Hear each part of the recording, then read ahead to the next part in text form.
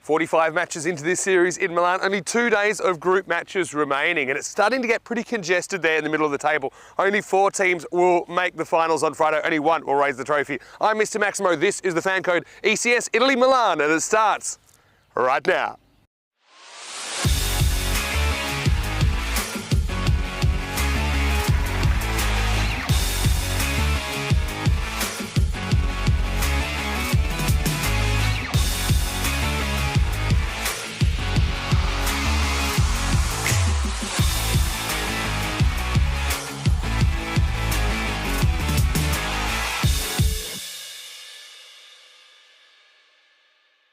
The European Cricket Series is proudly brought to you by HCL Software, FanCode, and Grizzly Bear Sports.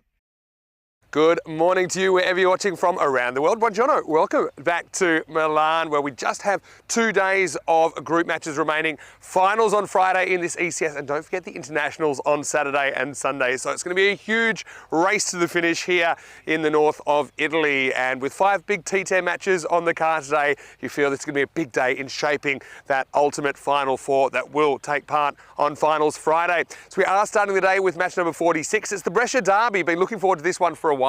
It's Brescia CC versus Gina Brescia. Let's see what happens at the toss. Rob Kemming has the 2 captains for the coin toss here for match 46. Your call. Damn. Tails is called. It is tails. We're back first. Tropical have locked up a spot in the semi-finals, but really nobody else has at the moment. I said you need kind of at least 6 wins and probably a good net run rate or 7 wins to get into the semi-finals. And with a 5-3 record, we know that Gina Brescia, they'll play first up this morning. They'll play this match and they'll play straight away against Milan United, which will be a tricky one as well. So certainly they have to play their way into the semi-finals first. Brescia CC similar. They've lost 3 games along the way as well, but they'll play 3 times today. So they hold a 4-3 record. Again, they look a very, very good cricket team to me, but they are going to have to play their way into the semi-finals. So huge game first up this morning. Weather conditions were pretty nice, mostly sunny, expecting a maximum temperature of 22. Currently it's about 16, but I think it's pretty good for cricket. Not as wet as yesterday because we didn't have the rain overnight like we had the night before. So although there is a bit of dew, I think that'll burn away. Still pretty slow outfield, we know that, but with these dimensions, I expect that there'll be plenty of 6s hit as the day goes on as well. So let's get ready for the first ball of the day. We're going to go over to the cube. It will be me on my own today, but we are almost at the first ball. News from the toss right here in match number 46 is that Gina Brescia, they've won the toss. They're going to bat first. And good morning, everyone in the chat as well. Great to have your company from the box. And yeah, so the news there from the toss. Gina Brescia winning the toss, electing to have a hit. They'll play first up this morning, and in the second game, that'll be the end of their 10-match group stage, and Brescia CC play their last 3 games today. So we are heading towards the conclusion of the round robin stage before we make the cut. Let's talk about yesterday. What a day it was. Quite a low scoring, wasn't it? Bergamo CC in a 9-over match scored 67. No one getting more than 14. Milan United pushing it all the way to the last over as Gudamadu Agi Sanjeeva, his 44 not out was enough to propel his team over the line off the second last ball. Trentino Aquila then with a master defence back to the 10-over matches. They put on 75, but it was enough against Gina Brescia, who were really disappointing yesterday. They weren't able to get an individual score of more than 12, as they would only score 62 in response. A thrilling 13-run win to Trentino Aquila, who will have a bit more drama later on, but before that, they lost another tight one, 87 this time for Trentino Aquila, led by Mirza Beg with 28, but they only have had 2 scores over 30 in this series for an individual. Milan United, again, pushed it to the end, didn't they? Sanjeeva, again, pretty critical. His 41 was very, very helpful in getting his team over the line with just 2 balls to spare. 4th match of the day, Bergamo CC, a rare score of over 100, and that was enough to take care of Janjua, 111 to 77. Darashiko, his 3 for 10. Pretty important for Bergamo CC in the second half of that game, but Gina Brescia just had a bit of a day to forget, didn't they? And they are certainly in some jeopardy now, heading into finals, which will be on Friday. Now, this was the real crazy one, 67, Trentino Aquila, and defended, as at one point, Trentino Aquila were 20 for 7, but thanks to Alex Sakib-Ashad and his 30 not out, they were able to get up to 67. Fresh Tropical completely fell apart, and they were, I think, 26 for 8 in response, and ended up losing by 14 runs. So this is what we've got first up this morning. Brescia CC versus Gina Brescia. The Brescia derby, always interesting. We kind of are hypothesising 6 wins puts you in the frame for the semi-final. It might go down a net run rate then. Gina Brescia, good confident move, I think, to bat first. Both these teams with 3 losses. Brescia CC, 2-run favourites over Gina Brescia. 2 very, very high-quality cricket teams. So you can see both teams not quite averaging 100 with the bat, and that shows you that runs have been hard to come by because there's no lack of quality in these 2 lineups. Brescia CC were all Italian champions in 2021. That's why they played in the 2022 ECL. But Gina Brescia were the team they beat in the All-Italian final. So no love lost between these 2 teams, that's for sure. It's going to be Javed Mohammed to get us going. And shake, rattle and roll starts with a big swing and a miss. Yeah, day 10 action here from Milan in Italy. Javed Mohammed certainly gets a lot of outswing with a new ball. It's just a matter of whether he can control it, I think. Most of the time he does. But yeah, I wanted to say hello to Rob Thompson, and he said that his daughter Holly is watching. Hello, Holly. Hopefully you are well. This is Vinny here, talking to you from the ECN Commentary Cube. In Milan, the north of Italy, where it's a beautiful sunny morning so far.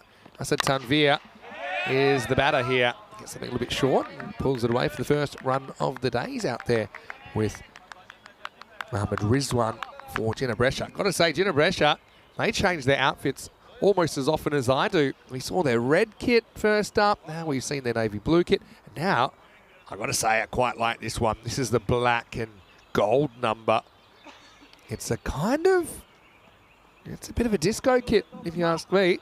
And Gina take a lot of pride in their appearance. Hello to Kroom as well. He said he's just getting over the final game of yesterday. Hopefully more like that today. Yeah, who says games need to be high scoring to be exciting? Another good outswinger from Javed Mohammed. Beats the bat. Just have a look at this curve he gets right to left. I think that just sneaks inside the tram line. Again, they'll judge that based on where it passes the popping crease. Hello to Prashant as well. Had some questions about Ali Raza Islam. Hasn't been bowling that much. I think they've just got a few more options.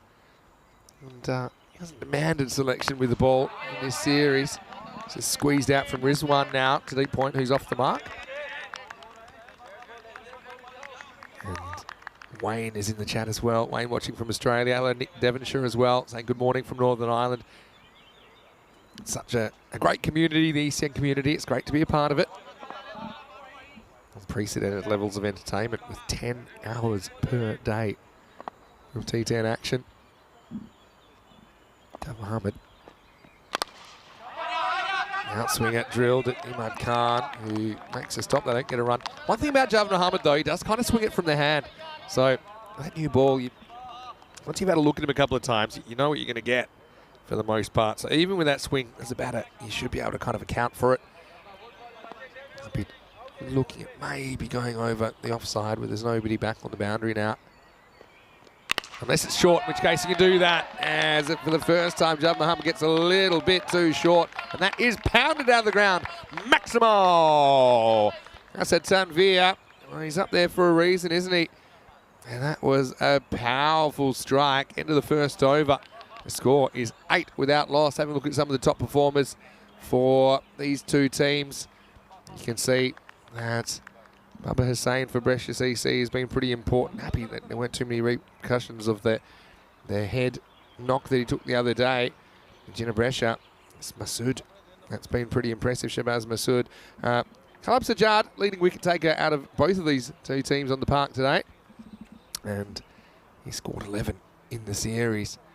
Well, right on cue, Ali Raza Islam is going to get the new ball.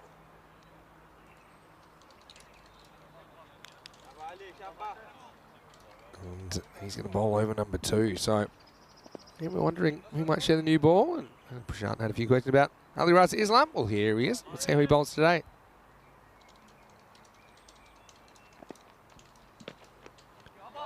This one's a little bit short. Grabs the leg, goes past the keeper. Probably just the one leg bite. It's just the one leg bite.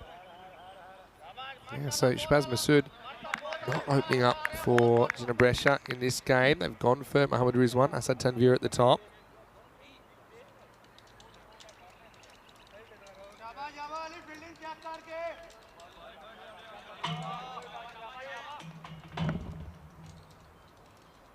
Obviously, Danny's got the day off today. He's worked very hard for it. Of course, he covered me over the weekend where I went to a wedding. First one I've gone to in a while.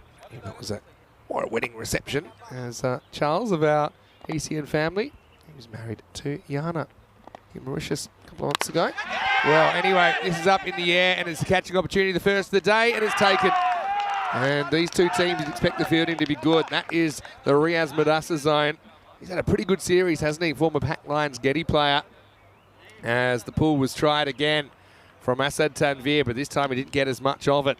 So, first wicket of the day, and it goes to Ali Raza Islam. And Jinnah Brescia lose their first. It is 9 for 1. It's a really interesting table. We thought with so much quality here in northern Italy that it'd be pretty congested for semi-final spots. I think to be completely safe, you need 7 wins. You can probably get away with 6 if you have a good net run rate. That's my hypothesis. I mean, we'll see it play out over the next couple of days. But at the moment, you've got Jinnah Brescia with 5 wins with 2 matches to play. You've got Brescia ZC with 4 wins with 3 matches to play. So they could both end up on 7 wins. But they won't both end up on 7 wins because they're playing each other right here. They can't both win this game, obviously. Once again, quick hello to Holly, who's watching, I assume, from New Zealand. What a nice way to be able to spend some time with your dad, Rob. Rob's a big supporter of European Cricket Network. And it is one of the few sports on TV where the commentator will talk back to you. So get involved in the live chat, ECN European Cricket Network. Oh, this one almost carries the square leg. And now we've got 2 batters at one end, and the throw's air-mailed, and he still might be out. Well, this is a crazy run out. Oh, it's just an absolute cook-up from first to last. I'm sure this is going to be out, but let me talk you through it. First, it almost carried a square leg. Rizwan takes off from the non-strikers there, number 7, and then the throw goes over the bowler, but there's a backup fielder who then has to go around Ali Raza Islam and runs him out anyway. So it's going to be Imad Khan that finishes it off, and you can see there that the batter's well short of his ground. And, well, again, that is something quite unique, and that's the kind of action you'll see here on the European Cricket Network. You'll never see sport like it. And just what fortune that Imad was so close. Yeah, it's going to be Naveed Chowdhury to Imad Khan. But yeah, what about the little kind of body block, little screen put on by Ali Raza Islam, and it's actually pretty good composure from Imad to hit one stump there because he had a bit of traffic to get around. And, well, bizarre stuff really. And well, that's unfortunate for Mohammad Rizwan, who is, well, we'll see who the man is that is out there in the end. Umair comes out and, well, next ball, no problem, as it's going to be up and over the fence. Maximo! Well, pitched up, and this is a really good cricket shot. Check that out on the replay. Yeah, it is Rizwan that's out. So Masood goes large as the counter-attack comes. Otherwise, Islam hadn't gone for a run before that. But yeah, how about that? I don't think I've seen one fielder screen another fielder, unintentional as it was, from Ali Raza Islam. It's good heads-up play.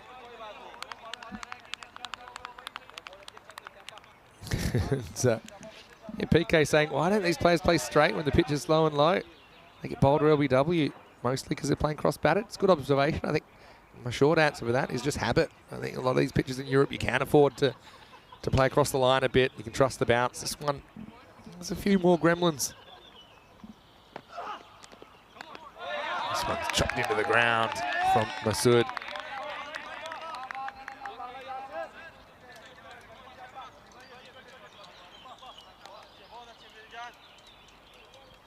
Otherwise it Islam.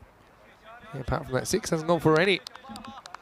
Yeah, Holly saying, no, her dad taught her everything she knows. Maya saying, did they not cross? Well, I think it wasn't that.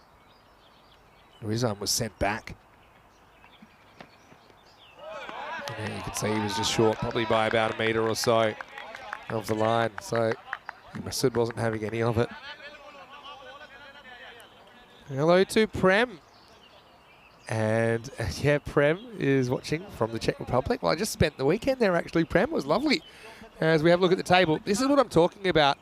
I think you need 7 wins or 6 and a good net run rate. And you've got a lot of teams that can get to 6 wins at least. Chivadate are one of them. Even Milan United could get to 6 wins, potentially. But then obviously higher up the table, you've got Brescia CC. You're seeing now Jandra Brescia, Gina Brescia. Going to be a really good finish. Even Kings 11, they're 5-3. If they lost their last couple, they'd be 5-5. So a lot still to take place. Going right down to the wire here. Javed Mohammed to come back and bowl his second over. They like to use him with the new ball. Let's see if it's still swinging for him. Yeah, still is. Well, pick up and throw. And Dulu with the gloves for Brescia CC today. He's been keeping sometimes.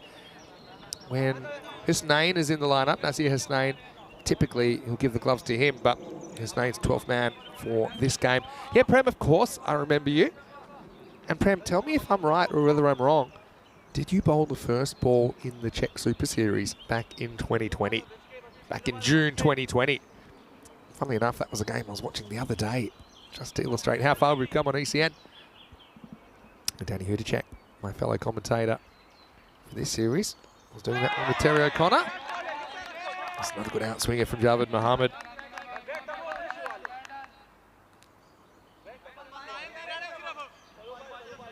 And yeah, Meyer just kind of querying that run out. But yeah, did you guys realise that actually Rizwan did run back and he was only out by, I say only, by about a metre or two at the bowler's end. So yeah, it was pretty clear who was out on that run out. But it was a bizarre path to the stumps, wasn't it, for the ball? It was square leg, it was air-mailed over the bowler. And actually the only reason that Email was able to make the run out was, but he was so close, he got the ball in the full. He was only about 3 or 4 metres behind the bowler, backing up. So Mohammed does kind of lose his swing as the ball gets a bit older. He's not curving quite as far now.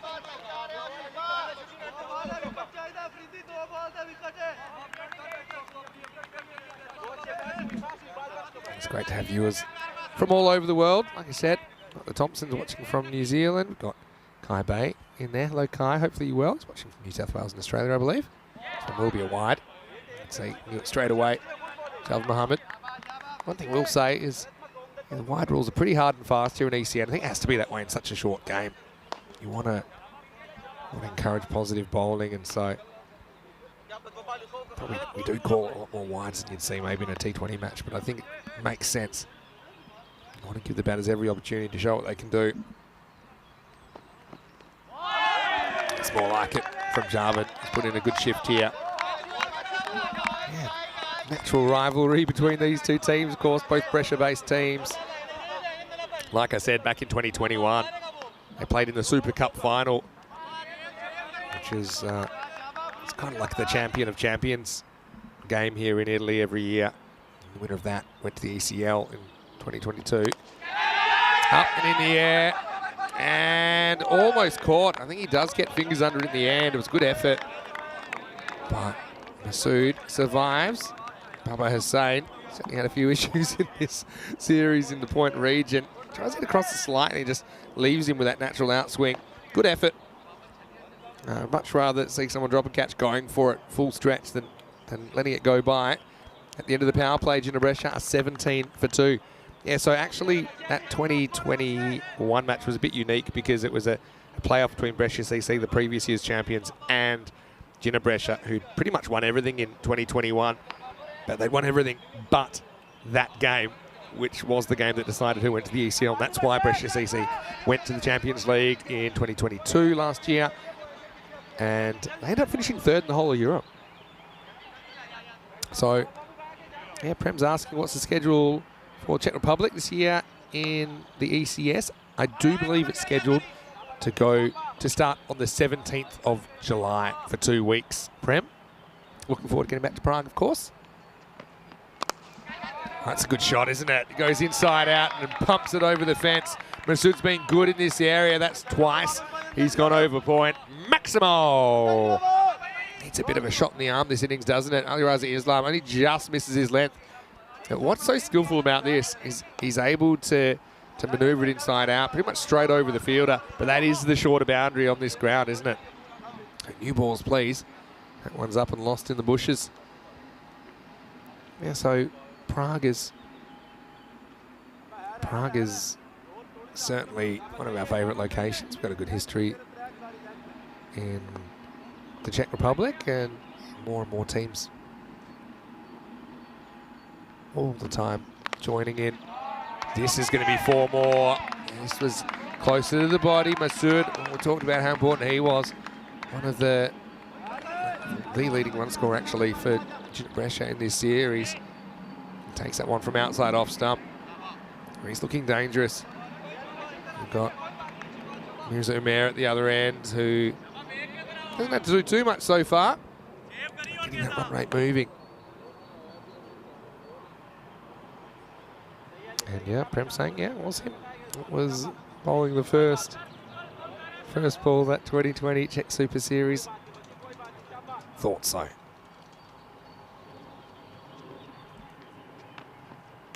Oh, this one would have been a huge wide. He spoils it, just gets one.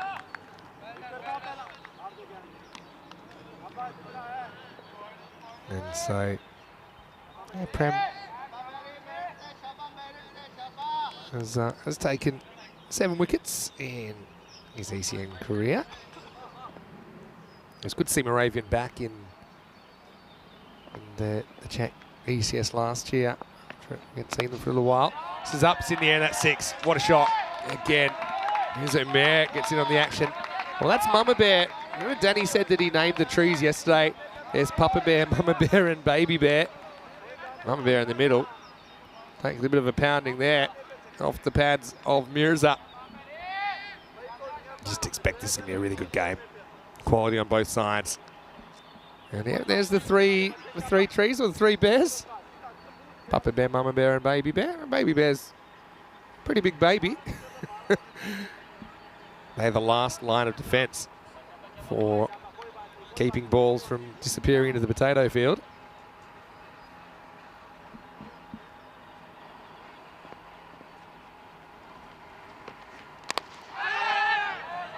Hit and run. I think of throwing, but with no one backing up.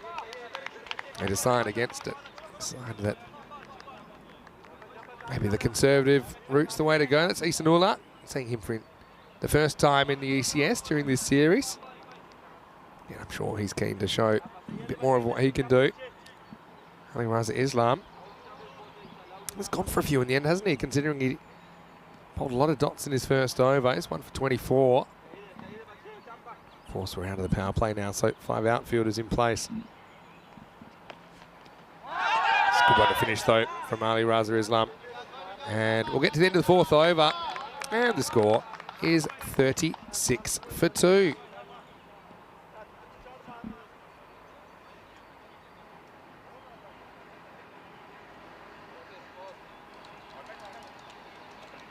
Look at the run rate there, 9 and over, which is pretty much par for the course here over the days of action we've seen so far. No, we're around about in the 9s.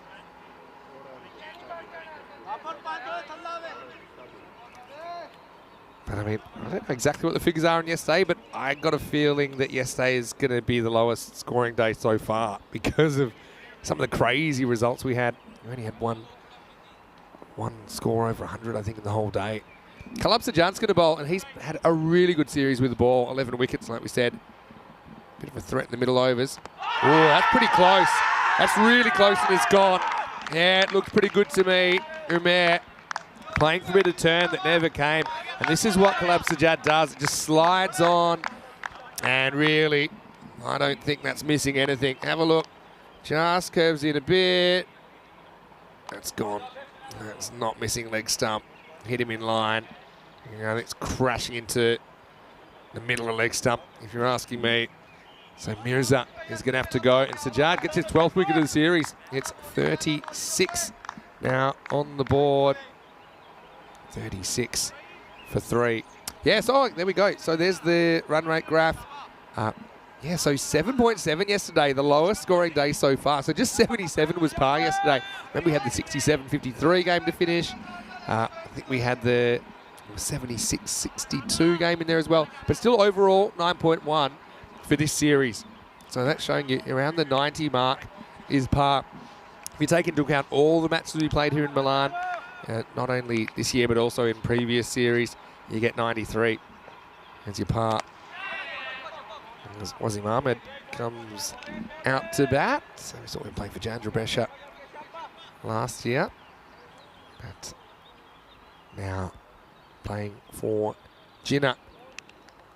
Club Sajjad though doesn't side spin too many. I think that's where Mira's got in trouble. Does go a bit.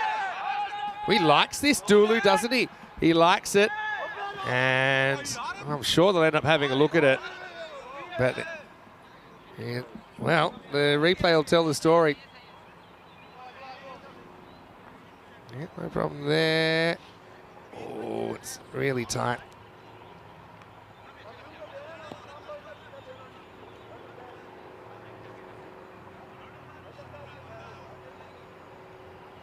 I got to say, I reckon it's out. Just on a hunch. But can you go on a hunch?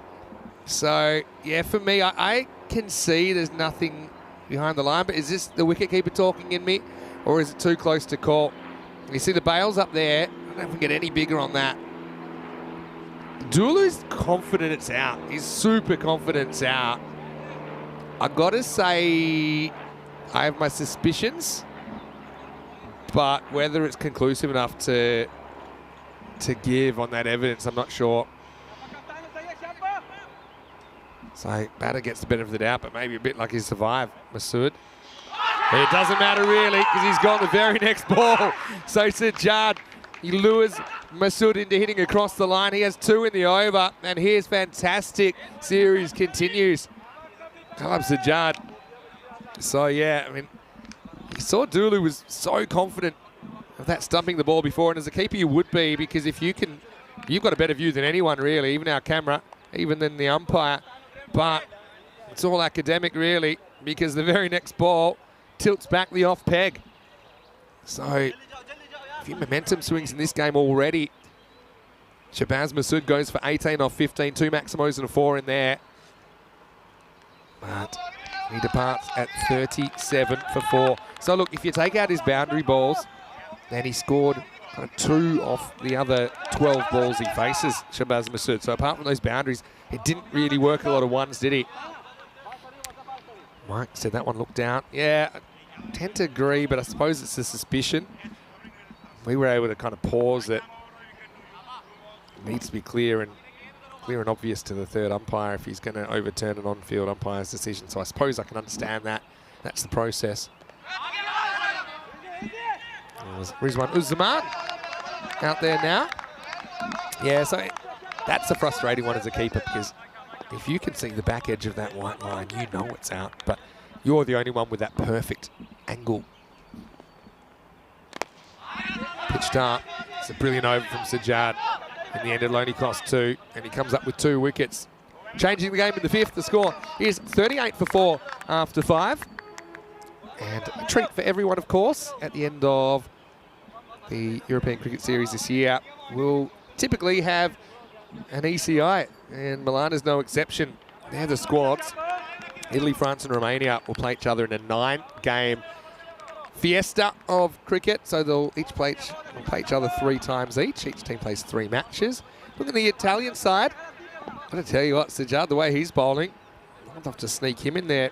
He's been brilliant, hasn't he? But, I mean, a lot of players from this ECS will be playing for Italy in that, of course. A few players from around Italy and other parts of the country as well. So stay tuned. If you want the exact schedule, you can always go to our website, europeancricket.com.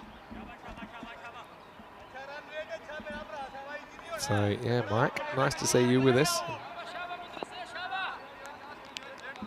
I didn't know whether it was my wicketkeeper instincts taking over. I was pretty keen to hang the batter on that evidence, but maybe it's the universe giving us a signal, because Shabazz was out the very next ball anyway. This one's chopped away, but straight to the man in the circle. This is good stuff from Brescia CC at the moment, isn't it? Like I said, these two, they've got history. Not in a nasty way, but just a real healthy cricket rivalry between these two.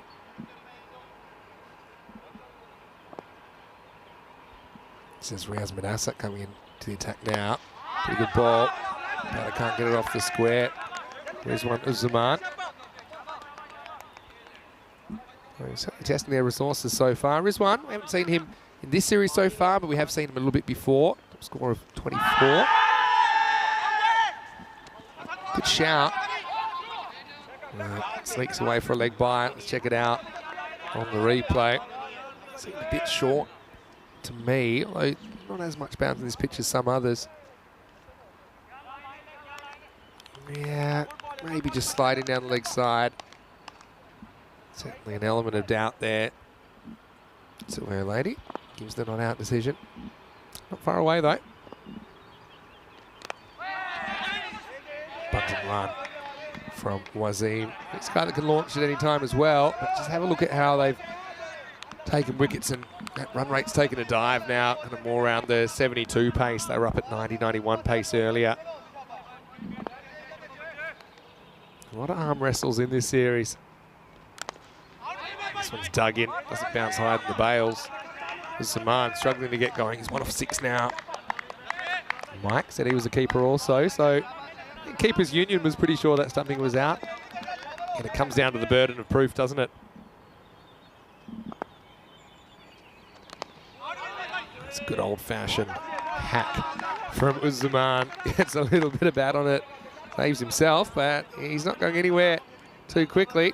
It's the end of the 6th over, 41 for 4. Just looking at the batting to come, and there's still just been a seeing. They've been a seeing.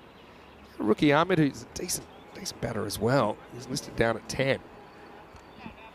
But yeah, the combined efforts of these two, being 3 off 9, not ideal. It's a bit of a dearth of boundaries as well for Gina Brescia in this innings. We haven't seen a boundary now for 14 balls. Fair few dots in there as well. Kalab Sajjad going for the kill now. 2 wickets for 2 in his first over. You've got to go after him. You don't really have a choice. First one, hit to cover. They go the long way, but they get through for a single. Yeah, Sajjad occasionally will slide one through past the off stick, but I'll just like when he bowls balls that are going to hit the stumps. Tends to take a lot of wickets. Back to live action here. Now it's up, it's in the air, and it's over the top. Maximo! 6 runs, and, well, they're going large. Not an easy bowler to get after. Kalab Sajjad takes it on and wins. What a good shot. Imad Khan did everything he could to keep it in the field of play. Didn't do anything wrong there at all. So there's the counter attack from Rizwan. Next one drills it straight back at Sajjad. That ball ended up in the cube. My first bit of fielding for the day. Goes after it again and gets it again. Great batting from Rizwan, and it's dropped. Wow. Well, hopefully it doesn't hurt too much. Yeah, look, although he gets on the phone, he just pretends, oh yeah, don't worry, that wasn't me. I love it. Isn't this very 2023? Drop a catch, and then drops the catch, and then goes straight to the phone. So, you know what, I might get on the socials and just distract myself a little bit. And then I love that he just goes straight to the phone, knows exactly where the phone is. And And so just distracting himself from the harsh reality that he's put down a crowd catch anyway. Got to say the helpers have been amazing here in Milan. Umpire's been pretty amazing at having to set the stumps up. Hasn't been too easy a lot of the time. They do get knocked down a fair bit. Say hello to Corey Ruckers as well. Told me he's commentating a 50-over game in the Netherlands today. And he said that he will let me know when it's going. And he will probably be losing his mind with the pace of the game, and he's on his own. Well, this has got to be a chance, surely. It's up, it's in the air. Infielder's going back and he takes it. That's a really good bit of work. As Riaz Madassa saying, hey, I said that was mine. I suppose when you catch it, you always end up on the right side of history, don't you? Mad was hanging around. To be honest, he never made a serious play at the ball. But Riaz still was having a go at him for getting in his space. Anyway, 7 overs down. The score is 54 for 5. Zaman whacks a couple of sixes, but then he also leaves as Sajjad finishes with 3 wickets for 15. What a good performance. Having a look at what's coming up, and well, tomorrow we'll have some more cricket for you. It'll be double trouble because we'll be here with our last day of group action, but we'll also be in Gibraltar for the T20 International Series, Tri-Series featuring Malta, Portugal, and the host Gibraltar. ECI, as we talked about that a second ago, European Cricket International on Saturday and Sunday. Before we've got 2 weeks in Austria, 2 weeks in Bulgaria. I think the next one after that is Sweden and then Romania. So it'll kind of take us through to the end of June. Oh, there's going to be plenty more cricket to come. Right, Ginebrescia needs something, don't they? That's hit pretty well. Wazim Ahmed's had very little of the strike. We'll just get the 1 ball for now. Hassan Ali, youngster coming in at 7, so a bit of responsibility for him. He's a really good left-arm bowler. We saw him playing for Italy in the ECS last year. Push and run, some hesitation. They take it on. I think this might have been close. Not so sure it would have been out here, Wazim, but I might be wrong. Certainly gets on his bike. Oh, actually, I think he would have been out, mainly because of the route that he took. He took a long way off to his right. I'm going to say out. Yep, out by a step. And still working hard for just ones at the moment.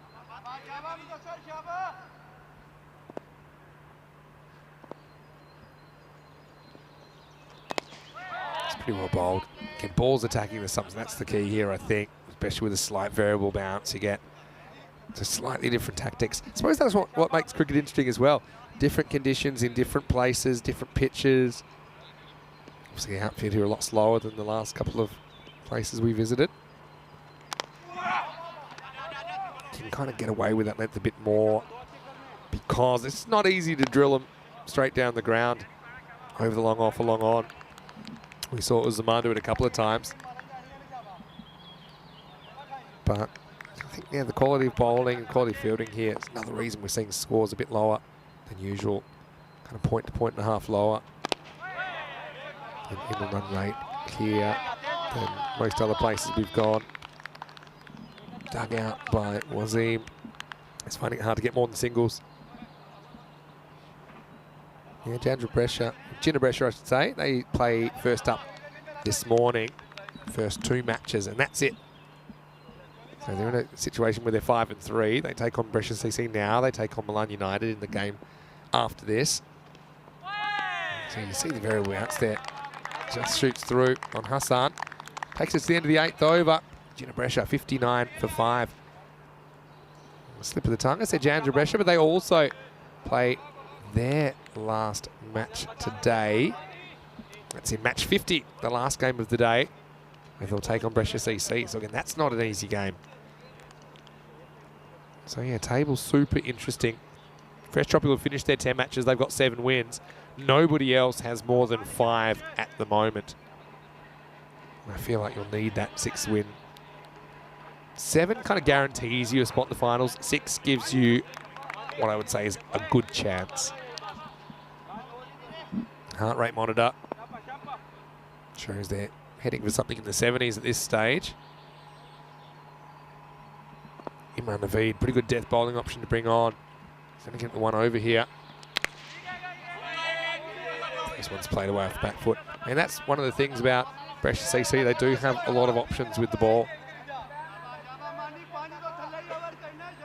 So we had the inquiry earlier about Ali Raza Islam, about why hasn't he bowled as much. I think that's one reason, is it just got a lot of options. Naveed gets sliced away, fielder all the way back to the rope and takes it. Great catch. Really good catch down there. As Bubba Hussain has been patrolling that area. Check it out again on the replay, thanks to Spring Productions. But Bubba, he was composed, wasn't he? And I suppose what he did well there, he had a good idea of where the rope was. So he knew how far back he could move. Hassan Ali, disappointment for him, gets a fair chunk of that, but he'll go for just 2. And the score is 60 for 6. Kind of ended the bat, but I like he kind of went inside out. Mini helicopter. But, yeah, Bubba, he knew where his feet were, and his hands, they were also in the right place. It's going to be Mirza Farhan. Comes out at 8. Can he give him a boundary or two? Again, you've got Wazim at the other end, who's been okay, but seems to just be getting the one and getting off strike. Haven't really seen runs of boundaries too often here. There's a couple of reasons for that. This one well blocked on the second bounce by Yasidulu. I think that when we see higher scores on ECN, a lot of the time it's because batters are able to hit boundaries in multiples. But I think here, because so many go for 1 when you hit them, you often don't have the same batter on strike that often. So it's a mixture of the slower outfield and just the conditions here. It's hit pretty well, almost too well, as it carries to Emad, who puts it down. Does block it from going for more than 1 though. Fine, yeah, he got every piece of that, but it was flat. Not an easy catch at all. Emad coming forward. Probably didn't have to rush as much on that one. Had to be super critical, but it's not easy to catch a ball coming that fast, especially when you're going to ground. Another double bouncer to the keeper. Just sneaks inside. Nazim Ahmed, again, very capable, but this is a hard ball to hit. Just sneaks inside that blue line. If it gets any bit of that blue line, when it passes the popping crease, not called a wide. Haven't had a boundary now for 13 deliveries, so another lean trot. It's actually a really good shot, but he might be gone. He is gone. Wow, it was the low full toss attempted Yorker. And how about this for a highlight? Cue the music as Riaz Madassa just lopes around to his right, sticks out the right mitt, and it sticks. Now, easy as you like. These are the kind of things that can win your cricket matches, because Wazim Ahmed, I mean, I think he did really well to hit it that far, but he's going to go shaking his head as he goes for 7. And it's also the end of the 9th over, 61 for 7. Well, we say it all happens in the 9th. There's Madassa, because he was running so hard, he couldn't quite really organise getting the left hand over there. And he said, well, I don't need to. That's a little bit of the right-handed basket catch from Riaz. What a highlight, 61 for 7 after 9.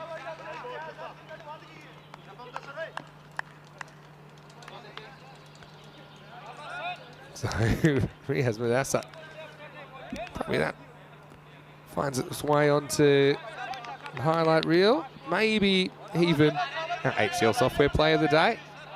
I mean, the way to catch it two-handed would have been, yeah, to get the left hand, but then you have to cross your left hand over your body, which then sometimes can create a few problems if you don't judge it correctly.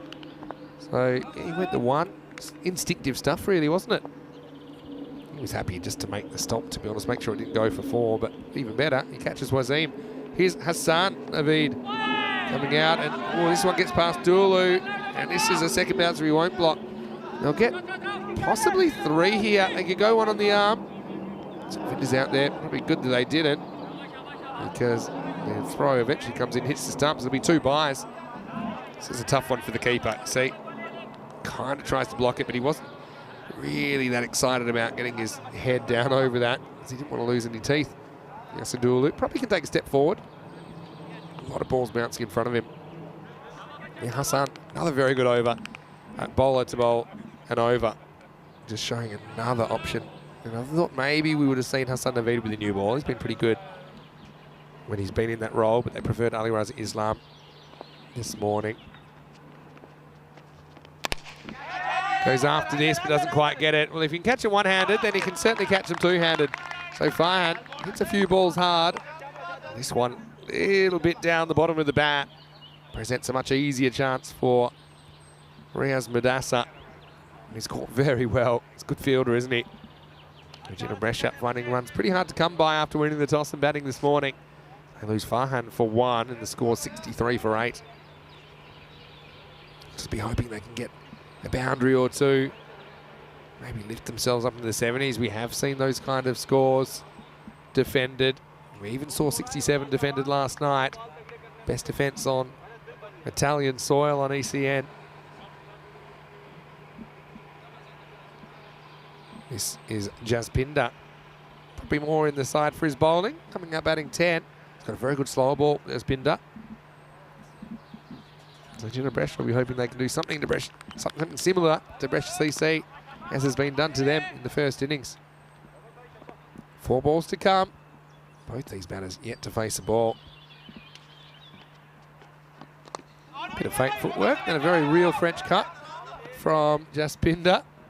He gets off the mark. So yeah, I love the fact that with 10 games to play, I've got no idea what this Final Four's going to look like. I know Fresh Tropical up there, probably favourites to top the table, though not necessarily uncatchable after their shock loss in a low-scoring game last night. So Vinder gets an opportunity, gets it onto his own foot, and everyone's happy just to concede a single there. So up to 65. Done really well at preventing boundaries. We haven't had a boundary since the 7th over. So now that's actually 3 full overs without a boundary. Been hard to combine this innings. Not especially dewy this morning. Outfield, pretty good nick for the first game of the day. That does typically dry out a bit as the day goes on. 2 to come. And that's bowled him, I think. Yeah, he's gone. Yeah, he's going to be bowled. And I think Jaspinder knew it. I think that this ball hits the off bail and sends it into outer space. Here you go. There you go. Well, it doesn't really send it into outer space, but it does knock it off. That's the rare double play, isn't it? As Jaspinder will be bowled. Again, wandering all around the crease like somebody about 3 a.m. after a bachelor party. Ball's fairly straight and straight enough to hit the target. So Hassan Naveed chips in with a wicket.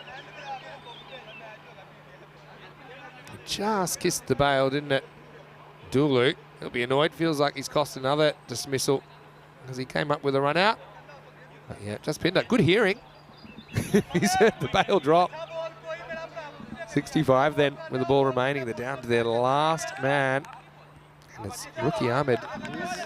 No, number 11, to be honest. Just giving some more opportunities to batters above him. Can Rookie send one out of the park here? Last ball of the 10 overs coming up. No, he can't. So what a good last over from Hassan Naveed. He'll finish with 3 for 2. And Jinnah bowled out off the last ball of the innings for 65. Yeah, bit of a dramatic collapse in the end, isn't it? They were 60 for 5 at one point, so they lose their last 5 wickets for just 5 runs. A really good holding job. Imran Naveed and Hassan Naveed finishing things off. Also set up by Riaz Madassa, who didn't get hit for a boundary in his 2 overs. Let's go back to the start of the 10 overs, though. Gina Brescia winning the toss in match number 46 and electing to bat. Signs were promising early. Javed Mohammed got whacked for a 6. Last ball of the first over. Then Ali Raza Islam came on, took a wicket immediately. Then we had a bizarre run out here. See, Rizwan was forced to run back. And despite the ball sailing over the bowler, Rizwan was still run out by a metre or 2. Some really nice shots by Shamaz Masood. He looked like one guy that could get them to a respectable score. as this one crashed into Mama Bear, but Sajjad, he came on and had immediate success, didn't he? First, he got Mirza Umair LBW, then thought that he had Shabazz stumped.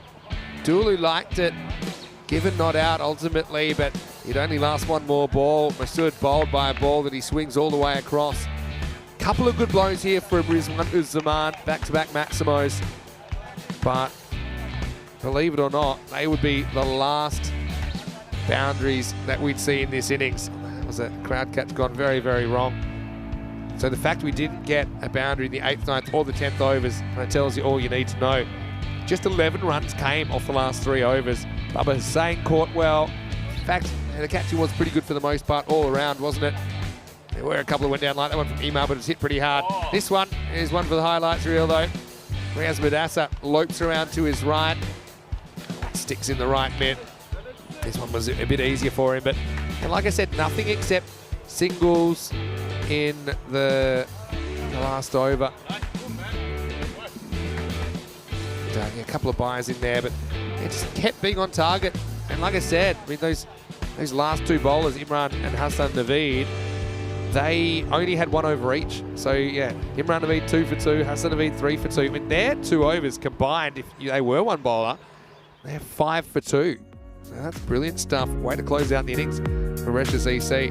Top score of 18 from Shabazz Masood, 18 on 15. Rizwan Uz-Zaman 13, including 2 Maximos, but he was bogged down for a lot of his innings as well. Apart from that, not much to write home about. And pretty ruthless stuff from Brescia CC as well, only conceding 6 extras. Only 2 wides in the 10 overs. Tells you they were right on target as far as the bowling went. But like I said, Imran Naveed and Hassan Naveed combined really well in overs 9 and 10 to combine for 5 for 2. But Sajjad changed the game, didn't he? 3 for 15. That was the kind of starting point, even though he did go for a couple of Maximos in the 7th.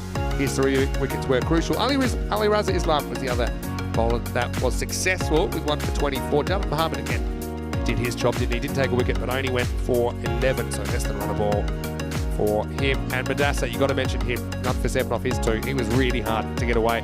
We'll take a break. We'll be back in around about 8 minutes to take you into the second half of this innings.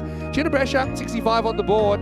It would be the best defence we've seen so far, but they certainly have the personnel to do it. Vinny Sandu here, Mr. Maximo, with you today for ECN. We'll be back after the break for more action from here in Milan. You're watching the FanCode European Cricket Series.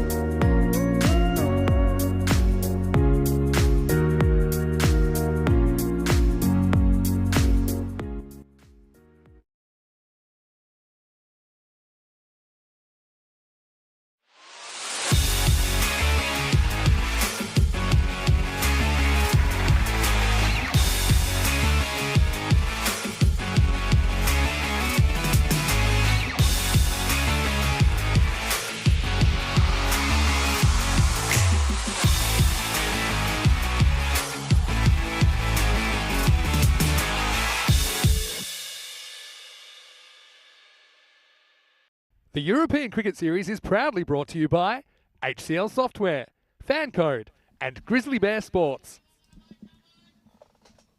Hello, cricket lovers. Welcome back. And yes, we love you. And a big thank you to all of our crew here from Spring Productions. We got Maria as well as Kirils and Utters, who's pressing the buttons today with us from Spring Productions. I want to say a big welcome to all of our viewers, of course.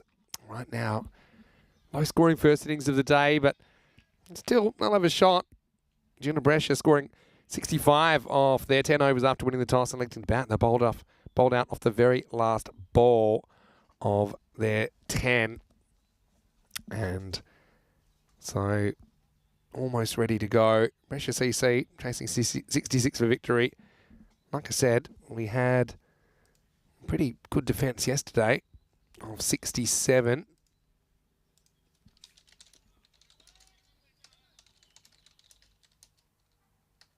Let's go.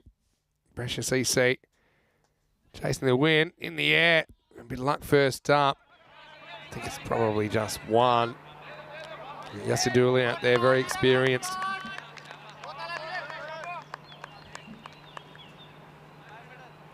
Yasadulu opening up.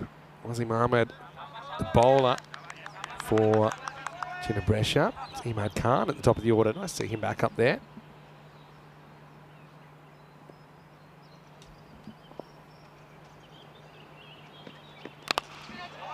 Hit pretty hard and beats the fielder. This runs away and it does get there. So 4 runs.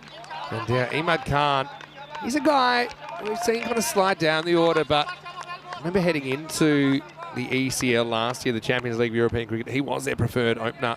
Ali Rasta Islam ended up replacing him at the top and doing really well, so he found himself kind of in the 5 or 6 zone.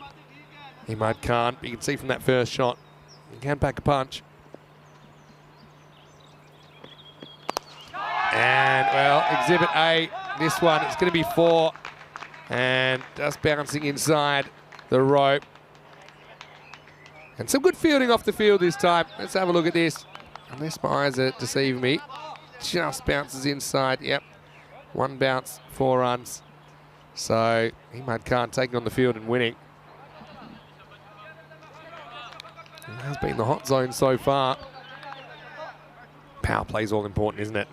It's one thing we didn't see Gina Brescia taking full advantage of. 18 for 2 they scored in the first 3 overs. Just had a couple of things off the rails for them, including a run out.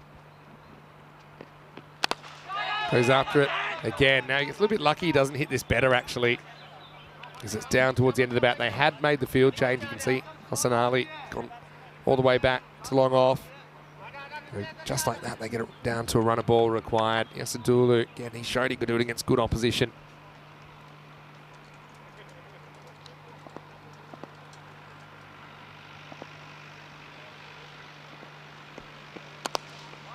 Back down the ground. Long chase for the fielder. Does well to get there. We'll get through for a 2. Yeah, Yasadulu had a really good ECL. And he was one big reason that Brescia CC made it out of their group. And they weren't expected to. They ended up knocking out Carlton CC of Scotland. The slower ball goes wrong and goes down the leg side.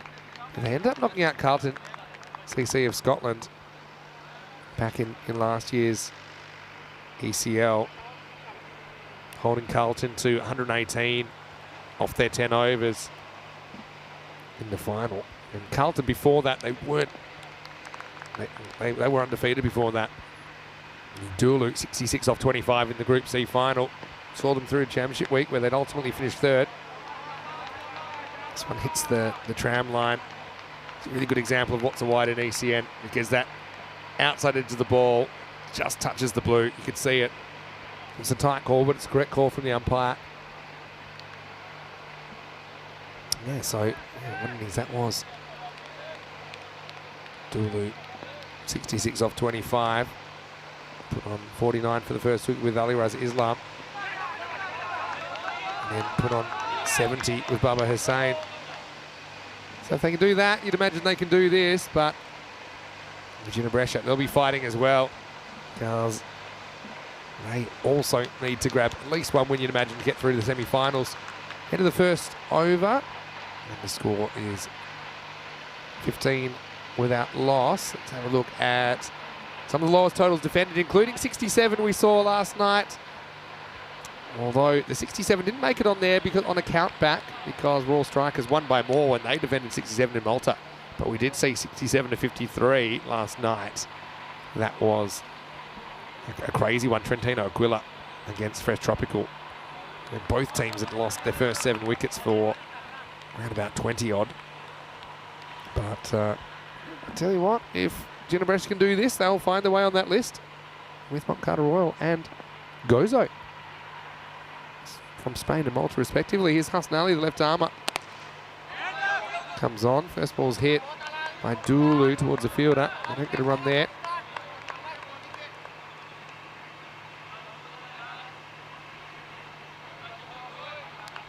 "14 matches since we've had a golden ball." And yeah, certainly think this would be a low scoring one, but it's not impossible. Need wickets though. The ball this time hit a bit more into the gap, but good stop.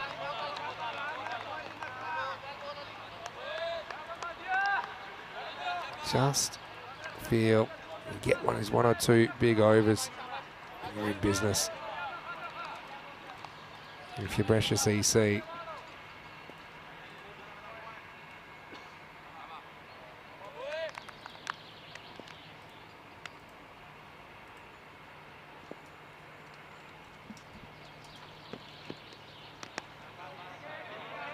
It's a really tough call for the umpire. Probably is wide. Can you work out where this passes the crease? Yeah, I think it's a good call.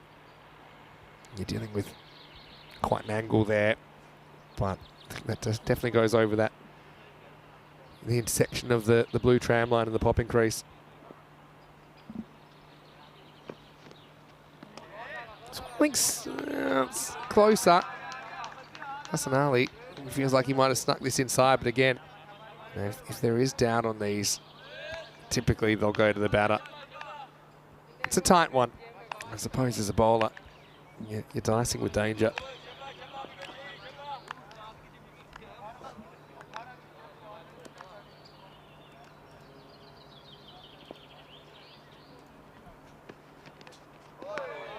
This one's a bit closer in. He's got that beautiful natural angle across, doesn't he?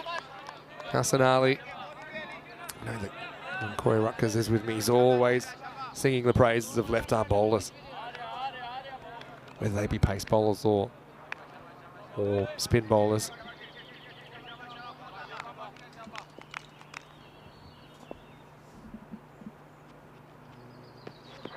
Well, this one goes very wrong, but almost brings a wicket. It's not a good trade-off for the batter because he should have got either a wide or a boundary here. In the end, he gets one and burns the ball. But in a sense, he might feel lucky that he doesn't get caught here. It's right off the end of the bat.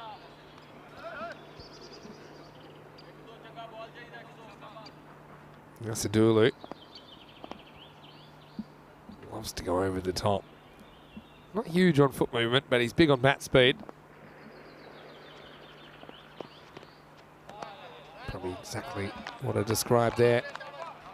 This is a good example of one that does stay inside the tram line, I think, when it passed the crease. And then yeah, the keeper ends up taking it really wide, but it's not a wide. Good umpiring.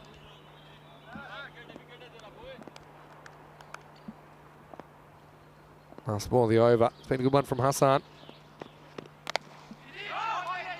Cut down into the turf, and the over end. It's only 4 off it. So a good result for Jinnah. Trying to work their way into the contest. Brescia CC 19 without loss after 2.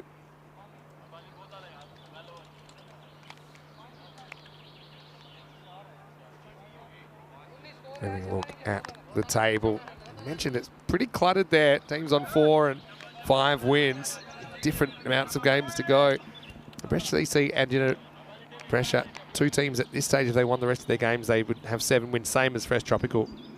But even the fact that the top team will end up with 7 wins and 3 losses tells you that no team's really run away with it and gone kind of 9 or 10 wins out of 10.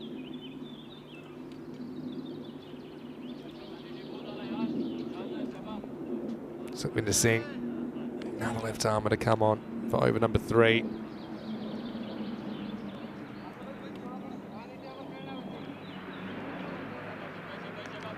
I'm wondering how many of you out there remember Brescia CC, the ECL in 2022. Of course, we just had the 2023 iteration, which was won by Dreux of France.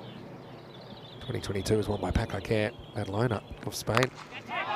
Sukhvinder bustles in, but he's too short. He's pounded away straight over the square leg umpire's hat. 4 runs. What a shot.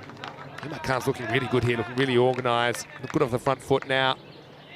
Just sits back just over top of the bail, kind of high. He's very, very well composed.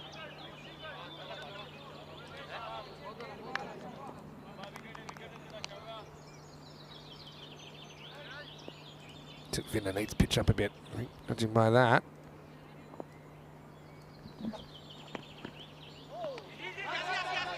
Next one sneaks through. Head dot to the bowler, but not handled cleanly by Mirza Umar. Sneak through for 1, so you just, it's not really happening at the moment.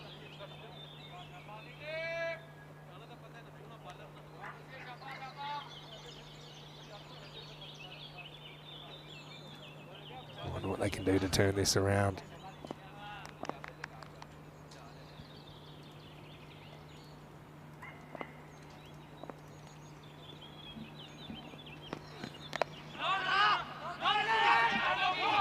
Some hesitation, and he would have been out because he forgot which end of his bat to hold. Dooley saying, what are you doing? Hit that straight to the fielder. Imad saying, well, I want a piece of this action. Kind of goes on the hit. Dooley said, you serious? And then he finds himself in a bit of a mess where he lost control of his handle. Would have been gone. Imad perhaps just saying, you can thank me for that run later.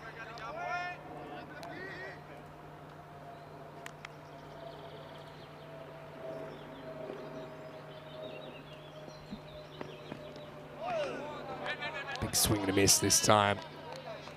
Sukhvinder doing a pretty good job. He went for 4 first ball, but this is what you've got to try and do. Build pressure. I suppose at some stage you've got to create chances and take them as well.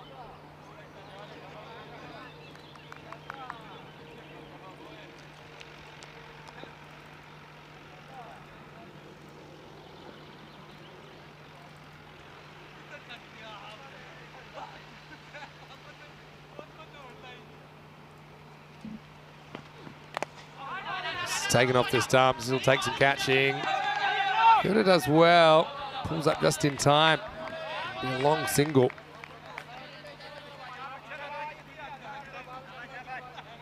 So yeah, it's a bit of a wrestle at the moment. We just feel that Brescia have the answers, don't they?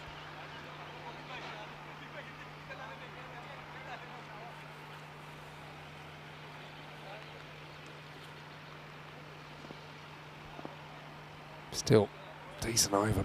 6 and over kind of gets him there. That's the issue. There's been 6 off this one.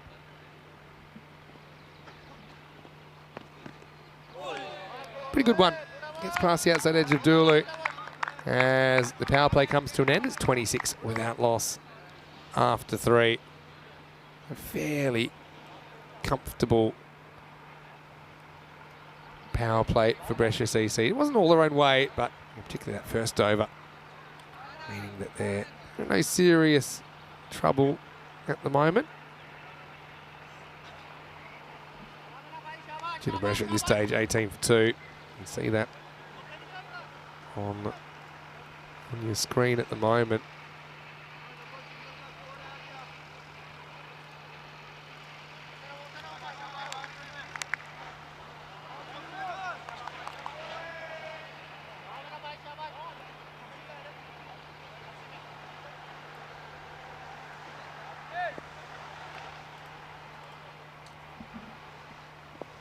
Change bowler, Wazim Abbas coming on over number 4.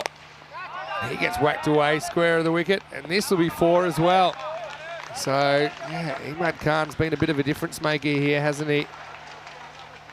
He's been pretty brutal. Been good at either side as well, hasn't he?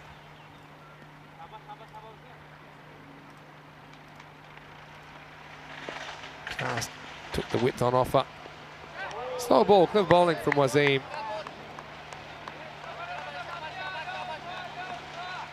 But, like I said, seems a long way back at the moment, doesn't it?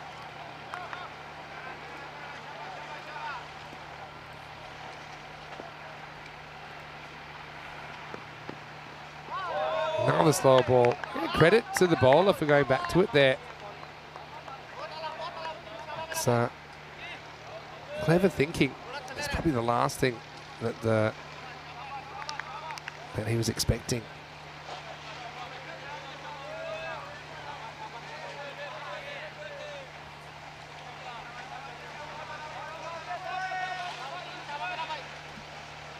Wasim, mentioned before, former Chandra player.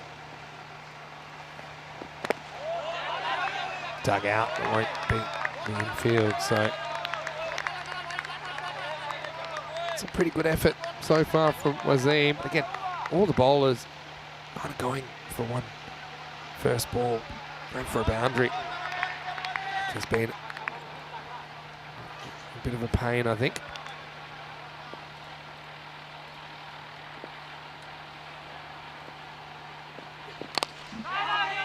Goes after this, and it should get to the boundary. No, it doesn't. It really pulls up, and they'll only get one. Wow, that's a brilliant result for the fielding team. But again,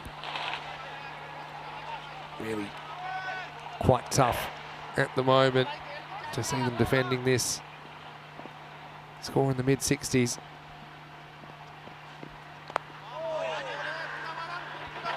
Dulu. A little bit off at the moment, but still his team well in control. Into 4 overs to score 31 without loss.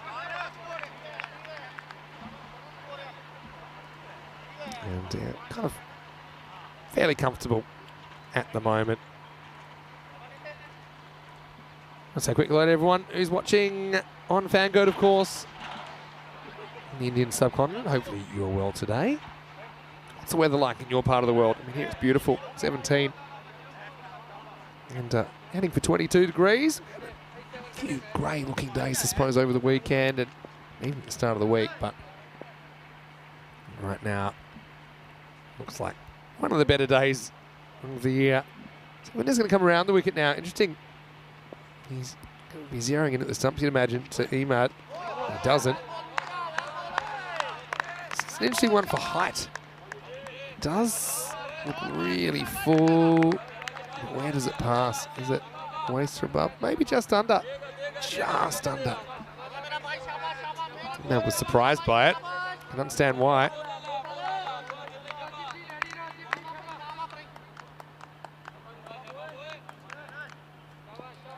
But yeah, I think it's a good call. If it was called, I don't think I would have had a problem with it either. I think it was fractionally below the waist. Oh dear. It's going to run away for, yeah, it does run away for 4, but this is a similar ball. And it might even be the same ball. But he sneaks across a bit more. Again, we'll check out the height. Oh. Yeah, got to say, testing my patience on the second one. For me, I think that's waist height. But they might get away with it. No, that's been called. Yeah, I think that's a good call from the off-field official. That one, I think, is hitting him in the belt buckle, which is kind of the rule. If it's waist height or above. So free hit coming up. So the umpires, I've had a few tricky ones this morning, but I think they've been pretty spot on with their calls. You know, some of these are judgment calls, but I wouldn't say they've made any that I really disagree with so far today.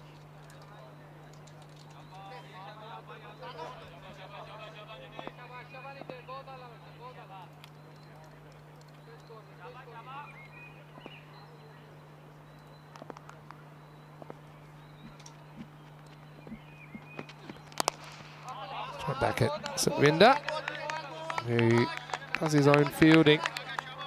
So Jinnah, assuming they lose this, then I think they head into a must-win clash with Milan United in the second game of the day. That'll be their 10th and final. I just don't see teams that are 5-5 getting through at the moment.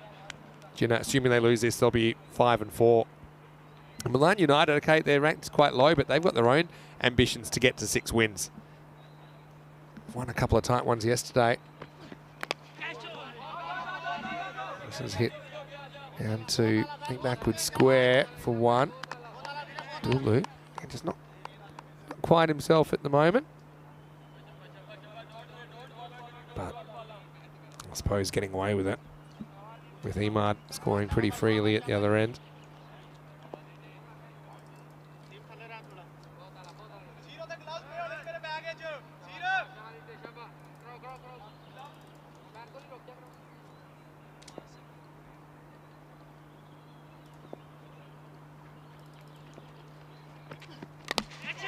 Goes after this. Might have found the fielder though. Comes around and spills it. Oh, that's a frustrating one. Mirrors the Farhan out there. Got 2 hands to it. Not the right place and just bounced off the palms in the end. Inside out, targeting that short boundary. You see it here. Didn't quite get their hands together, did he, in the end? So frustration.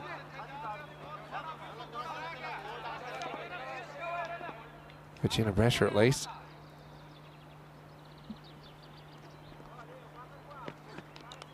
Edged and gone.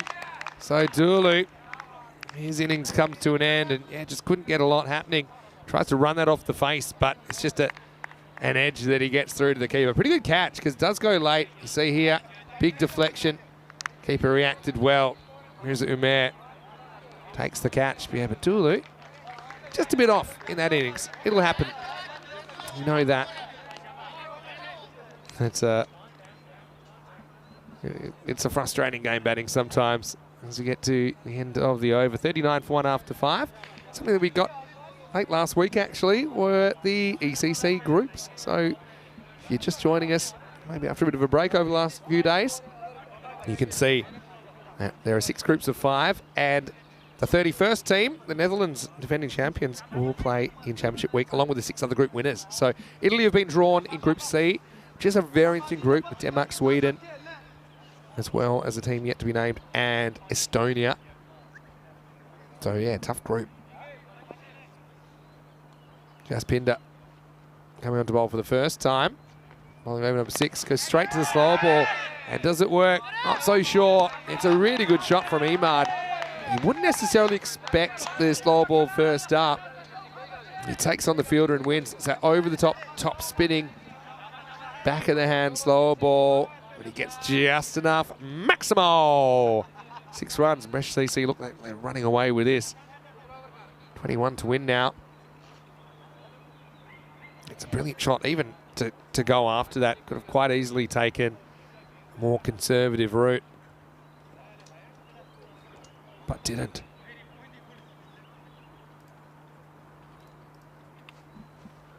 Bit of a running shoelace job. Maybe gives us another chance to have a look at the teams we'll see this weekend. France, Group A, which is a super interesting one, including Spain, Isle of Man, Czech Republic and Greece. And the other team we'll see this weekend, Romania, in Group E, which is a pretty tough one. But I will say the England 11 be big favourites in there, but the other 4 are kind of pretty closely matched, I think. Up and out of here, Maximo. Imad just had his shoelace tied. I mean, might have been tempted to tie it together. This is the pace on delivery, but it wasn't that rapid from Jaspinder. He disappears for another 6. Precious EC have just found the boundary more often in short. And I suppose they've avoided losing wickets in clumps as well. 50's up as well for Brescia. CC now an audacious reverse attempted.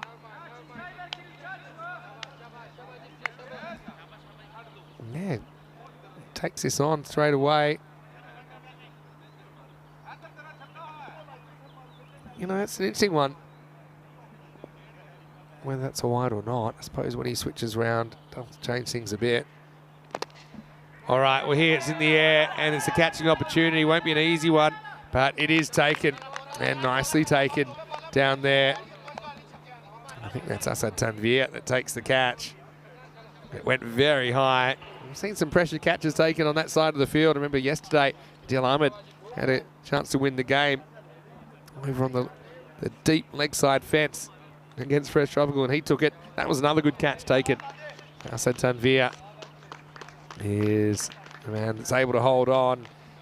Just Pinder does go for a couple of bombs, but does come up with the wicket. And that's the second one to fall. Emad goes for a very good looking 38 off 22. Nice innings from him. So it's just a bit of an up and under job. Bit of a top edge, I suppose. Safe hands of Asad Tanvir doing the rest. 51 for 2.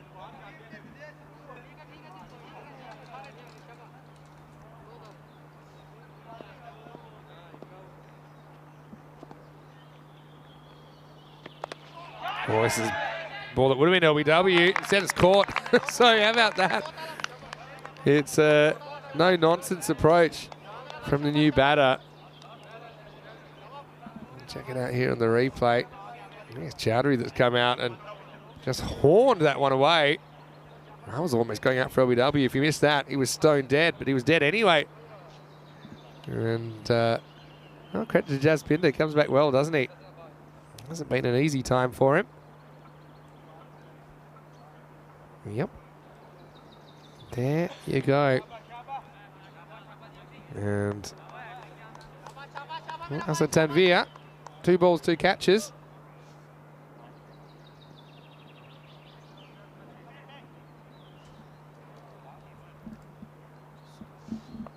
Just Pinder.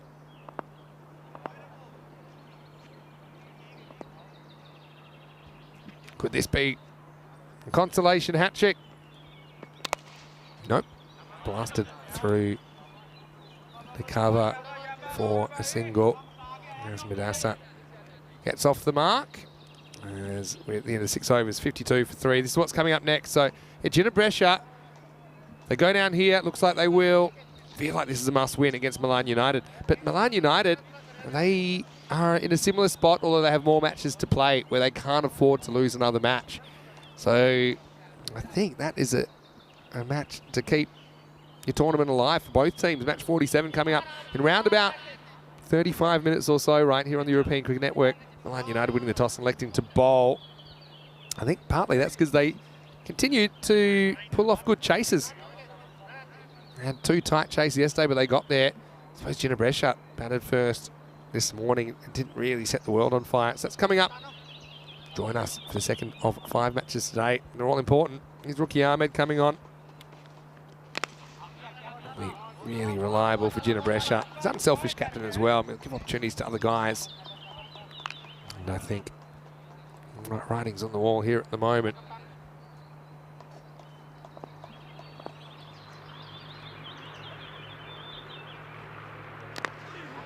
The rookie, most of the time, is right on target. This is no exception.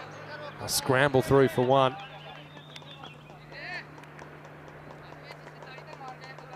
Yeah, what do you think about the next game? Milan United certainly have a little bit of momentum going, I think, off the back of those good performances yesterday. Winning the tight ones, holding their nerve under pressure. So Baba Hussain comes out, and he certainly is a powerful striker of the ball as well. He's a guy I've seen make 100 at the ECL, the Champions League European Cricket.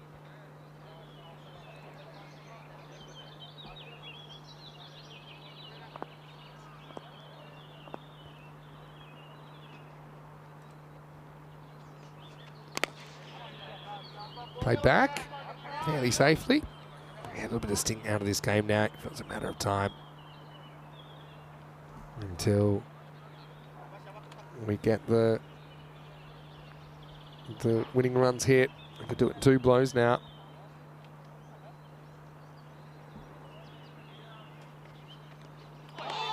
It's pretty well bowled though. And credit to rookies putting in a good over here.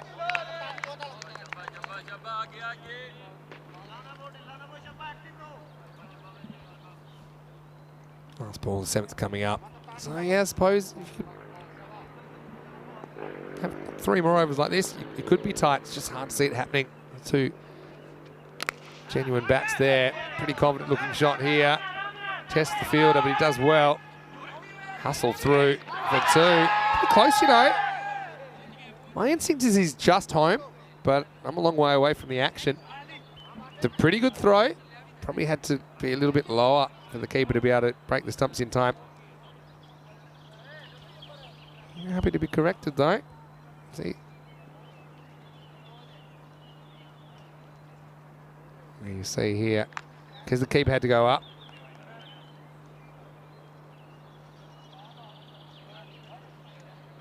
That shows he's just in.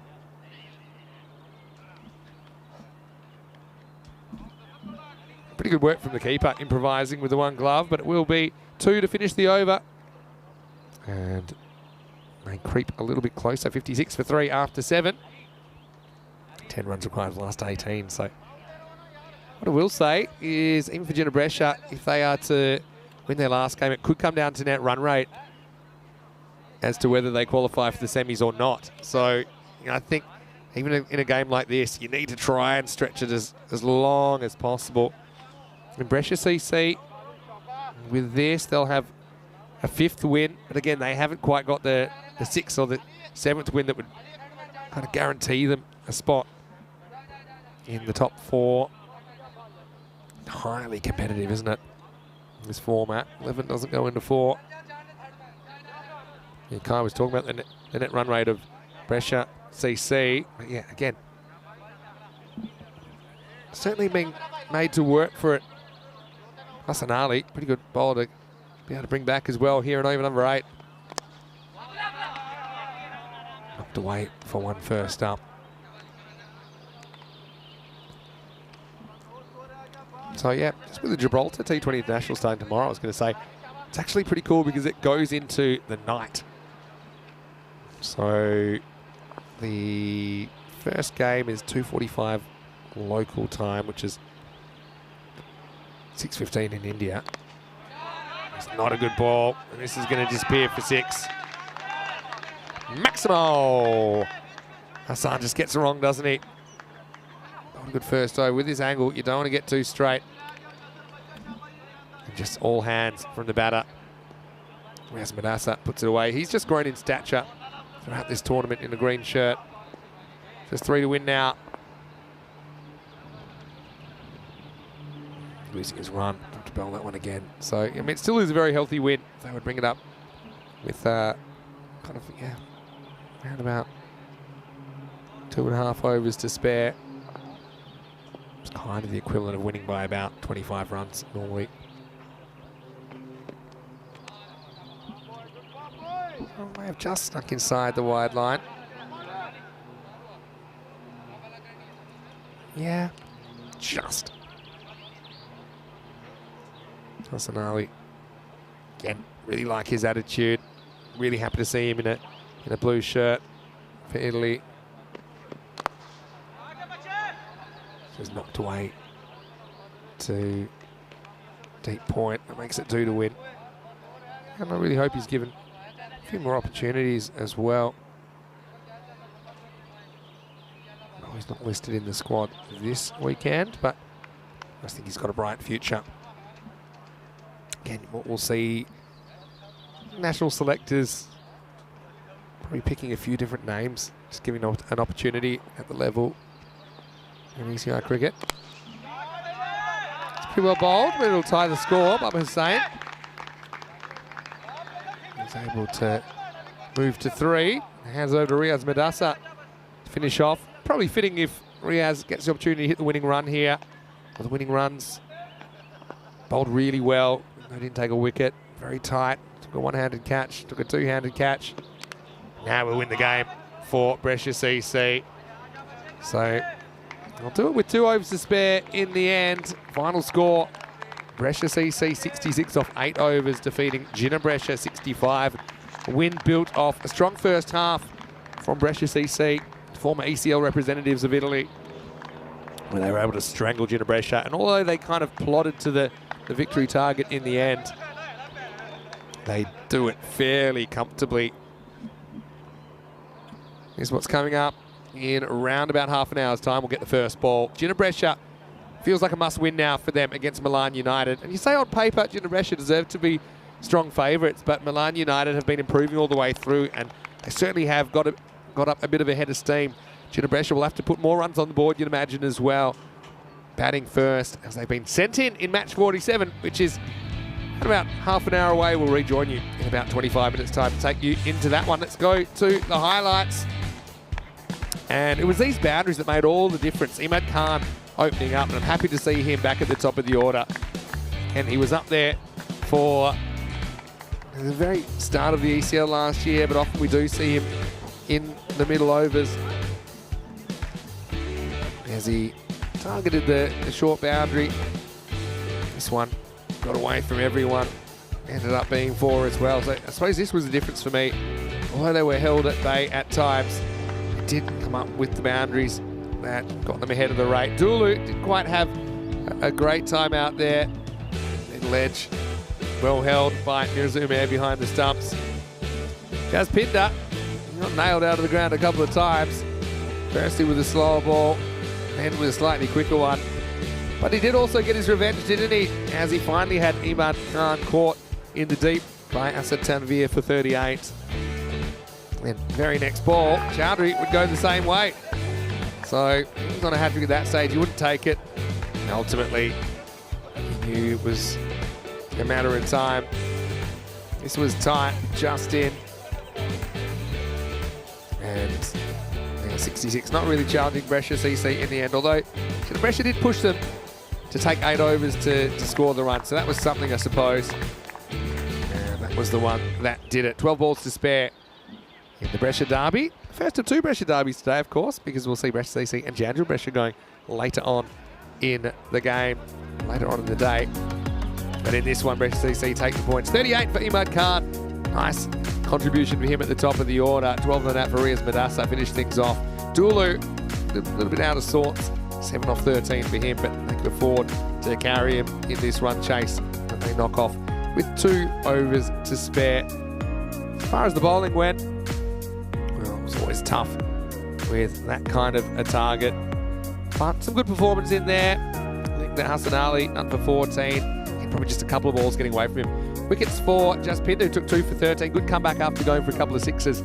So Pinder with 1 for 14. Rukhsar Ahmed, pretty good over from him as well. Maybe they could have afforded to bring him on a little bit earlier, as he went for 4 in his only over. We'll take a break. We'll be back in about 25 minutes, and we'll head into match 47. Feels like a must-win for both teams. It'll be Milan United fielding first, sending in Ginebrescia.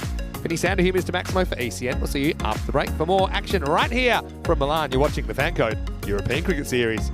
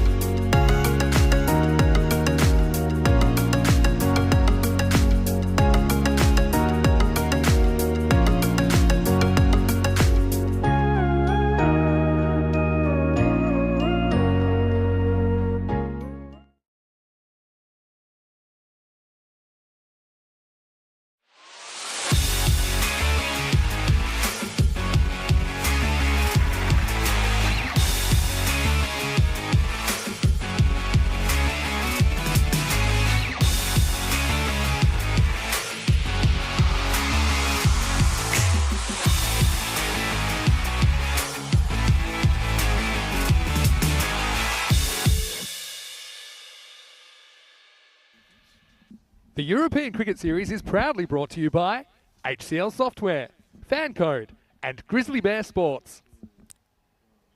Hello and welcome back to Milan. Vinny Sandu here, Mr. Maximo for the European Cricket Network, and it is time for the second match of the day. It's match number 47. Two teams that can't really afford to lose this one. Due to pressure, we saw them go down in the first match of the day. Milan United had a pretty dismal start to this tournament, but both these two teams are going head-to-head in match 47. Let's see what happened a little bit earlier at the coin toss.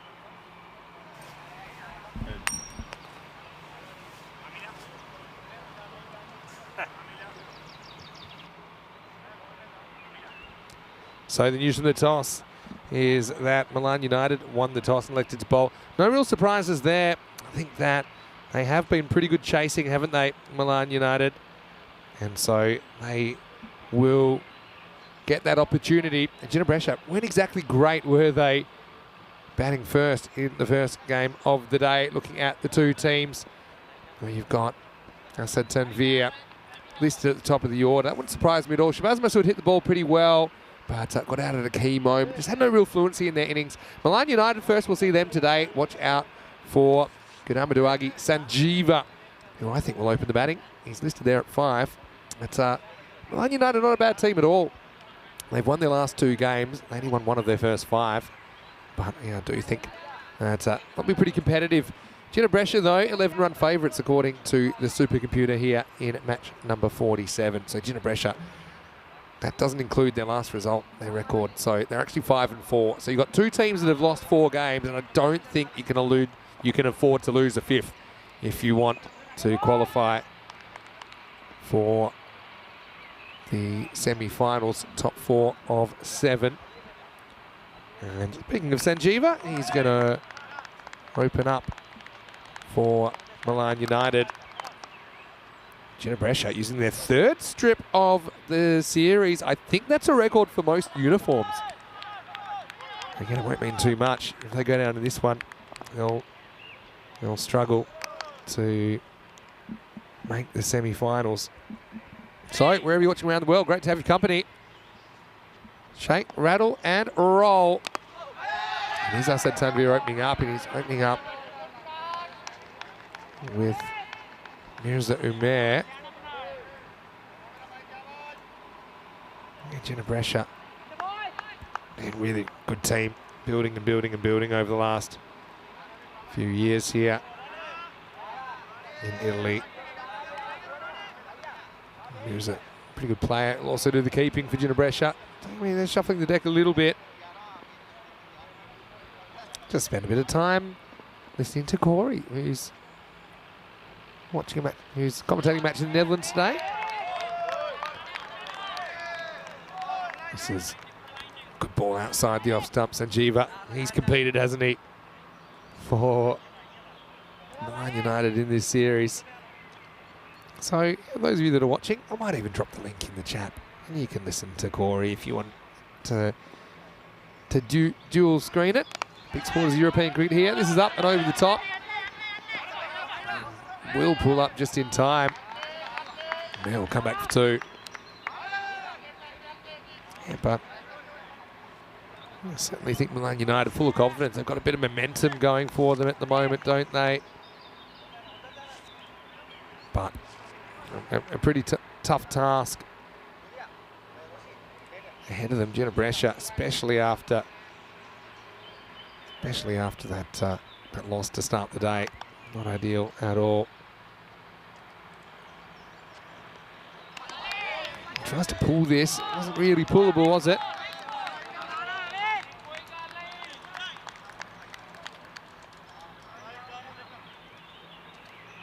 But the dot ball.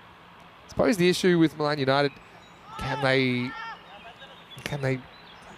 find 5 bowlers that can all keep it quiet? Sanjeeva's obviously very capable, but they've got a few high risk, high return kind of bowlers like Guy and Silver, the spinner.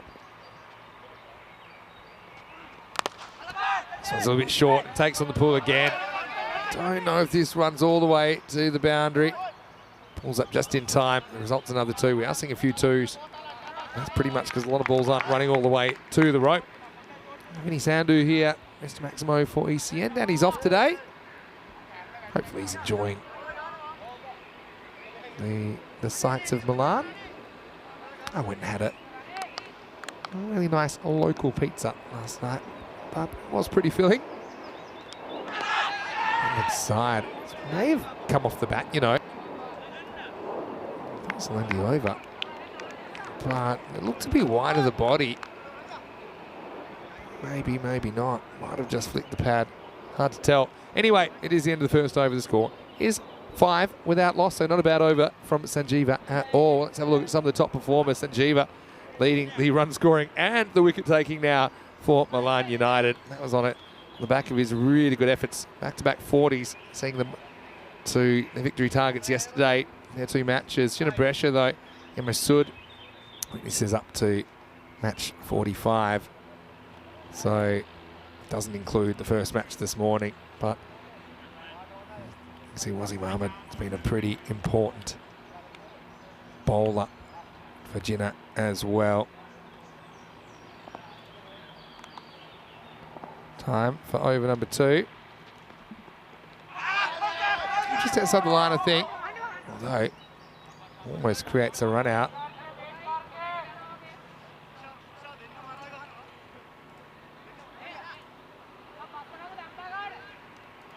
Yeah, good call from the umpire.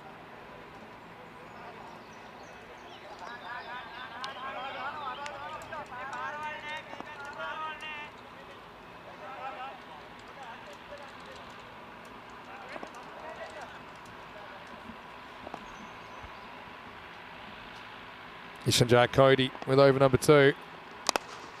Takes it on and absolutely smacks this. Tanvir is a power hitter, and that is power maximo. The first one of the second match of the day, and that was absolutely tattooed straight down the ground. He likes that kind of half pull, half drive, kind of like a flat bat shot, isn't it, from Tanvir, and it goes the distance.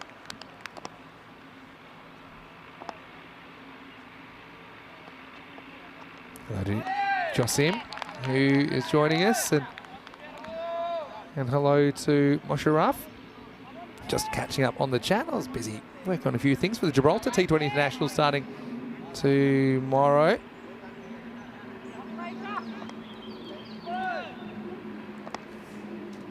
Watching a 50-over game in the break though, a little bit slower, fair to say.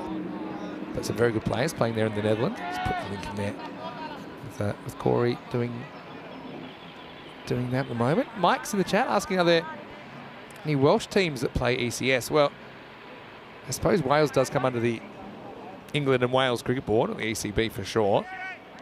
There's some discussion about potentially having a Welsh team in the Euros that is separate from the English team at the moment and kind of come under the one banner.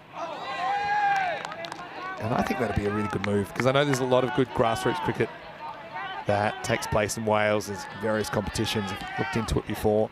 As far as having an ECS in the UK, one of the issues we ran into, it's related to Brexit and the logistics of getting people and equipment from the Schengen area into the UK.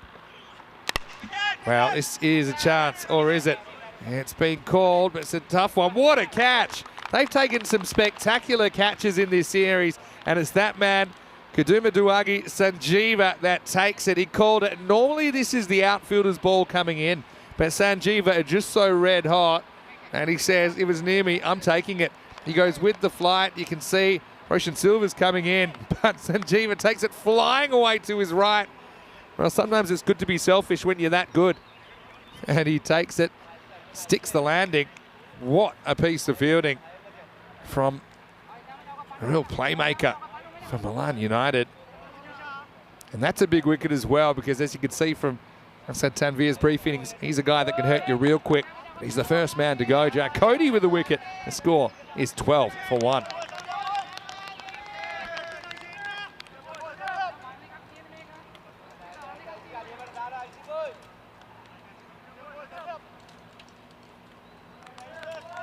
Yeah, I mean, as far as flying catches, Milan United, they've locked up that market, haven't they?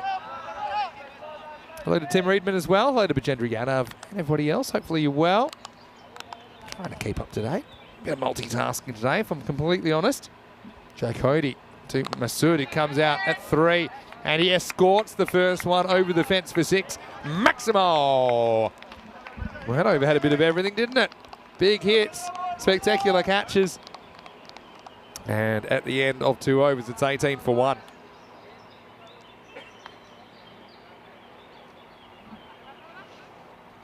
And this is a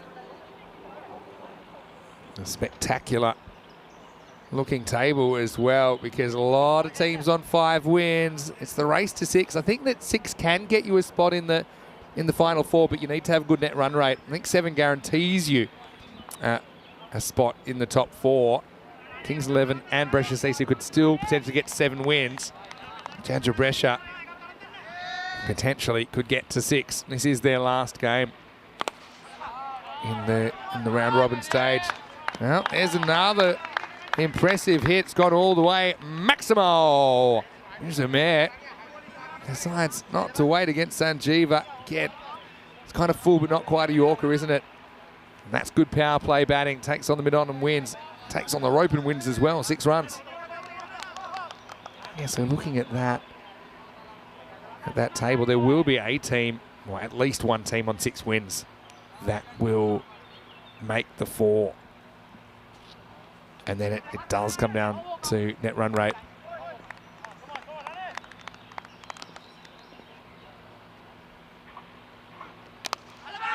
Oh, in the air, straight through the hands of the fielder. Oh, that might have hurt him as well. Might have just flicked the fingers. Oh, that looks like a nasty one. It went so quickly, but I think it might have been Guy and Silver there at point, and this might have just, flicked the end of the finger, and that can do you some damage. Yeah, let's have a look at it on the replay. Oh, yeah, and he landed pretty hard. I think there might be a slight break here. Okay, good to have the specialist on hand to have a look, but yeah, that was a nasty one. Don't know if it's the ball flicking the finger, maybe dislocating a knuckle or something like that, or if it's actually on the impact.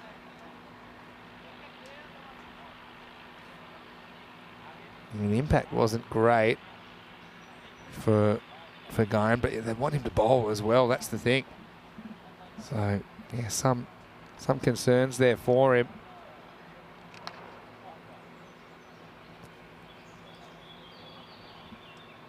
This is what's coming up tomorrow, just while we have a moment. So yeah, as far as the timings in Gibraltar, we have typically two T20s in a day, although I think day 3 has 3. And so it's a little bit later in the day. The first match, Portugal-Malta, will be at 12:45 GMT, which is 2:45 in Central Europe. It's 6:15 in India. Yeah, but then the second match, a little bit later. So it'll go into the night time. It starts at 7:15 Central European time, which is 10:45 p.m. in India. So that will be the schedule. Portugal-Malta first up, then Gibraltar up the home side against Portugal on day 1. So 4 days of play there. Just the way that he's touching his ribs there, I think that's less to do with the fingers and more to do with the fact that he's winded himself, Guy and Silver, when he hits the ground. But good to see him up on his feet. And hopefully if it is just a matter of getting winded, he can kind of shake it off, and we'll still see him with the ball a bit later in this innings. But yeah, speaking of Wales, got to say, it's only fairly recently, in the last month or so, I finally was able to watch Welcome to Wrexham, the famous documentary at the moment, which details the purchase of the Wrexham Association Football Club in North Wales by Ryan Reynolds and Rob McElhenney of the USA, movie star fame and TV star fame. And I've been tracking that, so I've got to say I know a bit more Welsh than I did before. It was very entertaining, and obviously Wrexham getting promotion recently back into the Football League after about a 15-year absence. So to all of our Welsh viewers out there, a very big hello.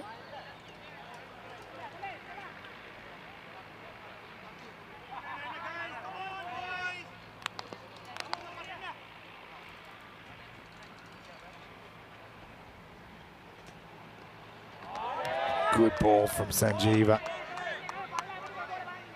And that one really took off. Occasionally it will on this pitch. Yeah, but welcome to Wrexham documentary. I really enjoyed it. Yeah, Maya saying home nations ECS might be cool. Teams from England, Wales, Ireland, Scotland, Jersey, Guernsey, Gibraltar, Isle of Man. Yeah, I suppose, yeah. The issue with Brexit is throwing everyone. Well, that's pounded. Masood goes large. And I don't think that'll endanger the three bears because that's over the top. Maximo uses the pace of Sanjeeva against him. He's in perfect position. Got to have a good eye to play that shot. Shabazz certainly does. 6 runs, and Gina Brescia could have used a few more out of Masood last time. He was almost stumped, and then he got bowled next ball to Kalab Sajjad. So again, they might be eyeing off spin as an opportunity to unsettle him a little bit. Yeah, he just ate up the pace of Sanjeeva there, didn't he?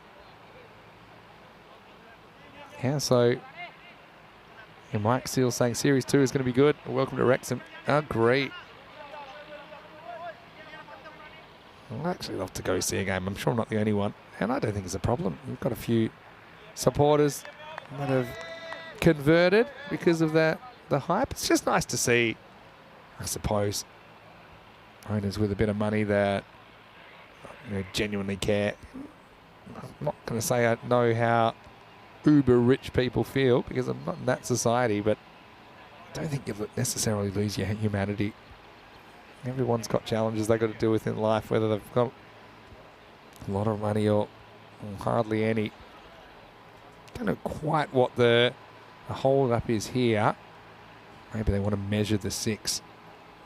Let's have a look. But certainly kind of just messes with the momentum of the game a little bit. But yeah, who do we like in the 3-weight T20 International Series? Portugal, Malta and Gibraltar. For me, the way Portugal are tracking lately, I probably have them as favourites. Again, it's just a round robin format where each team will play 6 matches. So they'll play 3 against each of their opponents. And Masood has to smack that one out of the ground as well, misses out. Yeah, Rob Thompson's popped into the Netherlands chat as well.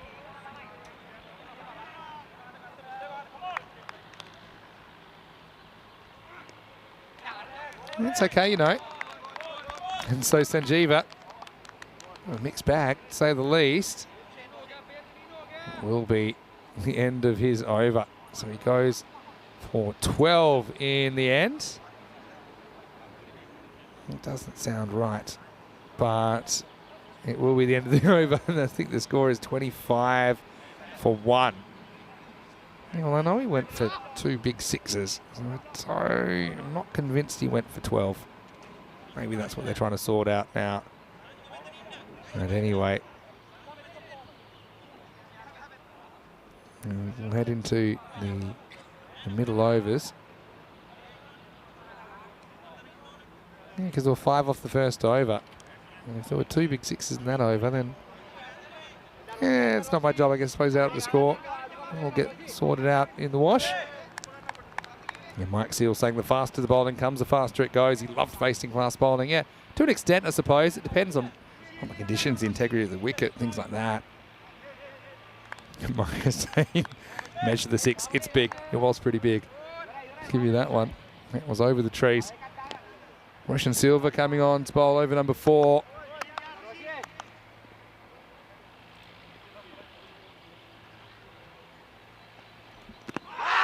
Oh, he might have hit this. Oh, he's gone. And again, you can see he's going to keep running off. I think this is to do with the fact that Mayor doesn't want to stick around and do something he regrets. I've got to admit, I picked up a double noise. Yeah, he's nicked that. Again, if you don't hear it, you don't hear it. And you can see he's saying, all right, I'm not going to stick around and plead my case, but I certainly saw a little bit of a deflection here. Yeah. Apart from that, it was dead. So I suppose he can blame himself for not getting more of the bat on it, but yeah, maybe they're cutting a few trees down. It's not easy to hear at the moment, but I suppose if he didn't nick it, it was going to go on and smack middle stump out of the ground. And Mirza, I like his tactic. Instead of sticking around, he just runs off before he gets too mad about it. Anyway, that's the way it goes. If you hear it, you hear it. If you don't, you don't. And the second wicket falls, it's 31 for 2. Got to say, umpires, they do a brilliant job. I said to the umpires at the start of the day, you'll make more correct decisions than any umpire on planet Earth today because you're just having to make so many decisions. Rizwan, the new batter. Just works a ball off stump away, gets off the mark.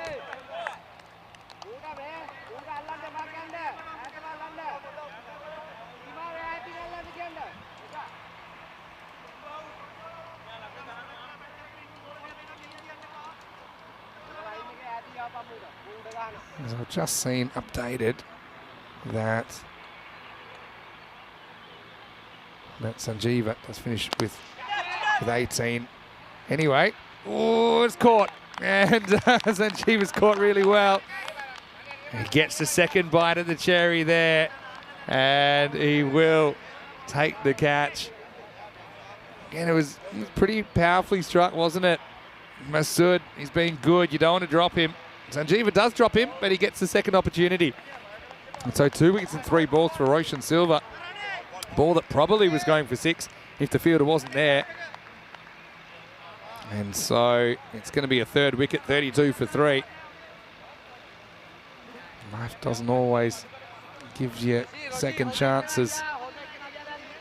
And Sanjeev just looks around, just makes sure that the rope's not creeping on him. A bit of a glance back here. Bit sheepish, but does take the catch. Remember, both these teams need to win this to stay in the hunt for the semi-finals. So yeah, a lot of pressure on both of them. Roshan Silva has gone wicket, 1 wicket. Yeah, before that catch was taken, I was just going to say Sanjeev's figures had been updated. None for 18 off his 2 overs. So they've sorted that out now. Yeah, but Roshan, dream start for him. Wasim Ahmed comes out to bat, and he couldn't really get going in the first game of the day. Wasim. This one's right on target, fielded by the boot of Roshan Silva. And Wasim had a funny little time there, didn't he? He was out there for a while, but couldn't hit a boundary in 9 deliveries. Ended up getting caught late in the piece for 7. He wasn't the only one, though, for Ginebresha, who ended up making 65. Bowled out off the last ball of the 10.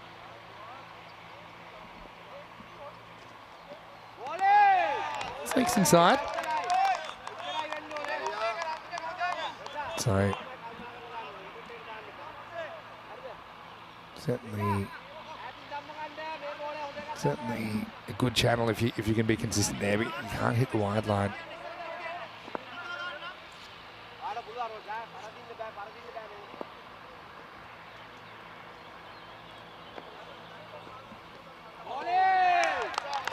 Another ball on the offside channel. Wasim Ahmed a bit shooting a boundary away here.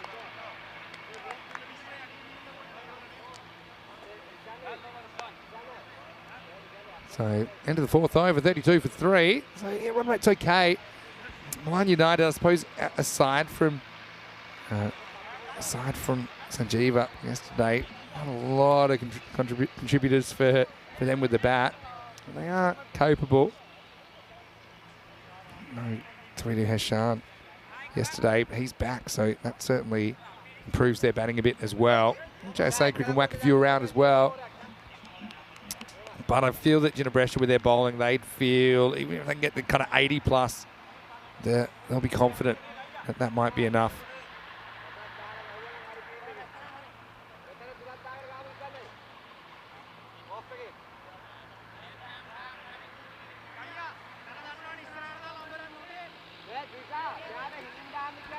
It's going to be Guyan Silva's recovered from his blow. Just winded himself, I think. The ball some of his left arm spin here in over number 5. Pretty on target first up. I think Milan United super happy to see the back of Shabazz Masood for just 12. But a lot of batting still to come for Ginebrescia.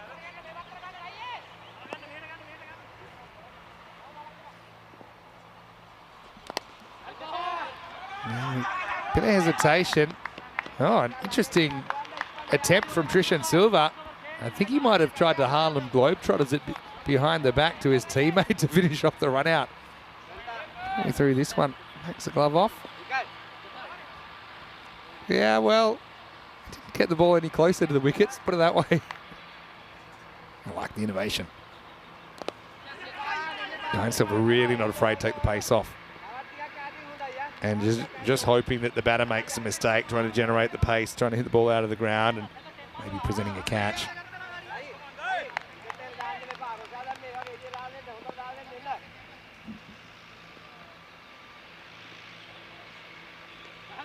Yeah, called.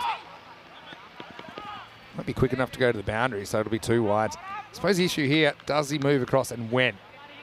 He can move once the ball's bowled. Yeah, that's fine because I think he only takes a step across once the ball leaves the hand, so then the line stays where the line is, and at any rate, it missed the line by a lot. Good umpiring. Quite sure what's going on here. I think he may have some tape on his hand, but it's on the non-bowling hand. So the umpire just wanted to have a look at it. And he said, yeah, that's fine. If you're bowling left-handed, doesn't really present an issue. He banged up a bit, hasn't he, Guyon? This one will be a wide as well. So you can see he's really not wanting to get too close to the batter at the moment. Muhammad Rizwan.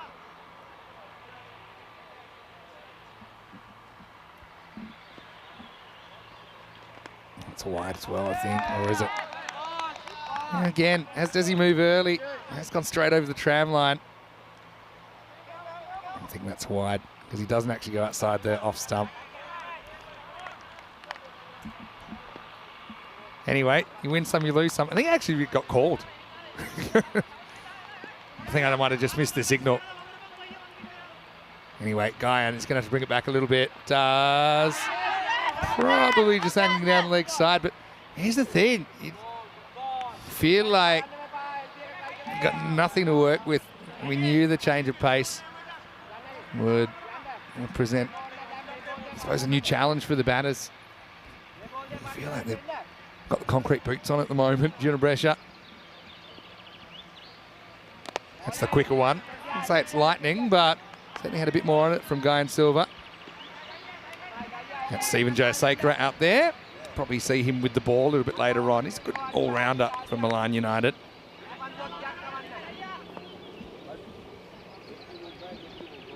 Last ball of the first half. He's after it again. Kind of overswing and just barely leaves the infield. Takes us to the end of 5. 41 for 3 after 5 overs.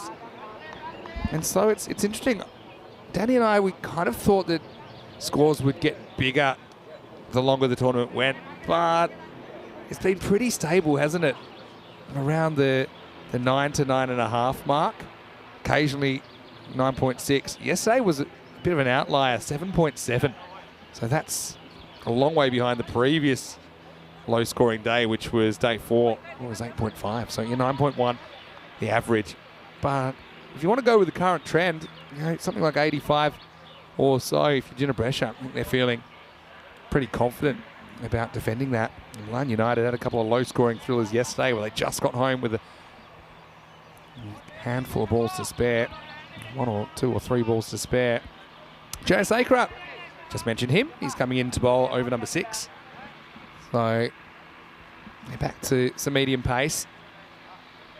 I feel like you just need one guy to come and have a heater if you're Ginebrescia here. Come out, hit a 6 early in his innings, start bossing it. Maybe you can get that kind of 10 and over that would get you to 91, which statistically is a pass score. I'd be very, very happy with that if they could get there. So that's Wasim Ahmed. Still hasn't hit a boundary today. Has a go at this one, but it certainly is well wide. You can certainly see Milan United have that tactic to try and get the batter reaching away from his body. Just occasionally they'll overdo it and they lose the ball to the tram line. Well, he's called wide as well. Again, that's closer. I can understand what the umpire thinks there. Is it hitting any of that blue line? And I think it is. About half the ball on the blue line when it passed the popping crease. Good umpiring. Again, a lot of decisions to make. And they get the overwhelming majority right. Right, steps down, trying to break up the length, and he does. Going, gone. Maximo.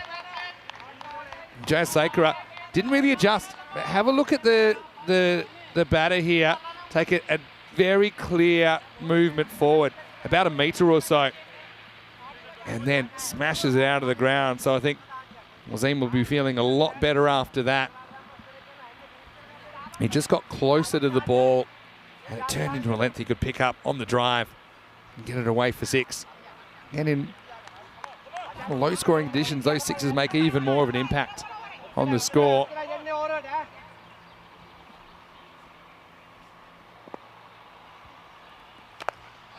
Now a ball is cut away.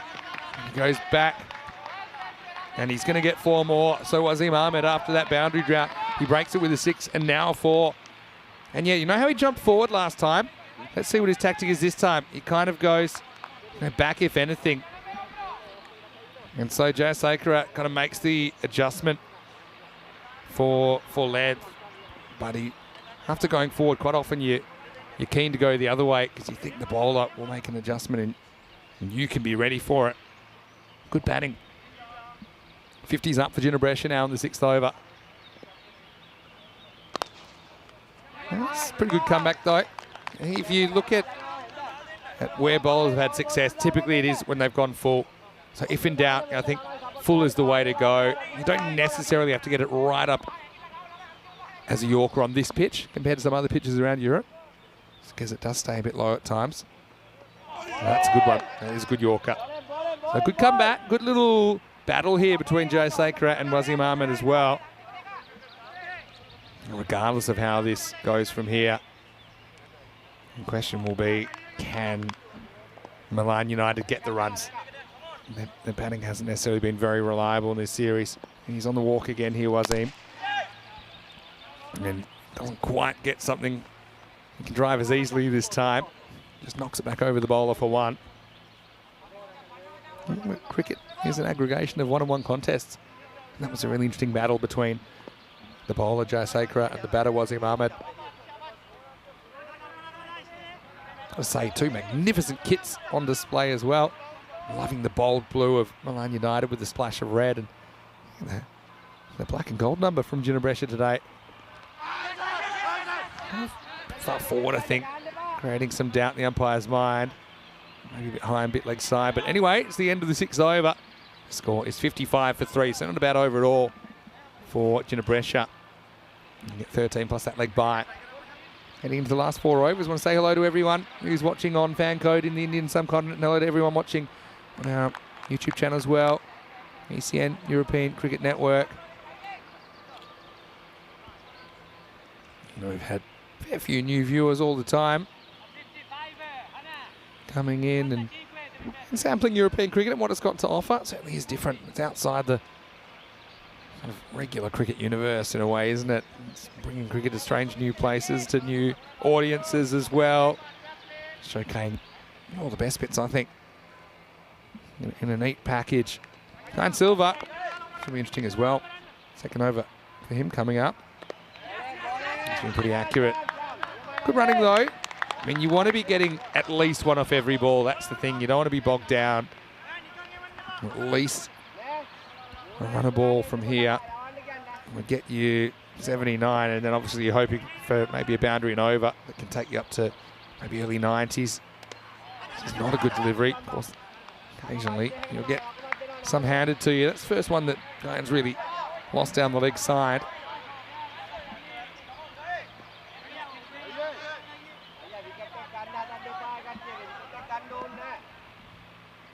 This one. Get going. He's able to get 1 here. So yeah, I mean, 2 teams, like I said, They have lost 4 matches each. Milan United had a horrendous start to the series, really, but they had matches in hand.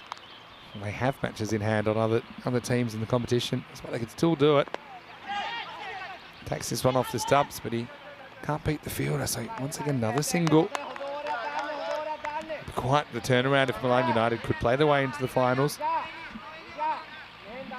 Straight semi-final shootout coming just in 2 days' time. This one falls foul of the umpire. It was an easy decision to make, I think. In Milan United, they play this game here in 47, and then I don't see them till tomorrow late in the day. In fact, they play the last 2 matches in the group stage. They'll play Cricket Stars in match 54. They'll play Albano in match 55. So this is the only time we'll see Milan United today. And they'll still have their finals hopes alive if they can win this game. Ginebra, I think if they lose this, their hopes are dashed. This is their last game now. They seem to be angling down the leg side.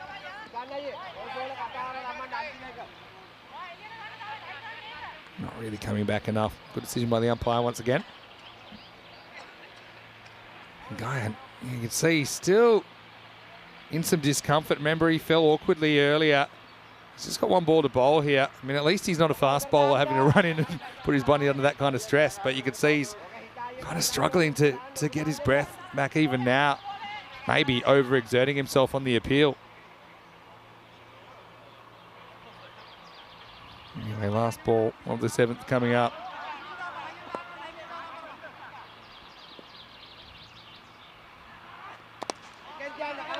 Whipped away for 1, so that guy does a pretty good job if you ask me. Goes for 57, not 57, that'd be worse. Goes for 17 of his 2 overs, and the score is 63 for 3 after 7. Coming up on the European Cricket Network, we have cricket all through the year. We're going to go deep into December once again. Cricket in all 12 calendar months in 2023. These are the next stops, including Austria and Bulgaria. 2 weeks each coming up. Rico will be in Austria with me, and I'll step aside to allow Charlie and Rico to take you to Bulgaria for those 2 weeks. Of course, ECN Gibraltar T20 Internationals starting tomorrow. That'll be a 4-day series. 2 matches a day with 3 matches on Saturday from Gibraltar. So it's going to be a lot of cricket coming up. And don't forget, we're going to have basically 2 international series at once, because we'll have the T20 Internationals on the weekend and the T10 Internationals from right here in Italy. Tri-series involving Italy, France and Romania. Anyway, I think that Guyan, he's just getting a bit of attention from his teammates. Meanwhile, Wasim Ahmed's getting a drink. I seem okay for time at the moment. I suppose having a bowler like Guyan getting through his overs pretty quickly helps you with that. 19 degrees currently, heading for a maximum temperature of 22. Mostly sunny at the moment. Hello to Neville, nice to see you in the chat as always. I've got to say, as far as weather's gone, I don't think I can remember better weather, pound for pound, than we've had here in Milan. It's been really, really nice. Now we've had a couple of moments, had 1 thunderstorm, I think, in the early stages of the tournament that rolled through, but pretty as a picture at the moment. Roshan Silva, remember he took 2 for 1. Haven't seen him since. There he is. And he's not going to get a wicket here. But Guyan finds himself in the action again. Well, he almost takes his partner's head off here. It's like Hashan down there. Guyan Silva, they put him down there for a rest, but he doesn't get a rest. And then they pretty much fight over the ball. Heshan with the strip. Credit him with the steal there. As he grabs it off Guyan, saying, hey, I want that. Anyway, they do scramble back for a couple. I'm a bit concerned with the time, although I feel like it was the batter that took the drink at the end of the 7th over, so should probably get a bit of an allowance for that. They'll make the necessary adjustments. But it just seems the game's dawdled a little bit in the last few minutes. very strict on the time here in ECS cricket. That's well bowled. Tries to create a run out, but can't. Russian Silva. Hello to Nick as well. I like this comment. They're saying, show respect for your fellow human beings. That is very, very true, Nick. It goes for everyone, really. A lot of work goes into producing European Cricket Network and all the entertainment that it provides. Here's one, drives back past Roshan Silva. No singles are okay at this stage, hovering around that 9 and over. More or less a par rate for Ginebrescia. I'd say they've got an above par attack though. Look at some of their options they've got. They've got Jaspinder, Bosler slower balls. You've got Wasim Ahmed, Sukhwinder Singh and Hassan Ali, so a twin pair of left arms. You've got Rookie Ahmed, who's a very experienced campaigner as well. Some good bowling options. Milan United will have to counter. Wasim goes on the walk a little bit. Misses out in the cut. An extra bounce doing him. It's a really weird dynamic last couple of days with it. The bowlers have been ruling the roost here. I mean, I know it's not an easy field to hit boundaries on, particularly fours. And so the bowlers have been grabbing the momentum and keeping it. And then it's forcing shots like that. And Wasim tries to take this from outside the off stump and go leg side. And that's what happens when you're not picking up boundaries as easily. So it has a kind of compounding effect, doesn't it?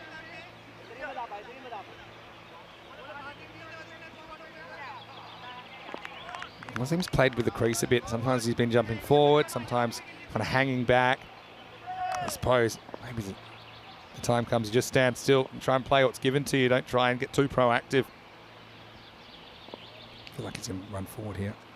No, takes my advice, but he might have picked out Sanjeeva, and he has. So it was a frustrating day with the bat for him, although he does contribute 18 at a run of ball here. Moves the ball forward a little bit. Yeah, so he just stands still. And again, not easy to take on these outfielders and win. And Sanjeeva does the rest. It's a wicket for Roshan Silva to finish the over. He finishes with 3 for 5. They're really good figures. 8 overs in, hits 67 for 4. And Tim saying he's really enjoyed the series here in Italy. Thoroughly enjoyed it so much. Good to hear, Tim. It's a beautiful place, I'll tell you that much. Just kind of hovering around the 8s at the moment, heading for something in the 80s. You can see the difference one or two good overs can make. When Roshan Silva bowled the 4th, took 2 for 1. I'm quite amazed they didn't bring him back straight away. They brought him back in the 8th and he takes 1 for 4 in that over. So 3 for 5. Very, very good figures. Nice to see this man back, 3D Hashan. Man, we affectionately called Rambo the other day for his hair. He actually hit a 4 off his head. And it still went to the boundary pretty quickly. That's the power of it. So now we can see what he can do with the ball. Over number 9 on the way. Short, kind of steepling bounce. Does Mohammad Rizwan. And he's having his own issues getting going. It's a hard place to be. I mean, batting looks a lot easier on TV than it really is on this surface and on this field. This one will be a wide. So yeah, it's a tough one as a batter to know how much you should kind of try and create something versus just receiving what the ball is and playing the right shot. And see, Wasim Ahmed was keen to try and disrupt the length. Hashan's been a little bit short a couple of times in a row. Oh, this is a slightly slower ball, I think. Bites back and almost knocks the off stump out of the ground.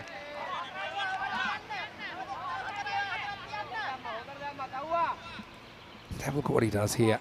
Yeah, I think it's a little ball that comes out the front of the fingers and just comes back a little bit off the wicket.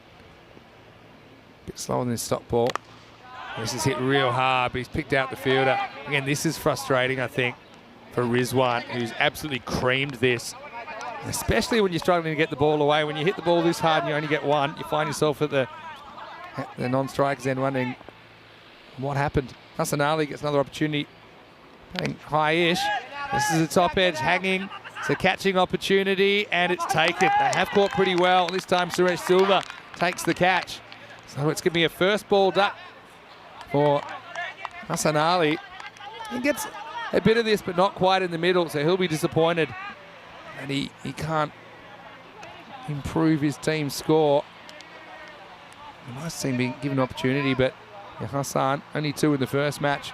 Follows it up with the golden Derek here. There's Derek. Nicely taken, though, by Suresh Silva.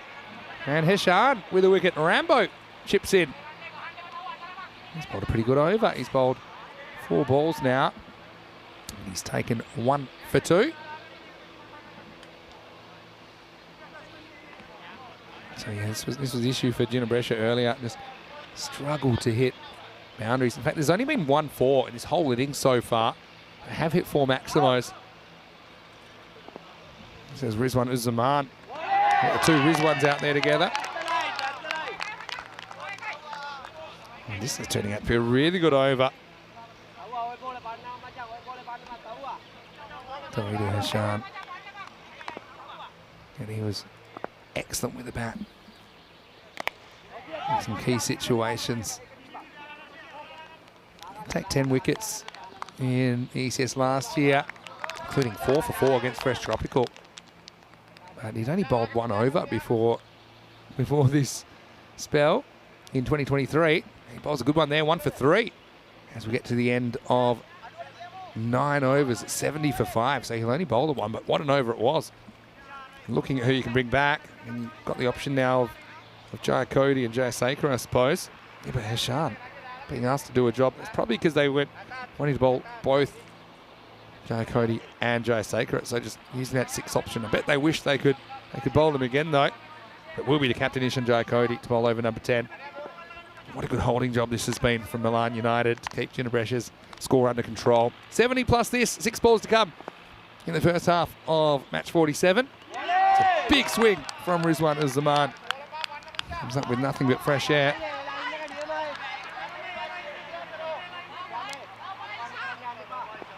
And the difference, if you do clear the rope here once or twice, when you get up in the 80s, feels like a different game.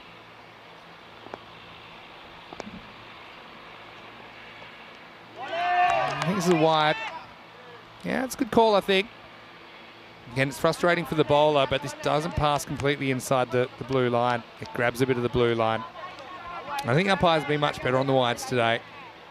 By their intermission, they're a little bit inconsistent at times.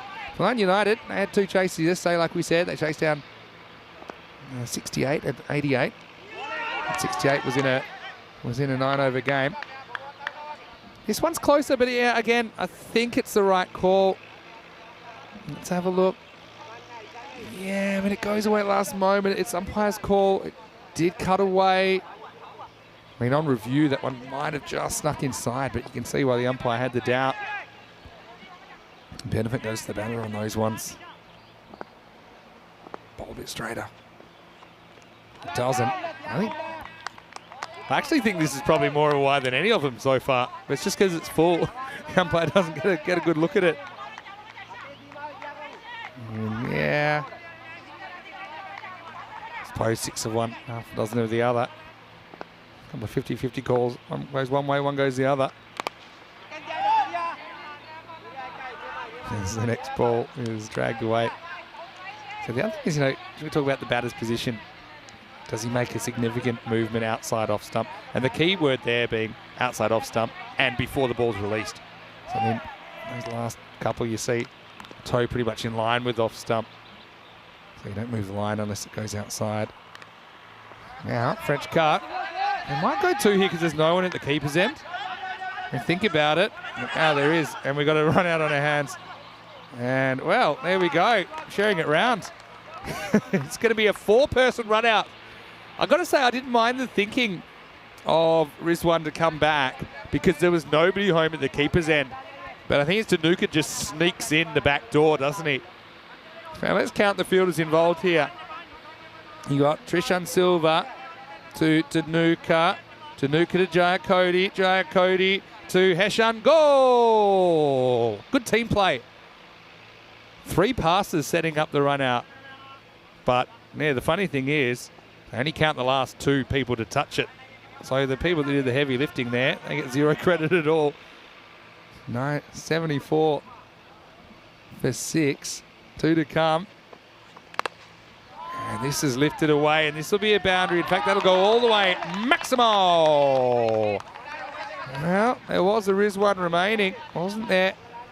And yeah, Mohammed Rizwan was the survivor of the run out. Like I said, I didn't mind the theory of maybe going for 2 there, just in case someone didn't cover the stumps at the keeper's end. Didn't work out, but it works out fine the next ball. And that gets Ginebrescia to 80.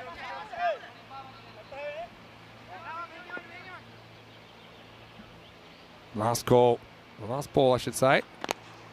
Goes for it. They're going to go for 2. I feel like they'll get away with it if they go straight away. Jaspinder will scramble home for a couple. So it's going to be 82 for 6. Serviceable score for Ginebrescia, but you feel that they're defending for their tournament.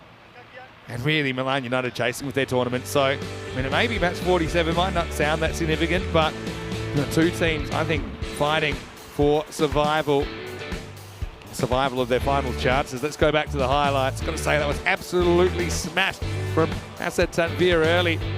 But then he would create another one for the highlight reel. Sanjeeva diving away. It was way more difficult for him than Roshan Silva. But he makes the difficult look easy, doesn't he? Sanjeeva. And Shabazz came out and he's hit the ball well in this region. So he holds the pose. Maximo time. This was also a nice shot taken on the mid-on and winning. But Ginebrescia, yeah, they got some of these 6s. But again, the issue here, the 4s. Only 1-4 in the entire innings. So it was tough to do it on the ground. We saw a few dramas for the fielders at times. This one was given out. Felt like there was a little tickle on that. Umpire didn't pick it up. Again, that man is in the best spot to make the decision, I suppose. Sanjeeva had a much easier time this time, but he made it look hard as he knocked it up and flashes the pearly whites there, saying no problem. Took it in the end. Wasim did his best to keep things moving. Did hit a couple of boundaries, something he couldn't do before. And we saw basketball-style steal from Taridu Hashan.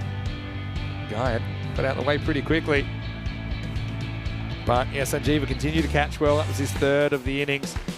Bit of a wild card, Taridu Hashan coming on with the ball. Did have some success last year, but we haven't really seen him bowling, just the one over previously in this tournament. But he was able to really keep things quiet. I think Guyan bowled well in the middle. This was a 4-person run out. And yeah, I like the way they all lined up in an orderly fashion. Make sure they didn't mess it up. But, I mean, the next ball is one smashed for 6.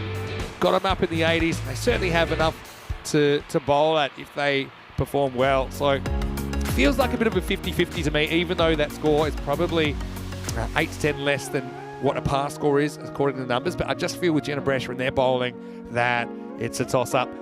18 not out for Rizwan, was equal top scorer with Wasim Ahmed, who scored 18 at a run of ball. Also, you had Shabazz with 12, getting to double figures, and Mirza Umair with 11. That no one reaches double figures. 14 extras, including 13 wides. That hurts a bit. They were toying with the wide line a fair bit, weren't they? And occasionally you're going to get burnt. 3 for 5. Roshan Silva was outstanding, though, with the ball, wasn't he? Other wickets went to Jaya Cody. And Taridu Hashan, just the one over, used as a 6th bowler, but worked out pretty well. Sanjeeva hit for a couple of maximos, but still very acceptable figures of 9 for 18. Going Silva as well. I think, like I said, he did a pretty good job in his spell. We'll take a break. We'll be back in a few minutes and we'll take you into the second half of this match. Like I said, it's anybody's guess. 2 teams here at the moment that are playing for their finals chances, I think. Vinny Sander here, Mr. Maximo. Match 47, second half on the way. After this break, you're watching ECN. This is the FanCode European Cricket Series.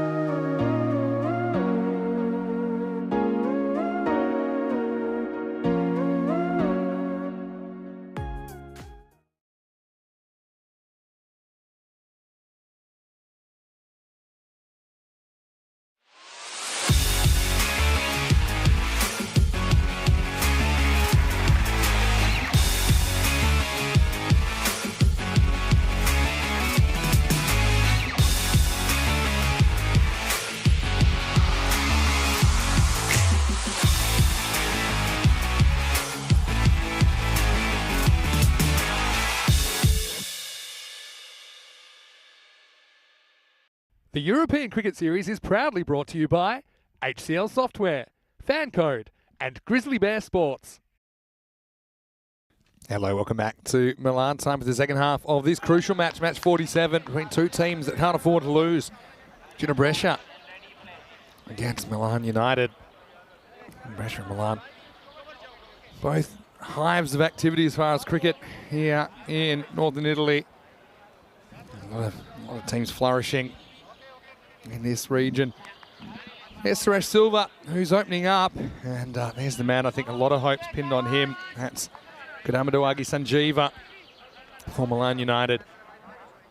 He made a couple of 40s yesterday that really helped them in their two chases. Milan United did chase successfully twice yesterday. First, they chased down 68 in a 9-over match with a ball to spare. And they chased down 88 in a 10-over match with 2 balls to spare. So, cutting it fine. There's every chance this could be pretty close as well. Here we go with Wazim Ahmed getting us going. Starts with a wide. So, Sanjeeva's been the ultimate hit and miss, hasn't he? He's missed a lot of balls outside the off stump, especially early in his innings. So, I don't know if you want to believe in the fate of the universe, but I feel like he's due to nick one out there. He's missed a lot. Almost nicks this, will be another wide. Grabs the tram on the way through. I might have been harsh on wides. That's why you expect it to be in this form of the game. See that one almost straight over the tram line. Good umpiring. The field there, 2 outfielders back. Got a deep point. And there's also a long off. So both on the offside. Leans on this, but part of the field pretty well protected. 3 infielders in that quarter, top right quarter. Run's not easy to come by. That's what we've learnt in the last couple of days especially. The lowest run rate I've seen in a while. In a day of European Cricket Series cricket, 7.7. So 77 par yesterday. Another wide. So Wazim getting some good movement away from the left-hander, but just needs to control it slightly. If he can just maybe bring it back a bit closer to Sanjeeva and get that same movement, maybe can induce that edge. And like I said, they've got pretty well protected wall of, well, I suppose 4 in the top right quarter if you include the man that's just behind point. Slip in place. Sanjeeva pulls this way, can't get off the mark. So yeah, Milan United, I feel like they never do anything easily. They're always, I suppose, taking things right down to the wire.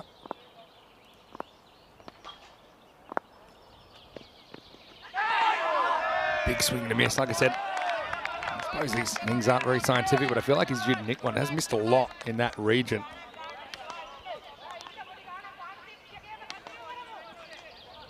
But Sanjeeva is a key. 44, 41 yesterday. Set up those chases. They lose him cheaply. You wonder who can pick up the pace. Well, they do have 3-2 Hashan back. Rambo. This is in the air and it's dropped, and they'd stacked that part of the field, hadn't they? Sukhvinder Singh's the man. It wasn't an easy catch by any means. He had to go goalkeeper style. He jumps up and to his right. He was flirting with it. The plan came together, but he just wasn't able to hold on. And yeah, also could have easily popped up to another fielder. They had a slip, a gully, another gully, and a backward point. They had 4 of their 9 available fielders in the infield between the keeper and point. Just remember that though, Sanjeeva dropped on 0. Suresh Silva does get an opportunity.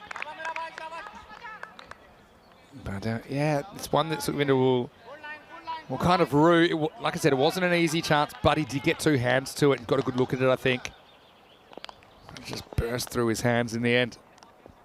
Wazim, last ball of his over. Oh, how did that miss, or did it miss? They like it. The umpire says no. It was pretty close. I got to admit, I had my doubts.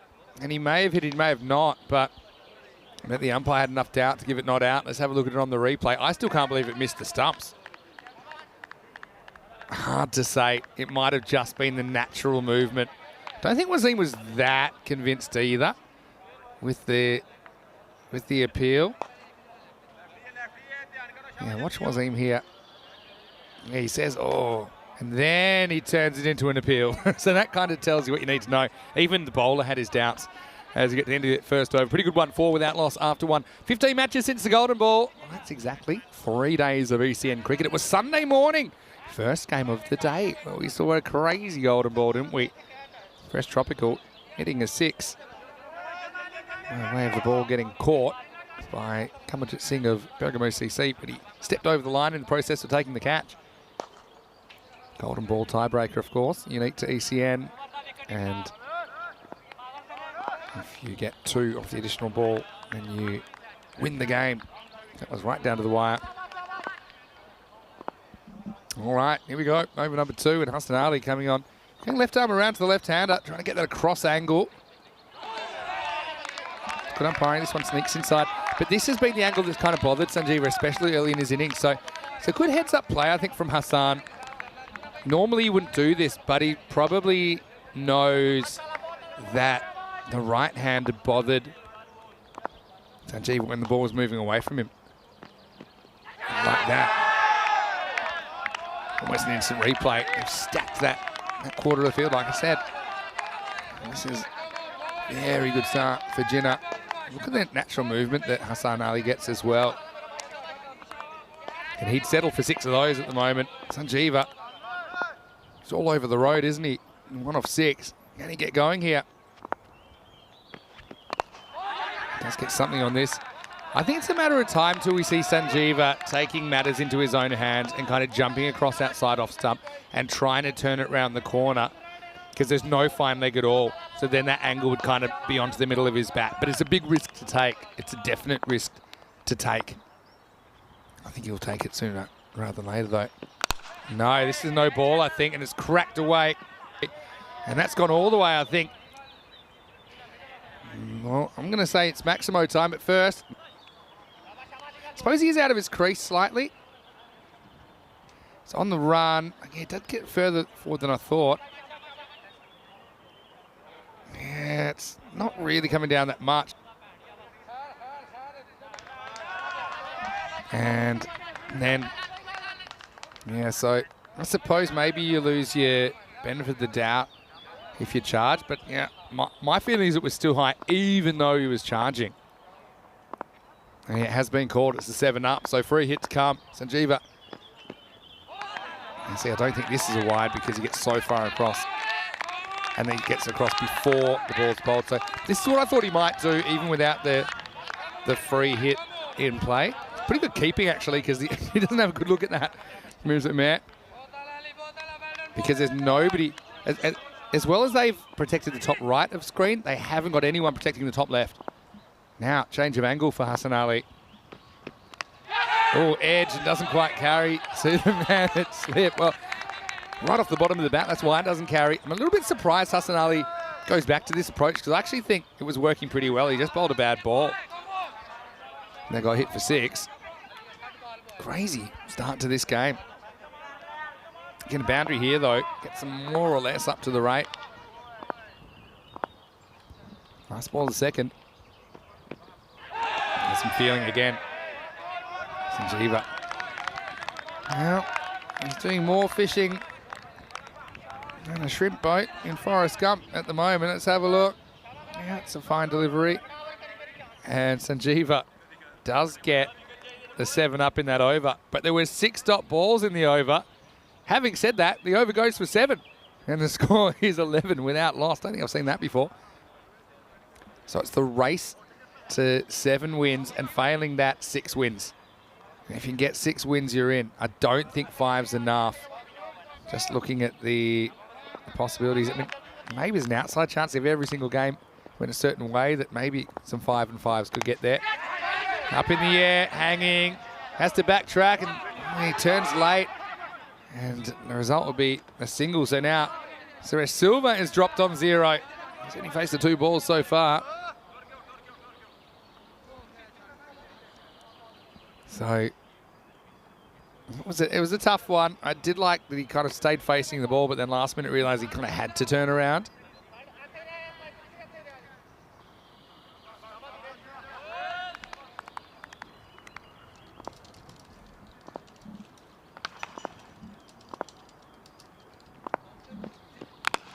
Short goes after it. Again, this is a teaser for the field. It probably pulls up.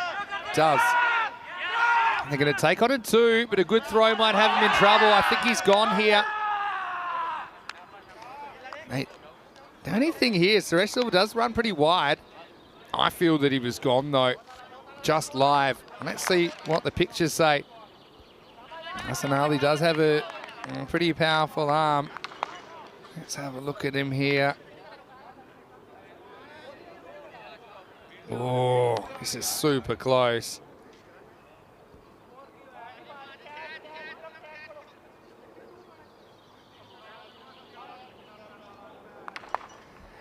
For me, my instinct is it's out. I don't see anything over the line. It's having to draw a long bow, though. Yeah, he's gone. I think it's the right decision, and maybe it was the umpire's call on the field. Really good replay from Spring Productions. Almost ran off the screen, but yeah, I mean, I've got to say live, I just didn't see him getting there. And so, good throw from Hassan Ali creates the run out. It'll be 1 and out. Suresh Silva had a close call on 0, but he's run out for 1. And the score's 13 for 1. Yeah. Again, I think it was Suresh's idea. He says, all right. Kind of had to retouch his bat, and that might have cost him his wicket in the end. When he was turning for the first run, yeah, he just seamed out. And so, the batter comes out, and is Roshan Silva. Bowled really well in this game, didn't he? And both teams kind of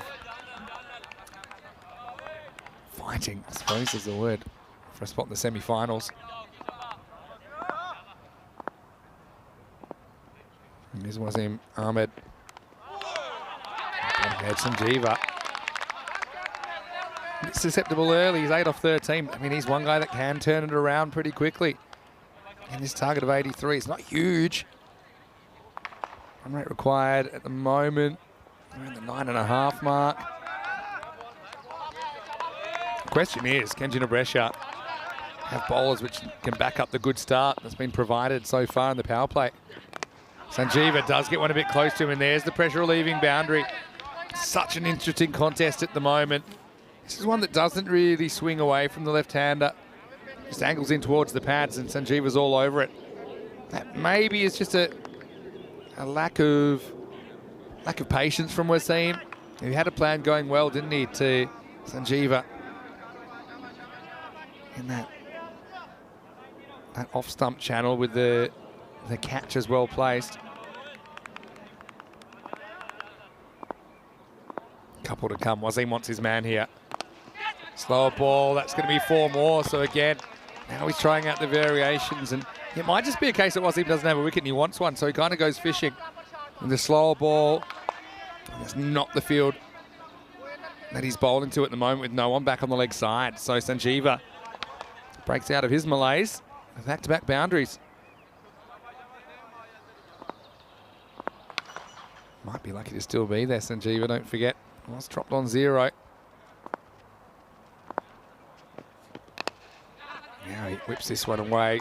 It's a different player when the ball's angled in towards the stumps, into the power play, and serviceable, I suppose, in the end for Milan United. They're 22 for 1 after 3. Such a fascinating contest at the moment.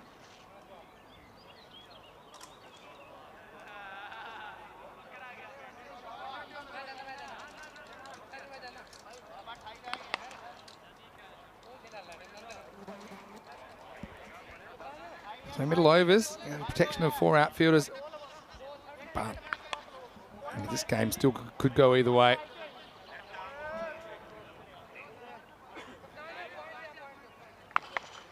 Got to shout out again to Spring Productions and all the officials. It's quite remarkable how far we've come. Again, on the budget that we have at ECN, it's not as big as some other bigger organisations, but I think the level of production we do get, the fact we're able to make more and more correct decisions, I think is a real step in the right direction. Sanjeeva now still with Sukhvinder Singh.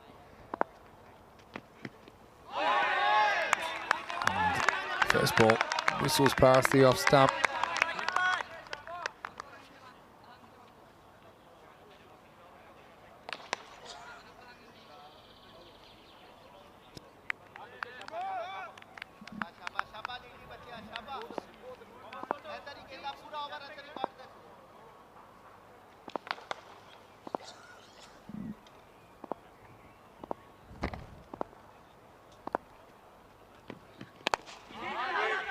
It's hit straight at the fielder. So Sanjeeva falls back behind, run a ball again.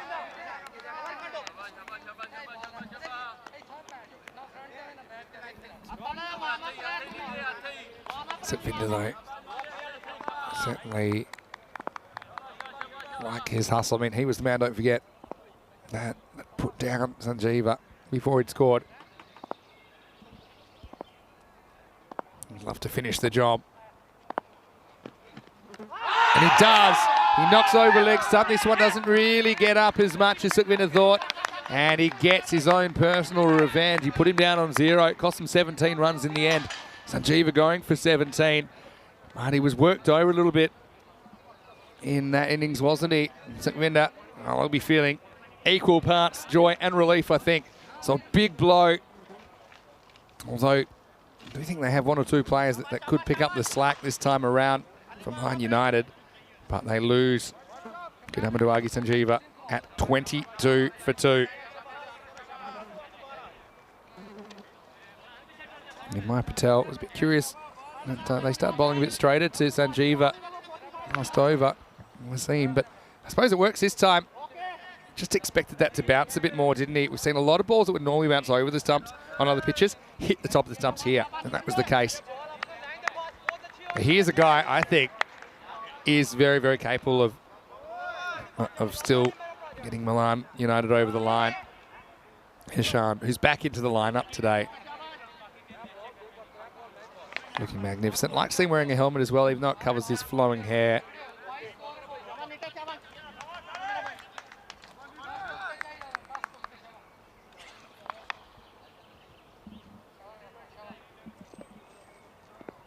So let's see if Tharidu can pick up the pace.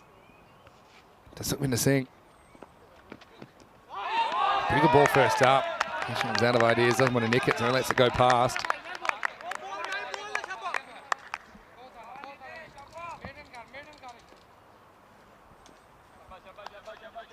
Satvinder, I like the way he goes about his work. I like his work with the new ball as well, because it's newish at the moment. Didn't want to go the dual left arm attack early on. They liked Wazim Ahmed with the first over and the third. Another good ball right in the channel. And he wants to be Satvinder. Maya is feeling Gina Brescia should win it from here.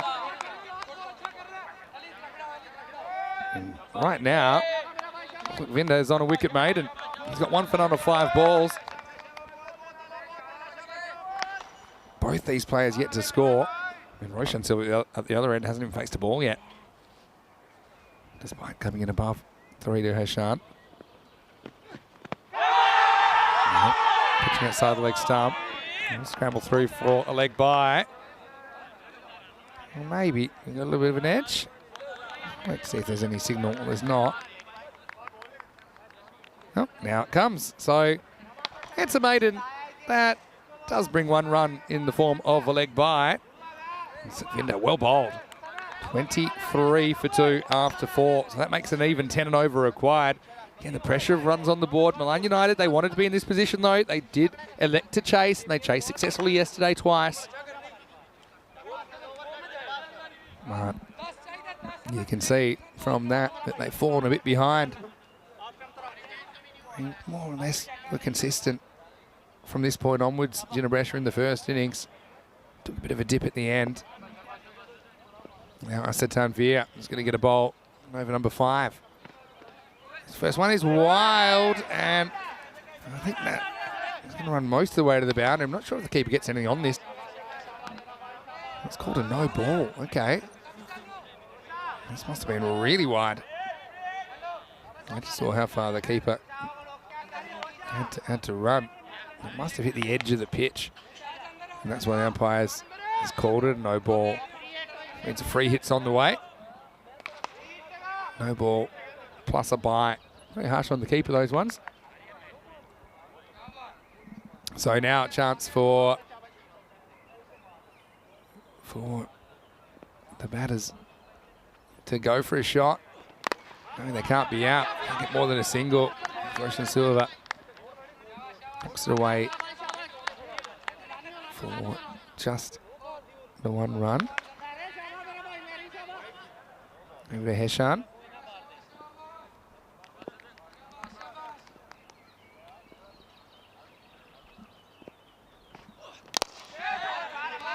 This one's driven down the ground, so Heshan gets off the mark at the 5th attempt. So yeah, you need a partnership. Find it hard to believe that if they leave it to the lower order, that they'll get there. I think they need a partnership in the top order. We might see Jasakra next, potentially. Maybe we'll see Joe Cody, the captain. This one's called wide. He's just all over the place at the moment. That's that Tanvir. But I think you don't want to be too conservative and let that right rate climb on you too much, especially while you've got wickets in hand. If it's not you, it might be someone else, but you have to be proactive. And it's well bowled. It's good length from Tanvir.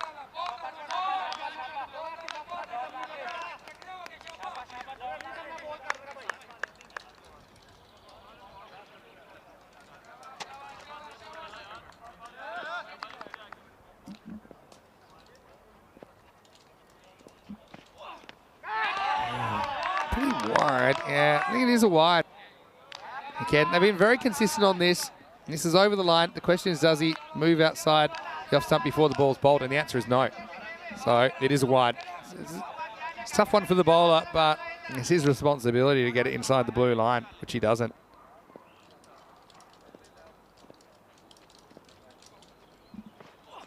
That one certainly is a wide. The one before was. No real complaints from Tanvir this time. There's a lot of things they're having to consider. Wide call's even more crucial, I think, in this form of the game where you only get 60 lead deliveries. Creeping up, Milan United, up to 30 now. And that's going to be gone. So when he does bring it back, he gets the wicket, and it's Roshan Silva that nicks off. Here's Omer with the safe hands behind the stumps. Yeah, so Tanvir brought it back a touch, and you'd see the batter pretty much giving the game away. His head flicks around. If you get lucky, maybe get a bit more bat on this and it flies past the keeper. But Umair wasn't going to make any mistakes. So Milan United lose a 3rd wicket now. It's 30 for 3. Sanjay Cody comes to the crease at 5. So it's the captain's responsibility that he wears the burden of at the moment. Out there with Heshan, who's had a slow start to his innings. Well bowled. That's a good channel, isn't it? And the batter knew got a big piece of that. Assad's still a bit unhappy, and he sprayed a couple of wides. Just turns around, gets back to his mark.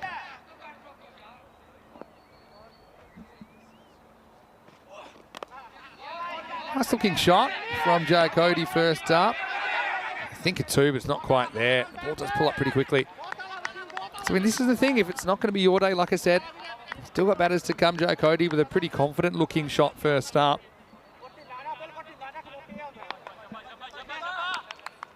Heshan's a real wild card for me, though.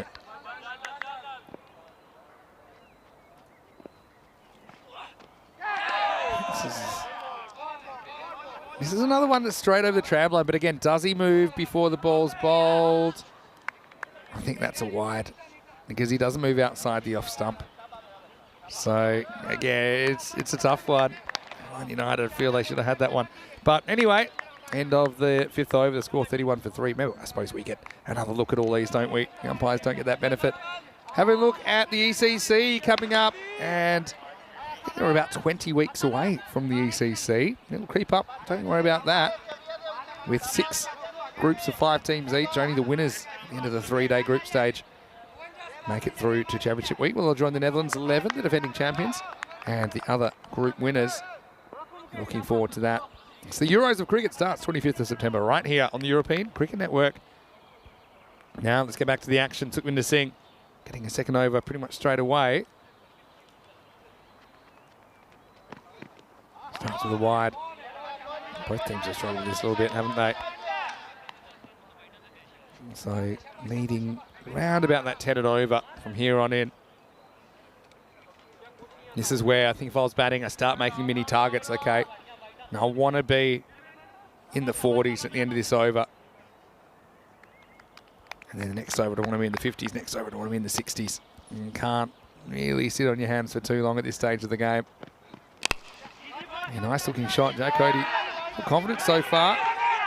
Surely get 2 here, although a good throw might test him. He just gets home.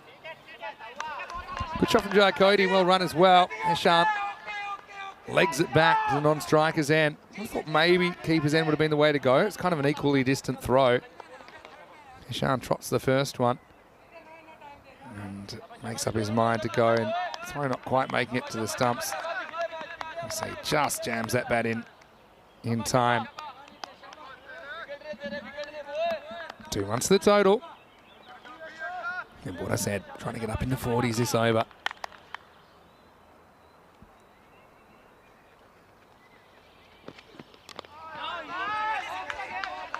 Leans on this one, just get one this time. Maya had something interesting to say. He says, usually he defends bowlers because the bounce between bat and ball is too much batting side, but man, it's boring watching someone bowl wide after wide. So that's why, I mean, I'm a proponent of not moving the line. Try and encourage bowlers to bowl a bit straighter and see a bit more of a challenge.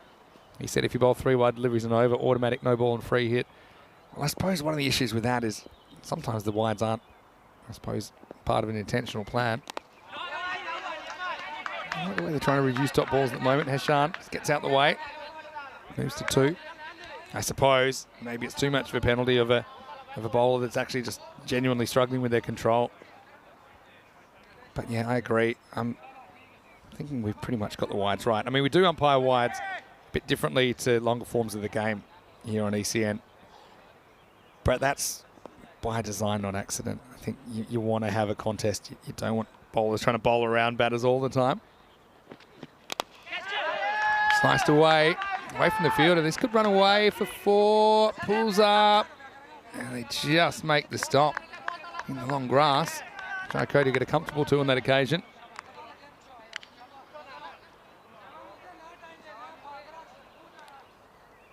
Yeah. I suppose we've done so much cricket now in a short space of time. You can start kind of drawing a few conclusions on little tweaks you can make just to try and make the spectacle a bit more attractive.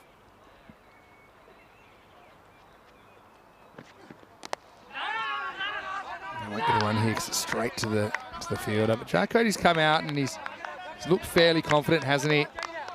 And then you've got someone like a Jaya Saker up your sleeve who can provide a bit of punch. Right. Creeping up, isn't it? Remember I said you'd want to be 40s at the end of this over? Well, they're 38 with the ball to go.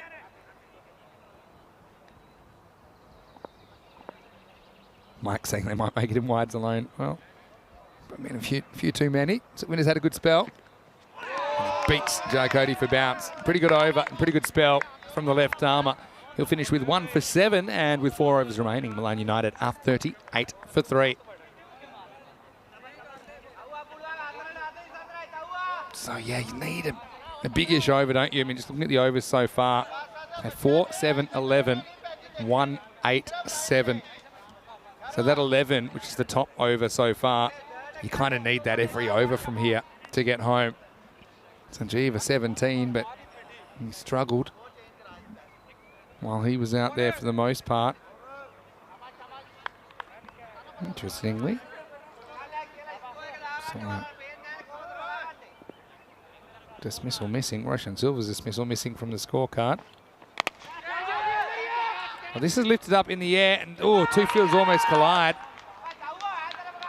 And they're going to have to check, see if this has gone for 4 or 6, or if we can even tell in that part of the ground. Does step back. Where's he hit this from? It's fine for height. I was a bit worried we're going to have a collision there. And they have a look at it. Get a good look at the rope there. It is 6, I think. Yep. That's definitely in the bushes. I think maybe just some of the bodies in the way, not giving the umpires a good look at it. So Maximo, 6 to the total. And I think it's pretty clear. It's up and clears the boundary fairly easily, doesn't it? Probably by a metre or so into the long grass. So yeah, it will be 6. There's the signal. And get right in the end, so yeah. 6 to start the over. Tanvir coming back for a second. Sneaks back down the leg side. This will be 2 bonus runs. There'll be 1 bonus run for the wide. And Hashan, he's feeling it, so they wanted to keep the strike. Got overruling Jai Cody, whose call it was.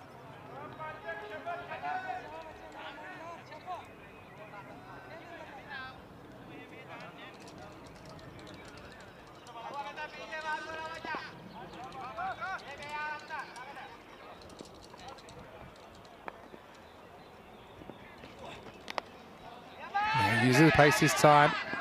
Test the field. Oh, it's not a clean pickup. He almost fumbles it for 4. Does at least stop it from going for 4, but it will concede 2.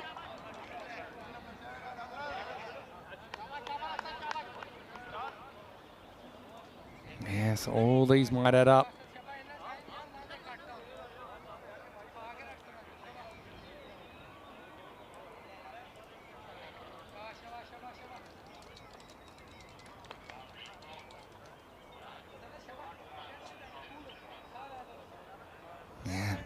Very interesting game at the moment. They've got it back under 10 over. So as much as I would have said you wanted to be in the 40s at the start of this over, which they weren't, I'd want to be in the 50s at the end of this over. I think they will be the way things are going at the moment. Tanvir gets this wrong. This will bring up the 50 for Milan United.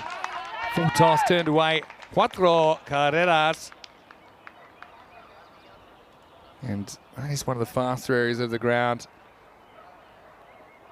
And so this game takes another twist. This partnership's been building. I mean, Hashan was taking the gamble of having a look at a few early, including leaving the first ball he saw.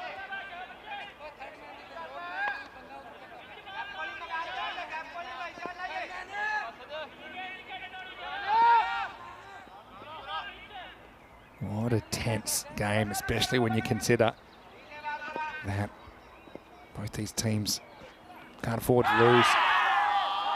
Oh, he's gone. And, well, he's been given caught behind. And the batter cannot believe it, Hashan. Let's have a look at it. I mean, the bowler gave a bit of an inquiry. The keeper was sure that he heard something. And, I mean, you never like to see batters kind of sticking their hands out. Too difficult to tell on the replay. Umpire's in the best position. He hears the edge. He sees something. And Hashan is going to have to go, but he's nonplussed about it, to say the least. And that will be the 4th wicket to fall. And the score is 51 for 4. And the other thing is, just the time. Just looking at the time, you won't get a minute allowance, because that's only the 5th wicket. It's only after that you get a minute for every additional wicket. Again, it's just pretty much impossible to tell. I've got to say that it seemed like a pretty genuine post missing the ball reaction from Hashan, but I mean, you don't read into that so much. Danuka gets an opportunity. I would have thought maybe they'd go for Jayasekara now, but going for the left-hander. Bat on ball, takes on the fielder. Oh, that's close, you know. I've got a serious feeling that this is closer than you think. Takes on the fielder. It took a bit of time to gather the ball, then throws from his knees. Danuka. Again, he's watching the ball, and he is home. Just home. It was closer than I thought, though. So I suppose that's a well-judged single, but he kind of relied on the fielder. Being a bit slow to gather the ball. Good direct hit from the knees, though. And Milan United don't lose a 5th there. Tanvir 2 for 21. 1 ball to go in his spell. Getting left to bowl 2 overs in 6 minutes here. Hit back at the bowler. That'll help the over 8. Tanvir does grab a couple of poles in there. 7 overs down. 52 for 4. Looking at what's coming up in the 3rd match of the day. Brescia CC versus Chividate. Pressure CC. Again, they find themselves 5-3, chasing that elusive 6th win, which puts you in a pretty good position to make the semis. Again, they could still get 7 wins potentially. Cividate, though, they cannot afford to lose. They're 4-4, but they played some good cricket along the way. Hamad Afzal comes in for Cividate. Zain Ali, though, what a series he's having. He's played his way into the national T10 setup this weekend as well. I'll say some good options there. Babar Azam has been pretty good at closing out innings. All right, Just Pinder gets a bowl here. Over number 8, 31 required. Starts with the ball that's horned away. Fielder goes back and he drops it for 6. Well, that is a huge moment. Rizwan Uzzaman seemed to have it under control. I mean, it wasn't the most difficult catch, was it? But at the very last moment, it popped out and then he snatched at it a second time and knocked it over the ropes. Well, that is a huge moment. He dived, searched for it a second time. Even if he dropped it the first time, if he never touched it again, it probably wouldn't have even gone for 4. So a big momentum swinger. Pitching outside leg stump, they'll rush through for a single. Leg bite will be called. So how about that for a moment? And then, yeah, the other thing you've got, and I don't know how much they're thinking about it, but you've got the time ticking away. Just feel a few things conspiring against Dinabrasha at the moment. Oh, that's the worst feeling in cricket, I think. Not just not out, but 6. There's that slow ball. Wides aren't going to help either at this stage. They have run themselves into time trouble. They may get a bit of time back for referral, so I think you might see a couple of minutes go on that clock. It's information I'm getting, but they're going to have to hustle. Goes straight, lifts it up, pulls up, well knocked down by Shabazz. They're going to take 2, though. It's good running. Danuka gets the jump on this. He's been good since he's come out. I mean, just creates a left-hand, right-hand combination when you've got a bowling attack that's struggling a bit with their control. I think that could be one valid reason they've gone for Danuka over Joe Sakro, who they might have also thought about bringing out there. 21 off 15. Another cliffhanger. The batter taking some time, Danuka, to get himself set. I think they might get a slight allowance for that as well.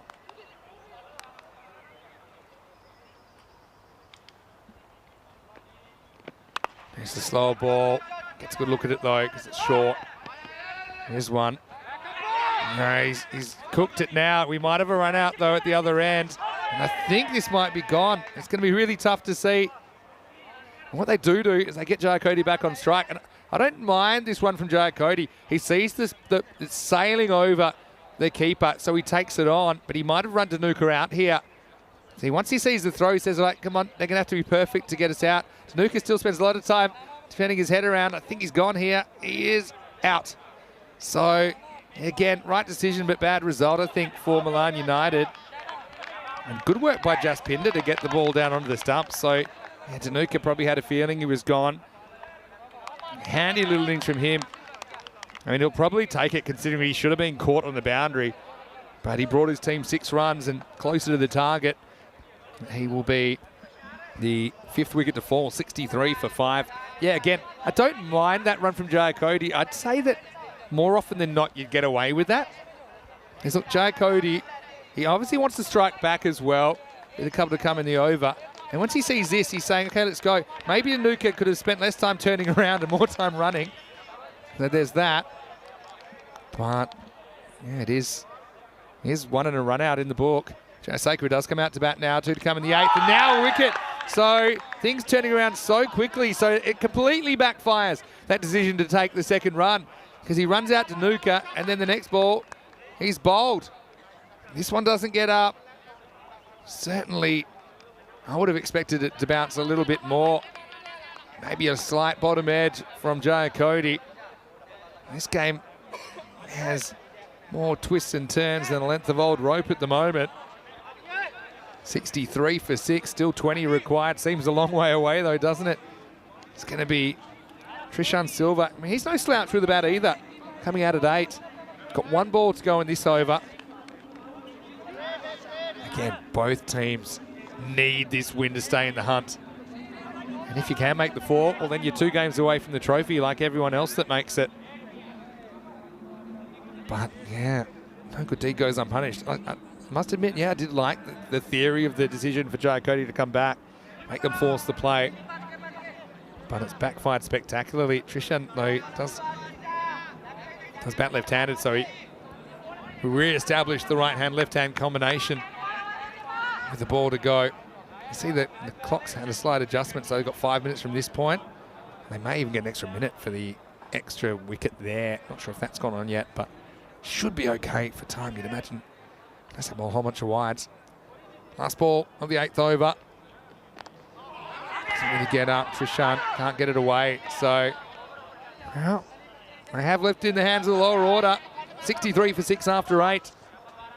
We've had some really good games here, haven't we, in Italy so far. We did say earlier, if you leave it to batters too low down, it could be a bit of a problem for Milan United. But we'll head into the 9th. It all happens in the 9th, and I think it's the most important over for both these teams in their ECS so far. Pretty much on the pace, just a touch behind. I would have said at the end of 8, you want to be in the 60s, you'd want to be in the 70s. After 9, it's kind of the little mini targets I would have set for myself from all the way back in the 4th or 5th over. Hassan Ali, very good bowler, comes on in the 9th. A lot of pressure on him. He's got to bowl over in 4 minutes as well. Edge flies down to 3rd man, but it's just a single. So it's hard to win if you don't hit a boundary in this over, I think.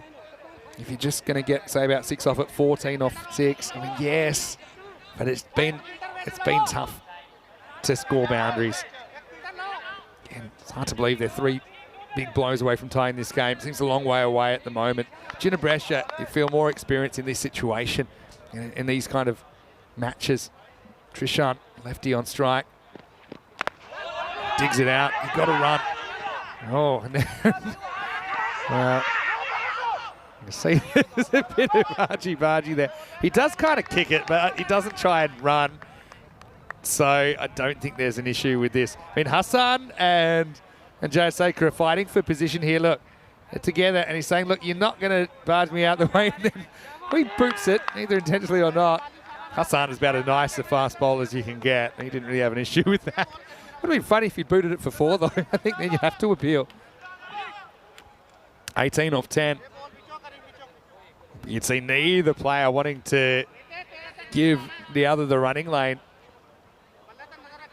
Hassan Ali, again, international experience last year playing in the ECC for Italy. And Mike Seal sums it up saying, let's see who's got the bottle. And let's see, he might even get a bit of a time allowance for the stumps having to be set up there. I don't see him running into trouble unless a whole bunch of wides in this over. Oh, that is a wide, I think, though. Does a little bit of fake footwork here. There's Akra. He's there and he's back, but it's over the line. And some people would say, okay, he's gone outside the off stump, so move the line even though he moves back. I just think if there's doubt, you've got to give it a wide in this format of the game. You need to force the bowler to bowl a bit straighter. Tries it again. This time I think it's all right. Good umpiring. Almost inside the tram line. Jay Saker is a good hitter. I'd say maybe put away the tap shoes. Just stand and deliver now. Don't think you're going to throw Hassan Ali too much. Just saying, got just over a minute to bowl these 3 balls. Well bowled from Hassan, full straight.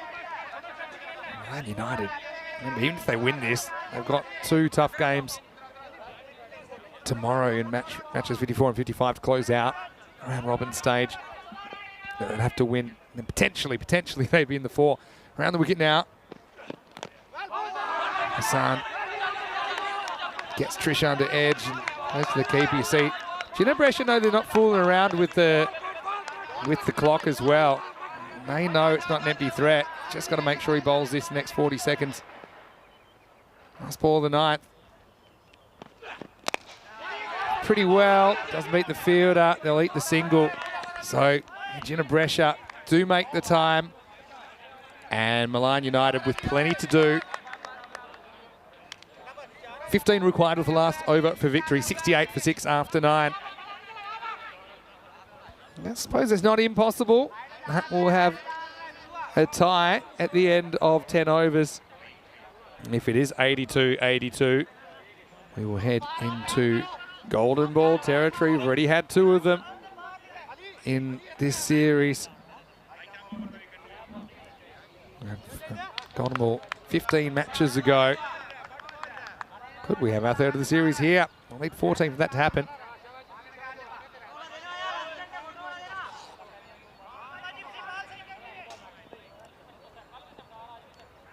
Just Pinder gets the last over, defending 15. And it's a little French cut that gets past the keeper. They've got to come for 2 here, you'd imagine. Slow turn, decent throw, but they do get back. And 2s are so much better than 1s in this situation now. You are scrambling for every run. This is a thin inside edge. And gets past the keeper. Again, he'll be disappointed he doesn't stop this, but it's an unpredictable bounce, and Mears has had a few issues with balls bouncing in front of him in this series. Throw not powerful enough to get back on the full. If it did, I think we might have had a run out. 2 so much better than 1s. And extras are important. Does Jaspinder go to that slower ball? It'll kind of break into the left-hander. Pressure's on for these 2 teams. Oh, it's well bowled. Digs it in. And just moves it away from Trishan. And goes walkabout. Jas Saker is stuck at the other end as well. 13 off 4. Need 2 boundaries in these next 4 balls, otherwise I think you can forget it. Where are they going to come from?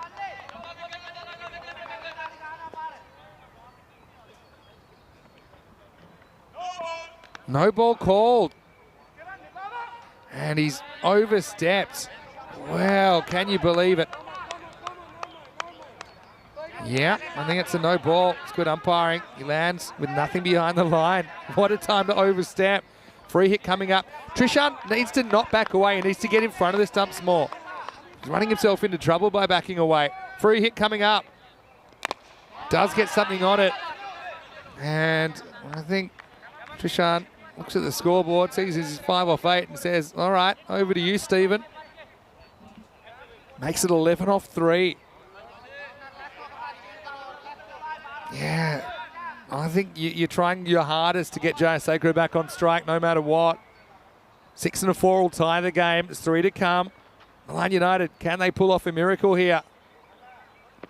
Slow ball, takes the bait in the air and is caught.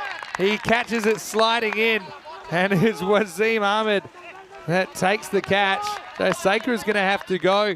It was that overspinning, back of the hand, slower ball. Again, just loses his shape and loses his composure slightly. So does the fielder, Wasim. But he keeps his eye on the ball, and it is the 7th wicket. So Fahad Mohammed is going to come out. They need a 6 and a 4, and really they need a boundary here to keep the game alive. If this ball stays on the field, then you can't see Gina Brescia letting it go, because they just have to bowl a legal delivery last ball. Twists and turns. Jenna doing it the hard way again. This isn't going to be a great net run rate booster for them either. Bearing in mind this is their final game in the group stage. Gina Brescia, if they win, finish with a 6 and a 4 record and a net run rate of around about plus 0.5 or plus 0.6. They'll have a nervous wait ahead. Just pinned. Just kept running through the umpire's arm there and said, well, at some point, are you going to put it down? Fahad Mohammed, though, he has to watch the ball like never before. Try and send it out of the ground, or at least past the rope. Here we go, boundary needed. And he does hit it pretty well, but I don't think they'll get more than 1. So, yeah, it wasn't the worst shot from Fahad, but wasn't quite off the middle. Now, I won't call it dead just yet, because and you could bowl a no ball that goes to the boundary or something that could change the equation. But I feel like Gina have done enough. What a game. 82 looks like it's standing up here. Milan United Needing 10 off one ball. Just needs to be a legal one from Jaspinder.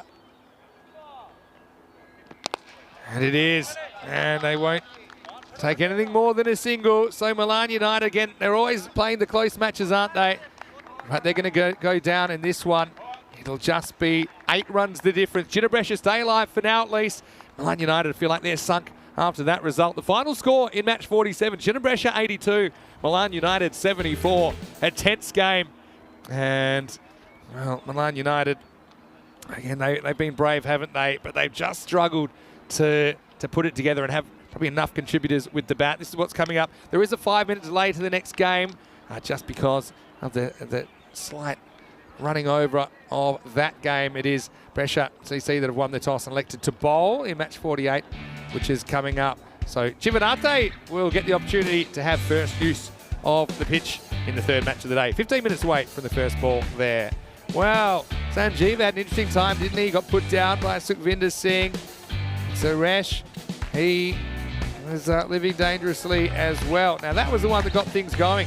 It was the no ball, pumped over point for a 7-up. And then Sanjeeva, he just didn't really hit a lot of balls in the middle of the bat. There was this situation that turned out to be a run out. I think it was a good call from the off-field official. Sanjeeva did get a couple of boundaries away when they bowled a bit closer to him. And then Sukhvinder got the ultimate revenge as he tilted back the leg stump.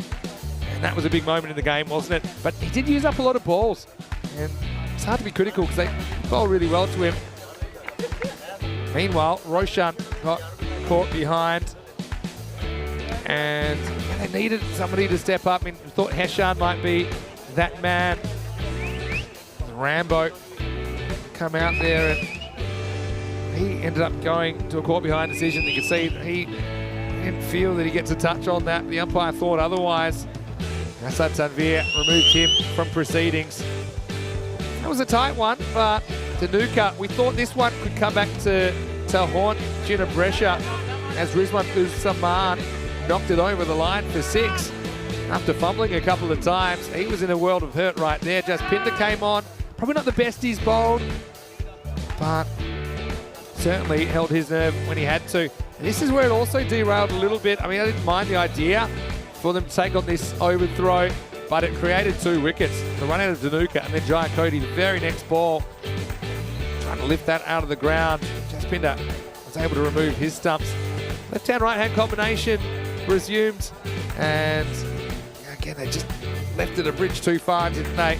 Some late drama, though, with Wasim taking a catch, sliding in, but they did just enough. Ginebrecia defending 82, as they're going to finish with a 6-4 record. Looking at the score, Sanjeeva 17, top score, but couldn't quite go run a ball pace. Put some pressure on the middle order. Heshan again battled, didn't he? 14 off 11, but no one really getting hold of the bowling. I mean, extras right up there as a top scorer as well. 16 extras, including 10 wides and 3 no balls. So, Ginebrecia, I suppose they're used to winning, and that kind of came through at the end. Took Vinderbold really well, including a fake maiden, 1 for 7. Fake maiden, including a leg bye, but we'll count it. 2 for 21, Asad Tanvir. And Jaspinder, like I said, I think he's bowled better, but I mean, they're decent figures, aren't they? 2 for 16 at the end as well when the pressure was on. Wasim Ahmed and Hassan Ali also kept it pretty tight up front for Ginebrecia. Well, what a day we've had so far. Ginebrecia, they'll finish with a 6-4 record. Time will tell whether that's enough to see them in the 4, but I suppose they do get that 6 win they were looking for this morning. We will take a break now. We'll be back in around about 10 minutes, take you into the 3rd match of the day. Brescia CC and Cividate. I think they're 2 teams that have their own semi-final ambitions. Let's see what happens when we return to Milan in around about 10 minutes for more FanCode European Cricket Series.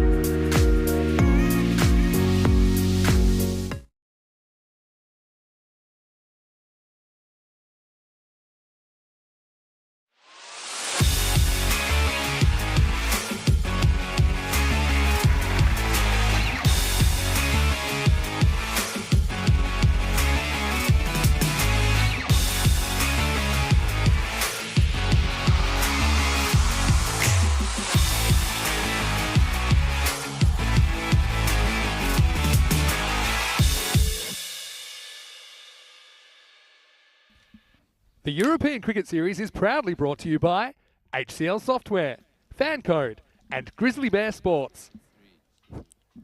Hello and welcome back to Milan. Great to have your company here. Beautiful sunny day today in Milan, and we're heading into the third game of the day. They're all kind of important from here on in, aren't they? Brescia CC, saw them this morning. We'll see them later on, but right now they're taking on Cividate, who must win, I think, to keep their semi-final chances alive. Let's see what happened a little bit earlier at the coin toss when Rob Kemming had the two captains. Your call. It's just called. It is tails. We ball first. Brescia CC, Captain Club Sajad winning the toss and electing to bowl. And, you know, real surprises there. They seem to be fairly comfortable chasing. They did it successfully earlier on. But it'll be a tough one against Cividate team we haven't seen for a little while. Cividate 4-4. I don't need to win their remaining two games if they're going to stay in the hunt. Brescia CC, though, and they're trying to get that sixth win. It's pretty congested at the moment. Teams going for second, third, fourth spot, but there's a fair few contenders. Nasadulu and Ali Raza Islam listed to open, although I'm sure we'll see Ali Raza Islam that high. Imad Khan batted really well for Brescia CC earlier in the days preceding. Cividate, though, Zain Ali's been brilliant, hasn't he, for Cividate. 3-run favourites, interestingly. Cividate expected to score 97. That's exactly what they're scoring and conceding on average. Brescia CC struggling a little bit for runs, 90 runs per 10 overs their average, but they have done a good job restricting. It's lower scoring than I would have expected here in Milan.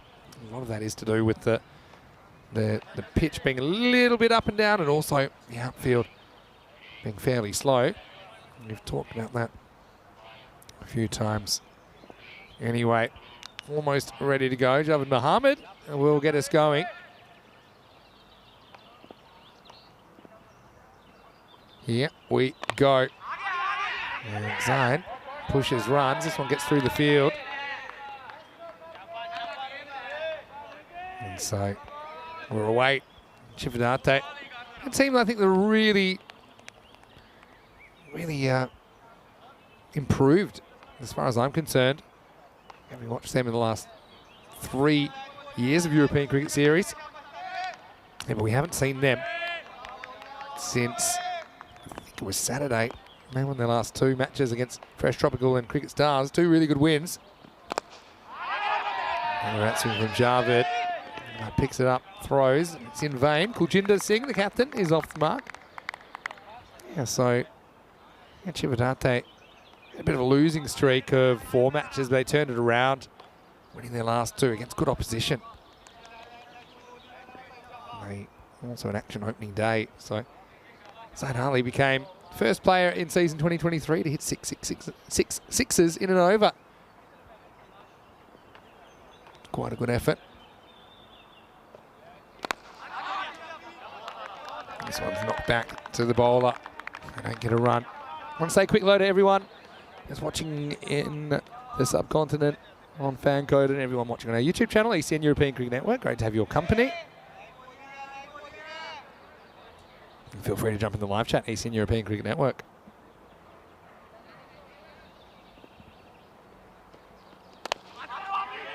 Now the outswinger, but Zain Ali chops down on it. Gets 1, gets 2.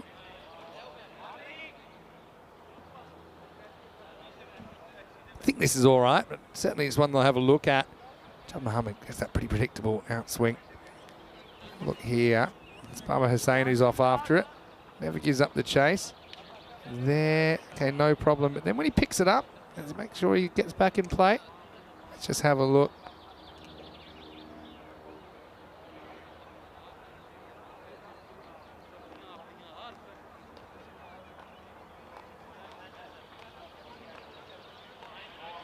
Well, I think this is 4.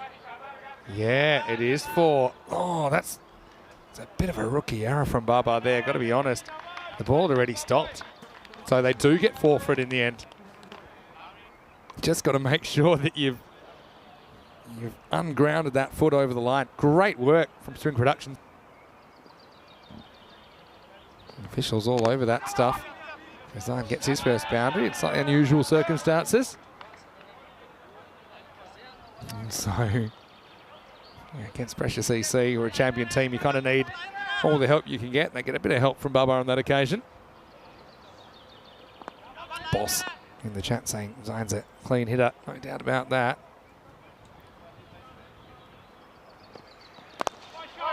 In the air, gets a long chase, and it's going to be a forlorn chase from Imran Naveed. That's another boundary. Chivadate, they've had a lot of success hitting boundaries, haven't they? They get a couple in the first over, 11 without loss after one. Let's have a look at some of the top performers. Bubba Hussain and Yasadulu run up the top of the run scoring for Precious EC. Chivadate, Zain Ali, no surprises, he's right up there, having a brilliant tournament, and he's got 11 wickets to boot. Kuljinder also pretty important with 11 wickets. He's out there opening the batting at the moment. Arslan's also a key player for Chivadate. Kalab Sajjad though, it's 11 wickets, that's at the start of the day. I think he took 3, so he's right up at 14 wickets now. He's having such a good series. For all this statistical information, you can always go to our website, europeancricket.com.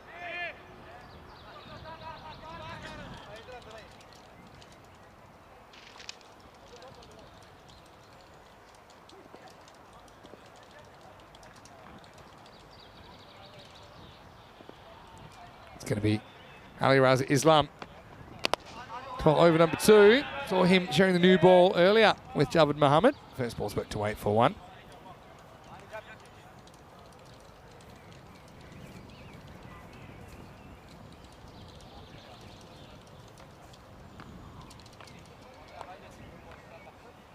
Ali Raza Islam, one of the players of the ECL last year.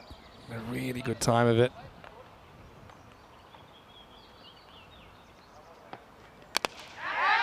Up and in the air, plugs in front of Imran Naveed. He bowled really well earlier, and yeah, Imran and Hassan Naveed both in the lineup. They bowled overs 9 and 10 and only got 1. I'd be so tempted to try and bring them in a little bit earlier. Ali Raza Islam, they bowled him a second over before, and it didn't go too well. So, with so many bowling options, I'd be hesitant to give anyone a second over, maybe with the exception of Javed Mohammed, because he does swing that new ball so much and you kind of get more out of him if you bowl him up front. Not sure what's the story here. They're just holding things up for a second. Maybe he needs a new bat, that's my guess. But he's not a striker's end at the moment, so he doesn't need it straight away. Looks like he's going to make that replacement. Kuljinder Singh.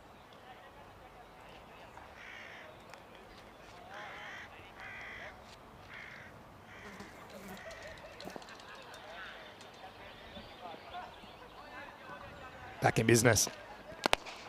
Oh, hit pretty hard, and that's for Zain Ali. Just seems to have a bit more power than your average bear, doesn't he? Comes down and clubs this. And it wasn't too far from the fielder, but that's the difference. It skips along the outfield, hit pretty flat, and runs away for 4. Good batting. Yeah, don't know if Rob Kemming's much of a bat enthusiast. He might be putting that one up on eBay or something a little bit later on tonight. Slightly used. Another powerful shot. This time, long on's come a little bit straighter. That's Imad Khan. He's probably smart. I think I'd rather field a bit straighter and try and force Zain Ali to hit across the line of the ball a bit more. Maybe he can induce a mistake.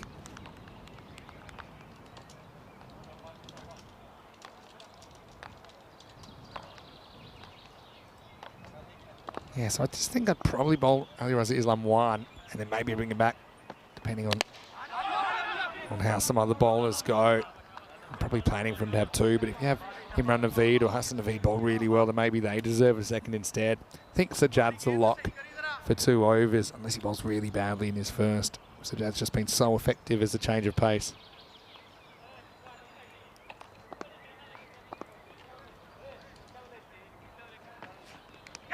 Edged and gone.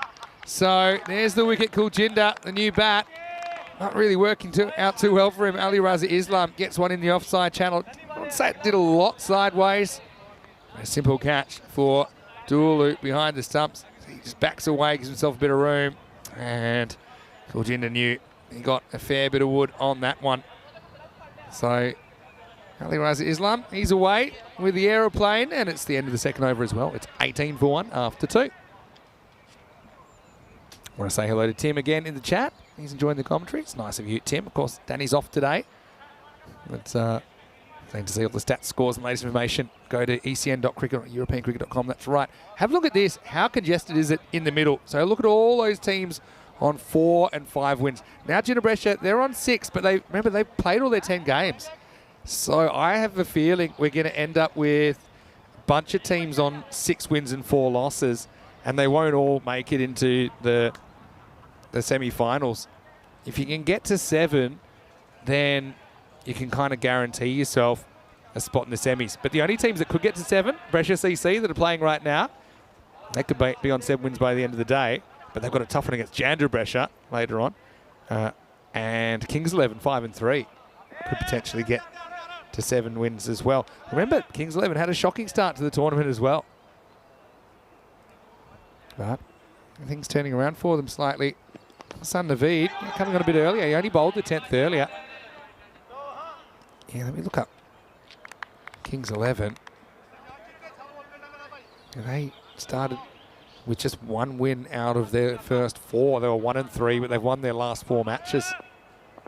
And one team that seemed to be able to score those 100+ scores. Exception rather than the rule.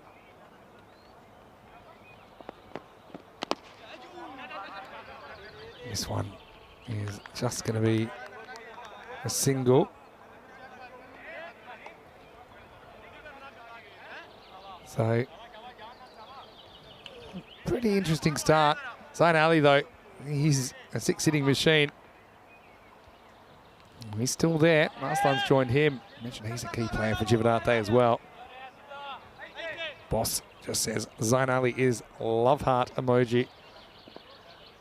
Sometimes words don't do the job, do they?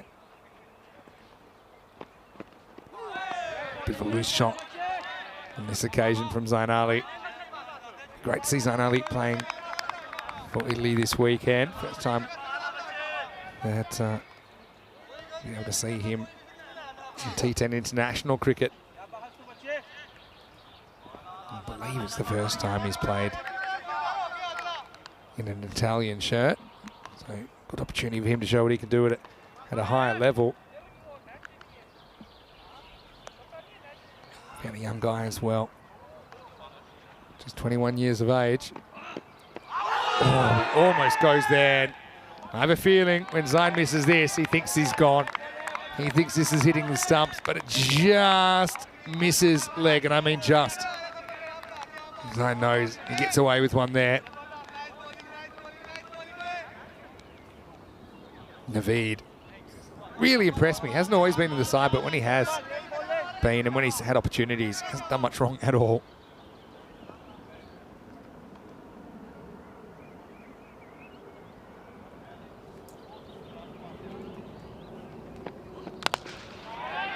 Hit back pretty hard. A lot of work for the fielder, and he's not going to be able to get there. Result, it's 4 runs. And so, yeah, bit of a rough one for Brescia CC. Just finding the gaps, and yeah, Imad's a very good fielder, but that was just hit too well. Zain seems to be able to get the ball to run further and faster than his compatriots.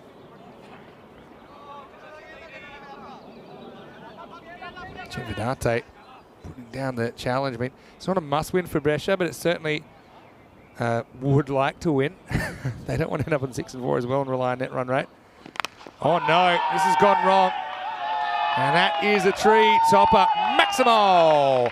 Got to say, this looks pretty high, though he is tall. Let's have a look. I mean, he does charge, so there's that. How high is it? Yeah, it probably is coming down. The umpire calls it no ball straight away. Yes, I think it was given. I mean, if there's doubt, then you give it. That's the thing with these ones. And so, yeah, it has been called. Look, I know you can argue the toss on whether that's maybe coming down or not.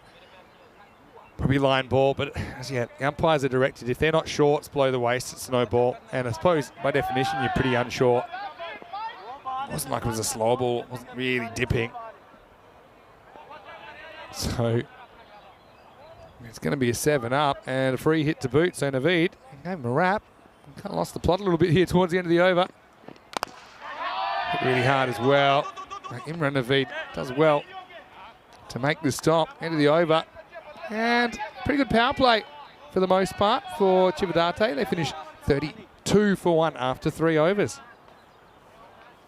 Getting a lot of pressure on that guy. Who will pick up the strike in the 4th over, but I've got a feeling that we'll see Kalab Sajjad with his leg spin here in over number 4. And he just has the knack of getting the big wickets for Brescia EC in this tournament. 14 of them so far. Maybe a late switch. Sajjad was about to bowl, but they've said no. We're going to go back to Ali Raza Islam. Okay, well, this is kind of what they did last time. Brescia EC. It didn't work out great because Ali Raza Islam went for 18 in the 2nd over he bowled. That was in the 4th. So Sajjad was flirting with the ball. He says, no, I'm going to back my all-rounder Ali Raza Islam. Now, I ain't going to run first balls on Ali on strike. Kroom saying, yeah, a bit harsh, maybe. But I suppose you shouldn't be bowling that high. I mean, it's a tough one. You could maybe make an argument that if you come past the kind of little hash marks, which are for the protected area, maybe you lose your right to that height no ball. That's maybe an idea you could flirt with. Oh, this is hit really well, and it's straight through the hands, and it's going to go. So Maximo, this was an opportunity, but if there were police around, I think they would have booked this ball for speeding because it was hit so hard from Zain Ali. Fielder just doesn't get their hands together. Off the fingertips, 6 runs. Riaz Madassa's fielded really well in this tournament, but that one just eats him up. Big moment in the game, remember that. Zain Ali dropped on 24.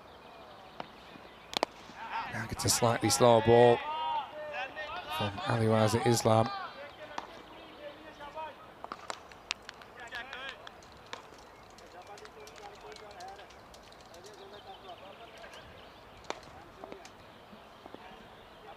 But Chivadate out of the blocks here.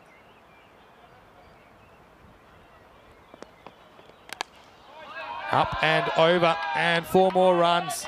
It's Arslan this time, getting in on the action.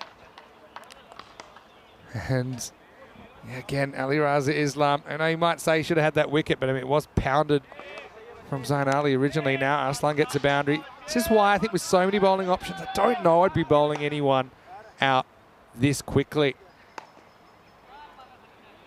I think that's okay. Javed Mohammed is one I would have considered just because he swings the ball so much. But they didn't go back to Javed anyway in the 3rd. Now Arslan works this way inside out for a single. Chivadate, a team we first saw in 2021 in Brescia. Saw them in Brescia last year as well. And seeing them for the first time in ECS cricket in Milan. Tim Reedman asked me, what's my favourite moment up to now? We might have to be a bit more specific. Tim, do you mean in this tournament? Bowled up in the block hole. Doesn't make the return stop. Into the 4th over. Ali Raza Islam goes for 19 in his spell. That over goes for 12. And the score is 44 for 1 after 4. Checking out the run rate, still early days, but 11 and over. Pretty healthy start. Just the 1 wicket down for Chivadate so far. Oh, look, probably my favourite moment in this series. I mean, I always gravitate towards the golden balls, right? So, got to say the golden ball where I just stepped into a wedding reception and watched it live, sneakily, on one of the couches away from the main tables. The Fresh Tropical versus Bergamo CC golden ball was probably one of my favourite moments as far as making memories. Sajjad does come on now in the 5th. And the first one's worked away from Arslan, so another boundary. This hasn't happened too often to Sajjad. I suppose this is a ball which is just wide of the off stump. I mean, just. But well handled by Muhammad Arslan. I suppose also enjoyed watching the 6 sixes in an over from Zayn Ali. Well, a lot of my favourite moments I wasn't actually here for so far. I realised. Just heading down leg side, I think. Sajjad just slides on, doesn't really turn it a lot. Maybe a bit of bat in this as well.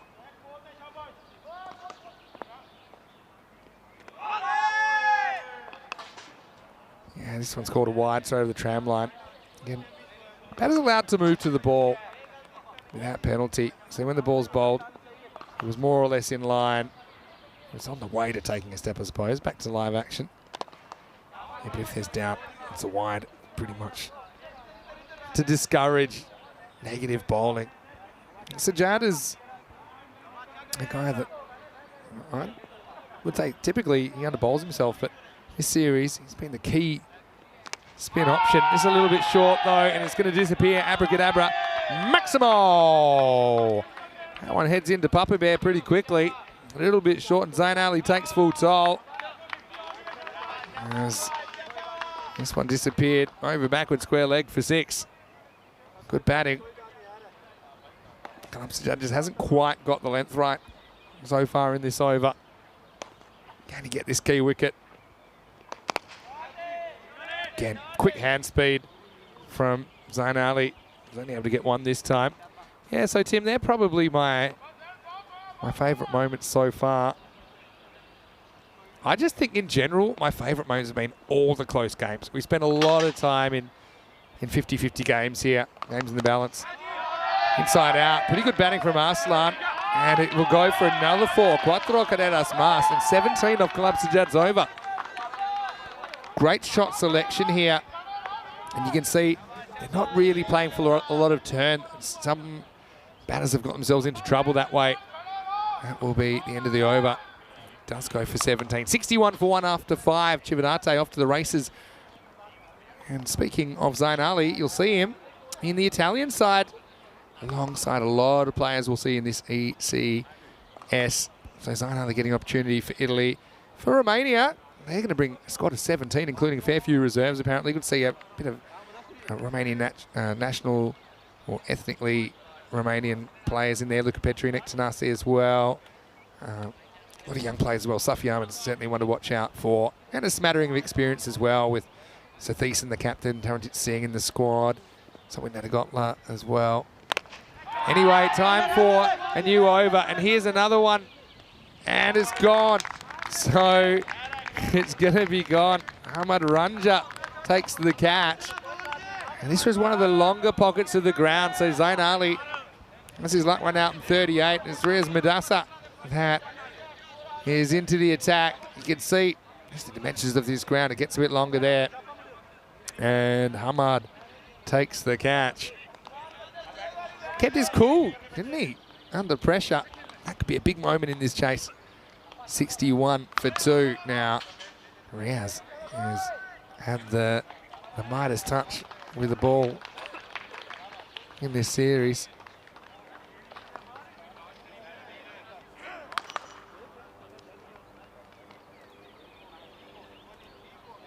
Long boundary for an ECS ground at least. And so Zayn falls on his sword, but he's got his team off to a great start. Got him through the first half of this game. Someone else has to pick it up from here. Arslan's looking good.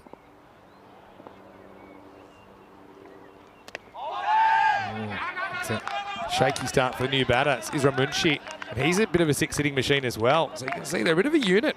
Chivinate. I think it's only good for the competition when we see these I won't say new teams, but up-and-coming teams, really mixing it with some of the established teams here. Oh, this is almost chopped onto the stumps. Late decision to go. Dooloo thinks about throwing, then realises, no, I'm backing up, probably not worth it, might not have been out anyway. So Munshi gets off the mark via his own body.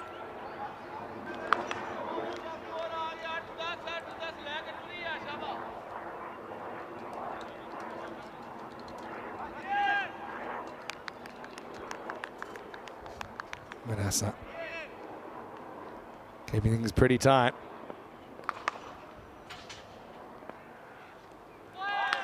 Swing and miss. So, Precious EC can palpably feel that they've gotten a bit more into this contest now.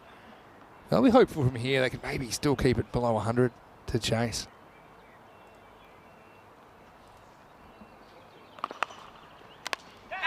Thick edge and gone. So Arslan's going to go now. Both the established batters go in the 6th over. Madassa does it again. I suppose there's an element of luck in this dismissal because this edge can go anywhere. But it's pretty much straight to the fielder. So Arslan, the next man to go. Madassa grabs 2 in the 6th. And the score is 62 for 3. Nice catch taken as well by Javed Mohammed. Has had to take maybe one step to his left, not a big step at all. And so Chivadate at the crossroads. Well, here's another good boundary hitter, Ali Sadat, coming out at number 5. So you can see why they've been dangerous in this series. That they seem to be able to have these players that are able to hit boundaries on this field and under these conditions. And I think I saw a statistic that said that Chivadate were hitting more runs in boundaries per innings than any other team. So Chivadate, they're hitting 7.9 maximos per 10 overs. That's the best in the competition. They're scoring 65 runs on average in boundaries per 10 overs. That's the best in the competition. Well, one of the issues is that they're the second worst in conceding boundaries, so there's that. But, I mean, certainly as far as their batting goes, they've been having a good time. 62 for 3 after 6. Precious EC only allowing 2 extras so far in the innings. So, Club Sajjad, he's coming back for a second. I like this, even though his first over didn't go too well, but does provide some important variety, and you've got 2 new batters to bowl at as well. In the air, hanging, again, goes right back to the line here and takes it. Another catch. They have caught well, haven't they? And it's yet another catch for Hamad Ranja, who's into the lineup. And so Kalab takes another wicket, put it with the rest, and I like that. I like the decision for the captain to bowl himself a second over, because it's a different proposition, isn't it, with 2 new bats at the crease. Imran Naveed skating around to his right to back that up, but Hamad had it under control. The collapse is on here. It's 62 for 4, and that means they've lost 3 for 1 in the last 7 balls. So remember, they were 61 for 1 at the halfway point after 5 overs. And 7 balls, just 1 run, 3 wickets falling. It's one thing to have a long batting order, but when you go through it this quickly, you only cause yourself some problems. Ranjat looks very assured, doesn't he, with the hands. Sikander Waleed comes to the crease at number 6.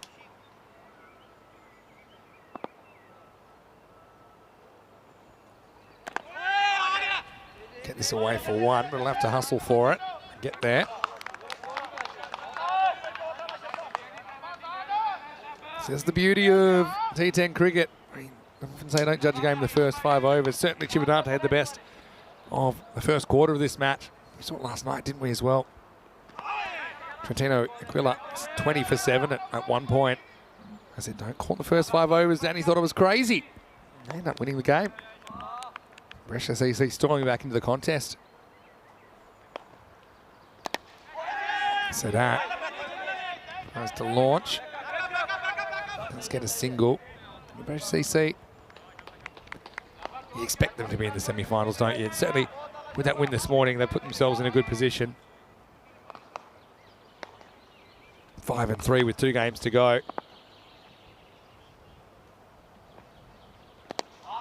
But they've got this tricky one against Chivadate. They're already going to be chasing a decent score.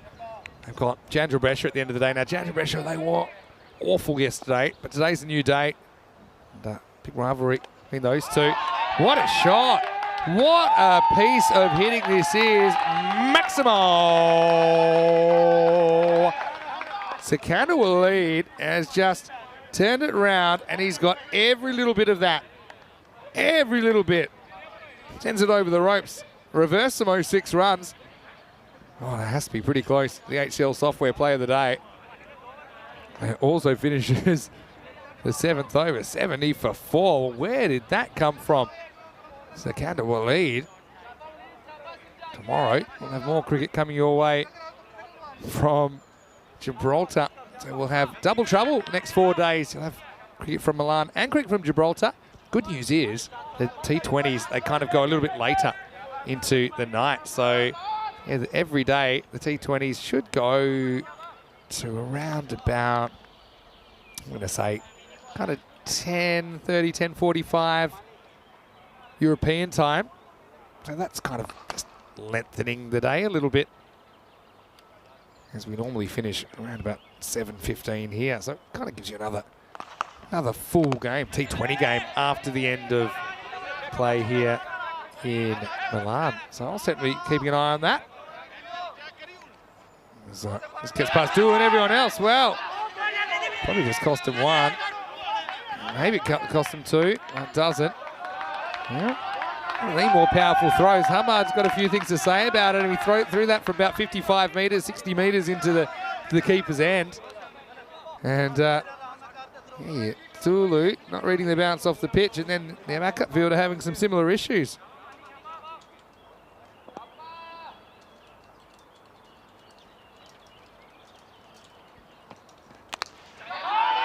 So that now cracks this and sends the field around as well to keep it to 1.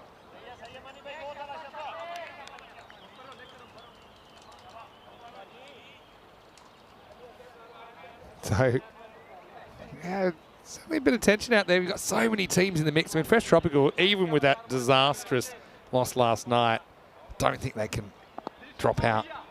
So they'd earned the right through a lot of close matches to top the table. Pretty sure they'll top the table. Suppose unless Precious EC can get a couple. Certainly, Fresh Tropical know they're in the semis.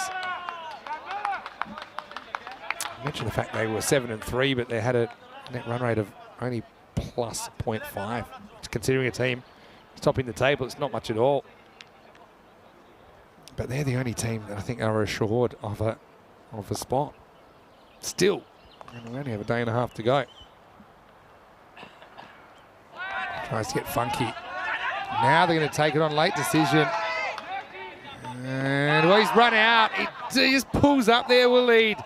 Needed to speed up, but he slows down. It's like he was running into the wind or something like that. Imran Naveed, he's got a dead to throw, and we're going to have a run out. It's going to be keeper first. Deflects off Dulu. He cops a dead leg for his trouble.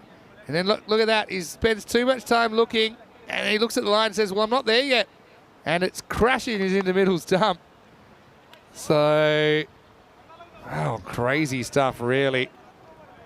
And Waleed, who plays one of the shots of the tournament, runs himself out. I didn't mind the decision to go. Dulu's down now. He's copped that in the leg, and it's missed his pad.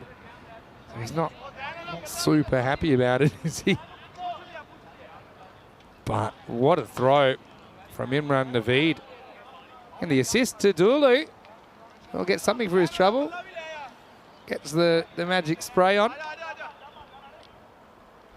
But yeah, not great running from Sakanda. And didn't mind Ali Sadat calling him through. And it seemed like he'd get away with it. I mean, how often do you get a direct hit from here either? But look, Sadat sees it and goes, yeah, come on, let's go. But again, he spends too long watching the ball then instead of looking at his partner. And then he's still watching the ball. And Naveed hits the middle peg out of the ground, and he knows that he's gone. It's not even close. You see, he needed the rear view mirrors there, didn't he? Sakanda will lead. And watching the ball rarely makes you faster. I'll tell you that much.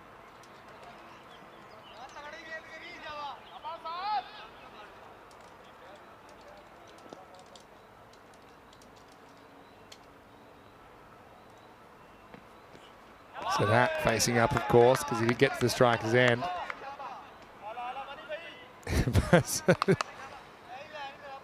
Yeah, I mean, I know that Uri Geller used to move things with his eyes and have a few tricks. I think that's kind of what he was trying to will that ball away from the stumps when he was looking around the corner.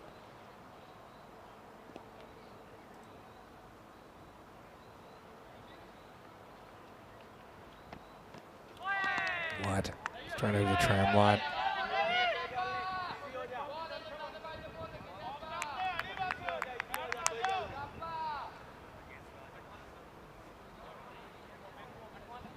So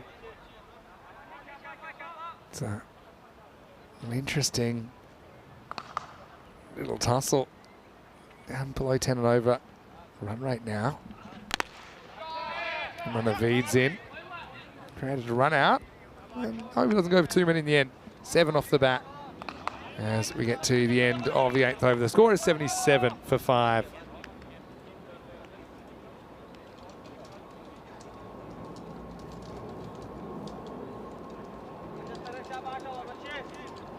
Looking at the run rate, you can see it's just taking a dive as those wickets have tumbled.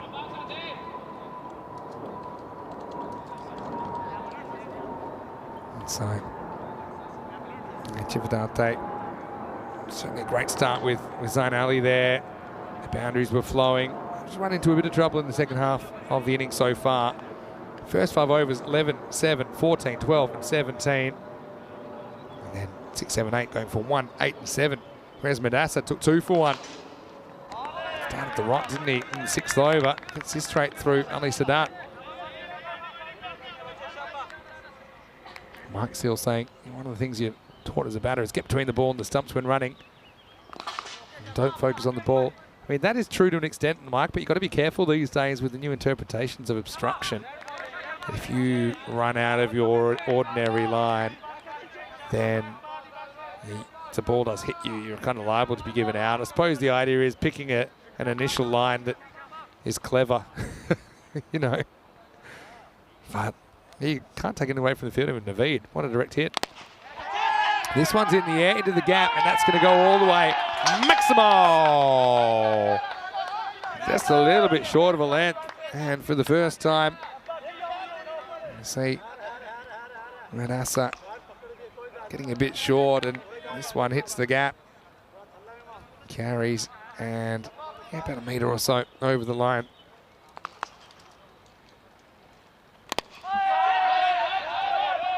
This one won't make it all the way, but they do get a single. Yeah, so see if Sadat can pull out a late run to get them over the 100 here.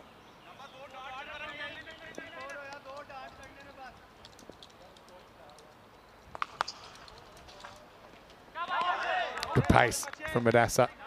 Still got a ball to spend here in the 9th.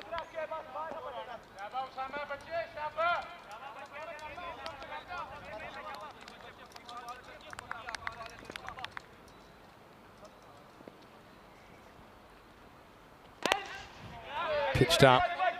Mazaffa off the mark. He'll retain the strike. And, yeah, in the Mazaffa battle, it's Mazaffa that gets the single. And with 9 overs down, it's 85 for 5. So it could be a really good over to get over the 100 now. Certainly a very powerful start, like I said. 61 in the first half at the moment, just 24 off the second. With an over to go, though. Imran Naveed's going to come back and bowl over number 10. Bowled pretty well in the 8th. Didn't give up a boundary. So let me see who doesn't get a second here. Hassan Naveed only gets the 1. Javed Muhammad only gets the 1. Javed Muhammad I can understand. Not badly, but if you don't bring back in the 3rd, I mean, he's a genuine swing bowler. Don't think he's as effective late in the innings. Here's Imran. Just sneaks inside according to the umpire. He's got his toes just outside as well, which means that line probably moves a touch, maybe the width of the line. Importance of taking wickets, hey? Chivadante thinking to set something in the 90s here. Precious CC will still have to bat well, though.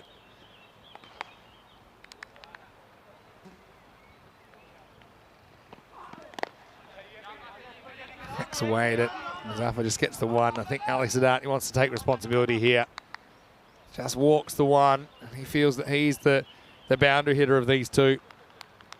I think maybe now, see him trying to make sure he controls the strike for the rest of this innings. 4 balls left.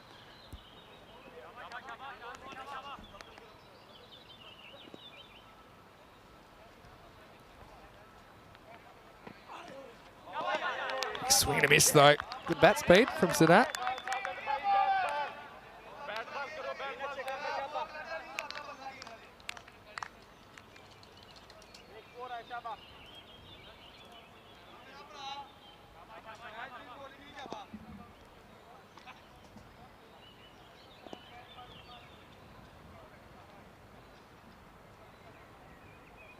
Imran trying to close it out.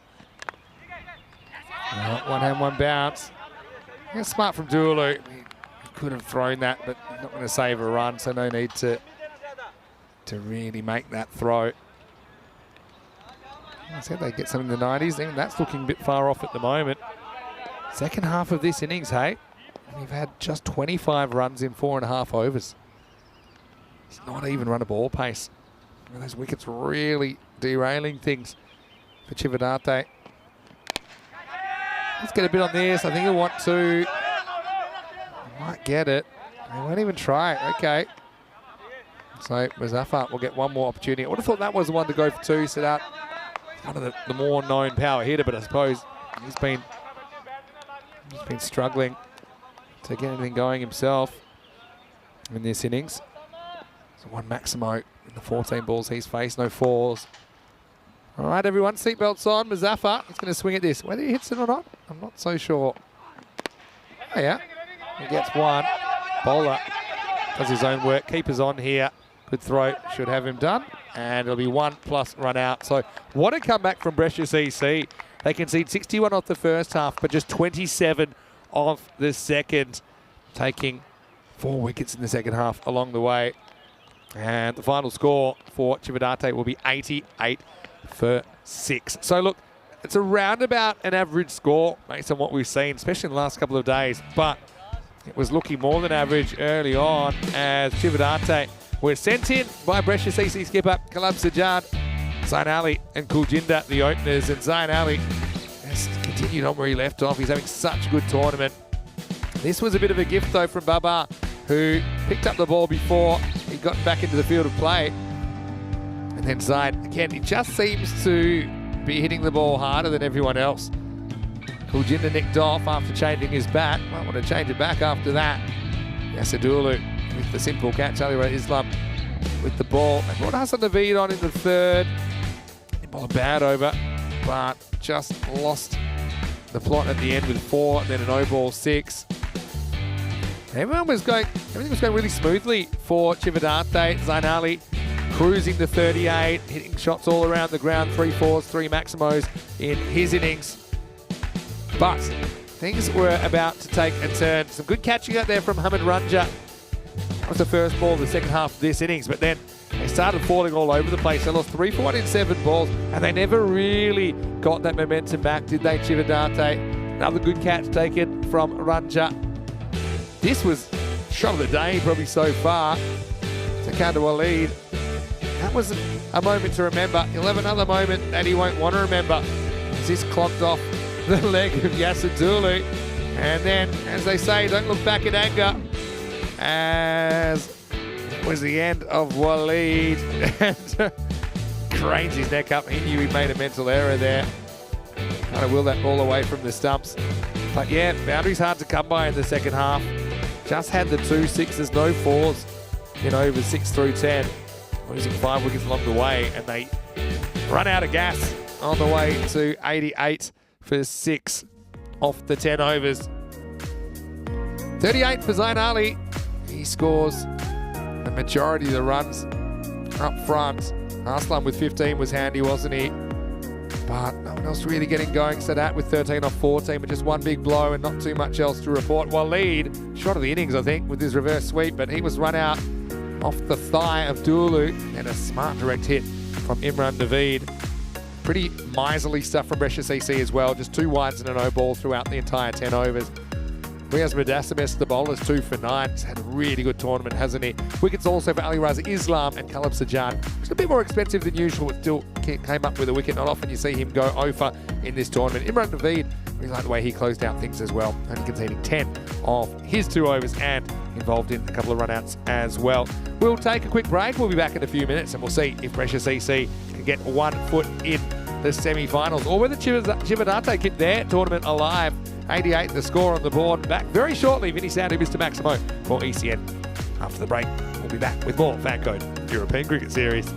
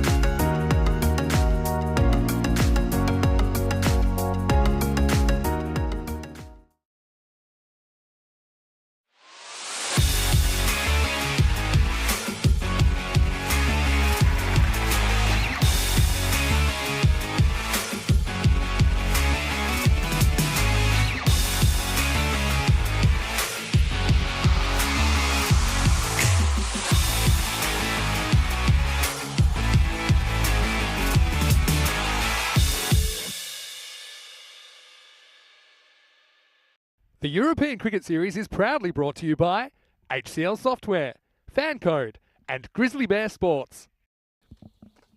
Hello, welcome back to Milan. Time for the second half of match number 48. We're exactly halfway through the day at the moment. Third match of 5 today, Brescia CC already with a win under their belt against Brescia this morning. And, got a battle on their hands here. 89, the victory target. Pretty much bang on the rate that we've seen as the average rate throughout this series. Cividate, he burnt a good start. They were 61 at the halfway point, but only 27 runs would come off the second half on the way to this score of 88 for 6. Yasadulu out there with Imad Khan. I've got to say, Imad in particular batted really well earlier today. Yasser probably not quite hitting his straps, but it's Muhammad Arslan to get going. Here we go with the second innings. Dulu wastes no time and he horns the 6 down to the ground. Well, that is quite a way to announce your arrival. Just angled in towards Dulu. There was no pussyfooting around here. Maximo! And there's 6 you won't need to get. What a shot that is from Yasir. He's done it against some good bowling before. Arslan gets a little bit too close to him and pays the price. Never mind is the call. Easier said than done if you're the bowler. Wickets. That's what you need, particularly the top 3.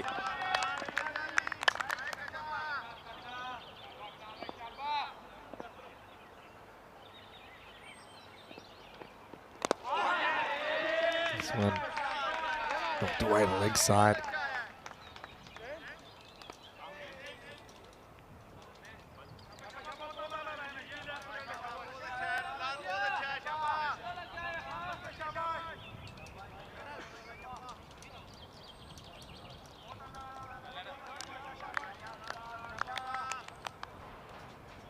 Imad Khan, though, I'm going to say, nice to see him getting back to a bit more of what we know he can do.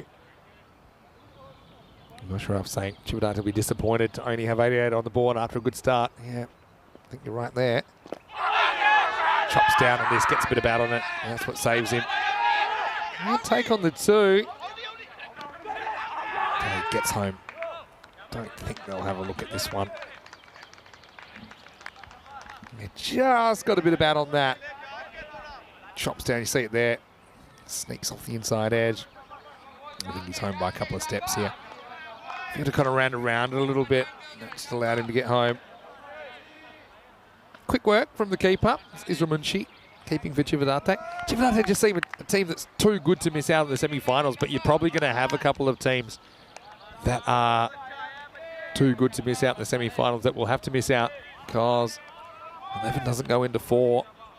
I'm really looking for the cream of the crop to have a chance at the trophy in this format.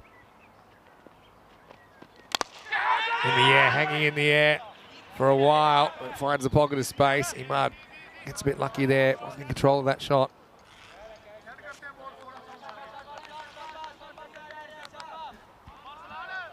Yasadulu certainly announced his arrival with a huge hit over mid-wicket. That's what good opening pairs do. If one isn't quite hitting them well, the other one can compensate. Imad certainly picked up the slack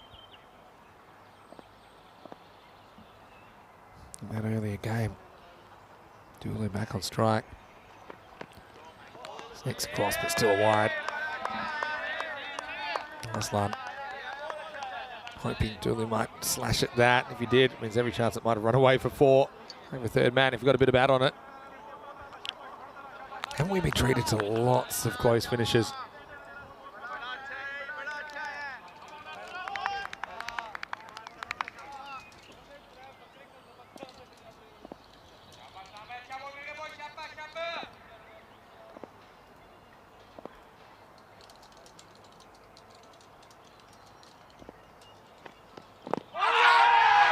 Down leg side. Just don't think that straightens from Arslan. Does get a dot ball. A good comeback.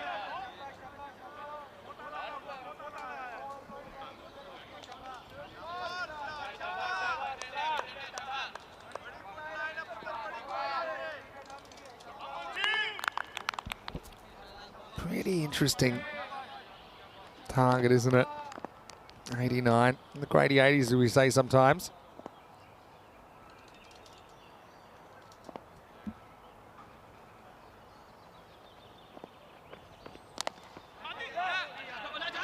This is dabbed away. And we'll come back for two. Closer than you probably should have been. Dulu not known for his running, but does leg out a couple. And that's the end of the first over. And so it's 13 without loss after one. 16 matches without a golden ball. We've had 2 in this tournament so far. In Malta, we actually had 5. And, that was pretty crazy. Having said that, that was a 4-week tournament, not just a 2-week tournament. Even so, it's pretty remarkable. Not often you get 3 in a 2-week. I think it has happened once before. Anyway, it's going to be Zain Ali who's going to bowl over number 2. What a tournament he's having. We think we could take a leading run scorer for Chivadate.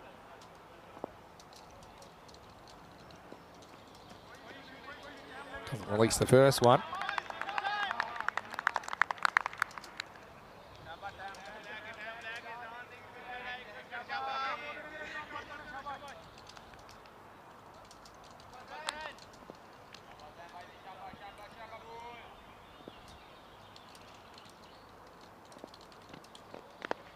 First one angles in to Imad, works it away.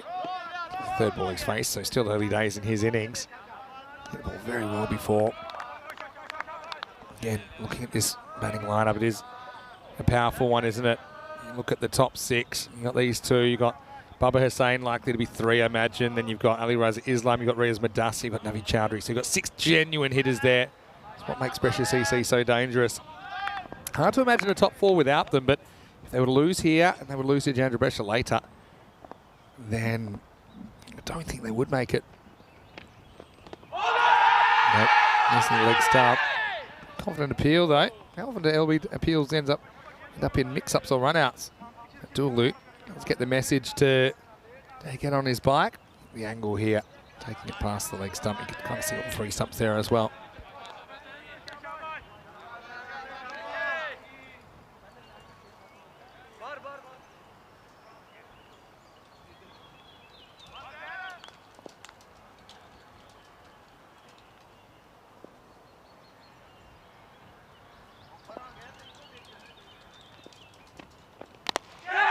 In the air and dropped. Well, he's dropped an absolute sitter. Now we almost have a run out, we don't. And we almost have an overthrow, but we don't. And now we almost have another throw come in and going right, but we don't. What an opportunity this was, though. Get rid of Imad, who's batted well today. But, well, it's a fairly simple opportunity that gets grasped. Zain Ali should have had his man there. Just remember that. Long dot then. Imad dropped on 4. And goes upstairs. Again, Zain Ali just seems to be doing things that other players can't do on this surface. We haven't seen a lot of bounces. It's a genuine bouncer. Goes past the ear hole of Imad Khan. Again, just got to pick yourself up. Everyone makes errors. This level of the game. Or any level of the game, really. Light on the rate at the moment, Brescia CC. So it's a good comeback, mini comeback from Chivadate after that first ball got drilled for 6.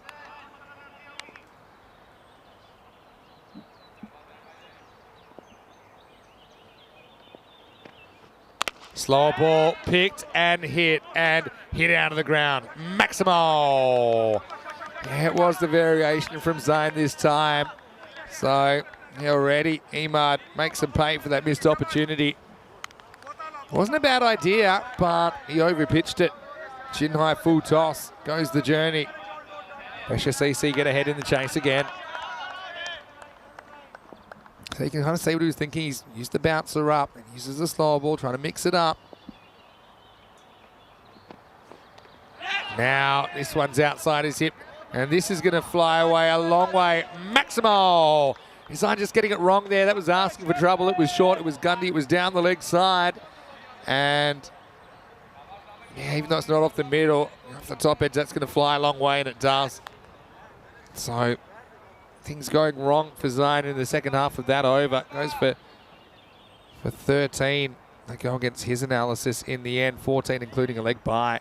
It is 27 without loss after 2. Yeah, look how congested it is. Could have a lot of teams finishing on 5 or 6 wins. Potentially there's 1, 2, 3, 4, 5, 6, 7 teams for the remaining 2 spots or 3 spots in the top 4. So you've got a lot of teams that could finish on 5 wins, 5 and 5, which you'd imagine in an even competition. And people would congregate around that 50% record if it is a truly even competition.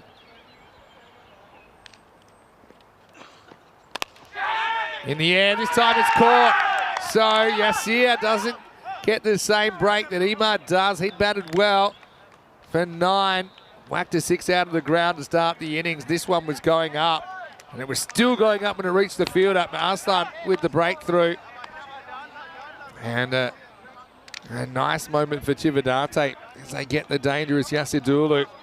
The first wicket falls 27 for 1. We saw how much wickets can change the narrative in the first half of this game. So Chivadate cruising at 61. The wicket started to fall. They finished at 88 at the full-time whistle. Baba Hussain comes to the crease at number 3, but I got to say, it was a pretty good catch. It's Mohammad Muzaffar that takes the catch. It was still kind of on its way up, I think. And he puts hands there and grabs it. It's kind of Waleed, we can tell. He's pretty happy about it as well. Understandably so.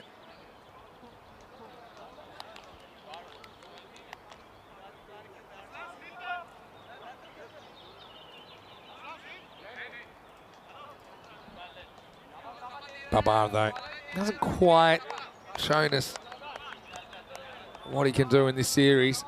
Just been showing bursts of it. Played for Cricket Stars last year, but formerly of Precious CC. Now back in the green shirt. Arslan into him. Whipped away. He should be gone first ball. He will be. Oh, it's a real break, isn't it? Because it bounced straight off the fielder and bounced up. And Baba Azan gets another opportunity. Can you believe this? I mean, Baba whips it away.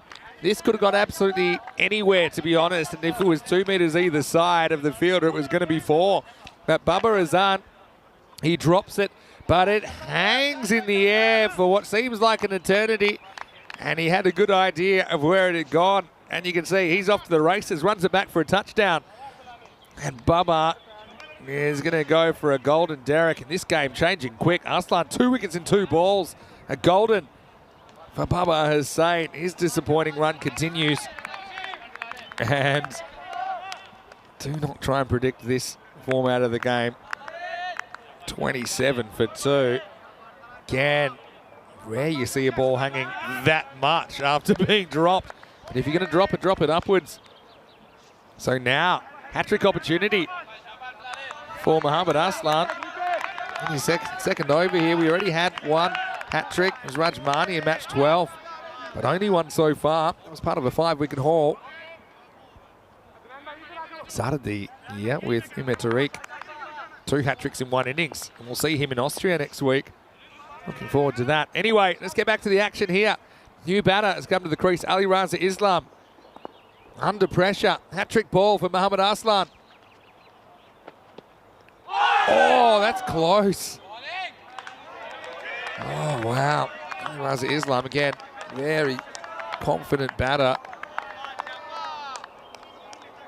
Close to the edge, inside edge that is. Could have chopped on easily. Ali Raza Islam survives. But this is a good run on. And those back-to-back 6s just lost the handle, didn't they? Chivadate at the end of the second over of Sain Ali. But then you'd probably trade the 2 6s for the 2 wickets they've got straight away. Slow ball. Almost a chance. Well, he doesn't really know what he's doing out here. He's going to go for 4. And originally, I thought that this might be whipped away for 6, but it wasn't hit that well. It's a slower ball. It's about knee-high. And he tried to turn it into a catch, didn't he? But It didn't really do either. Didn't get to the ball in the full. And then if you're not going to catch it, you want to back off and protect the boundary. And he wasn't able to. So I think that was Azad again out there. Being pushed back. There was Islam off the mark.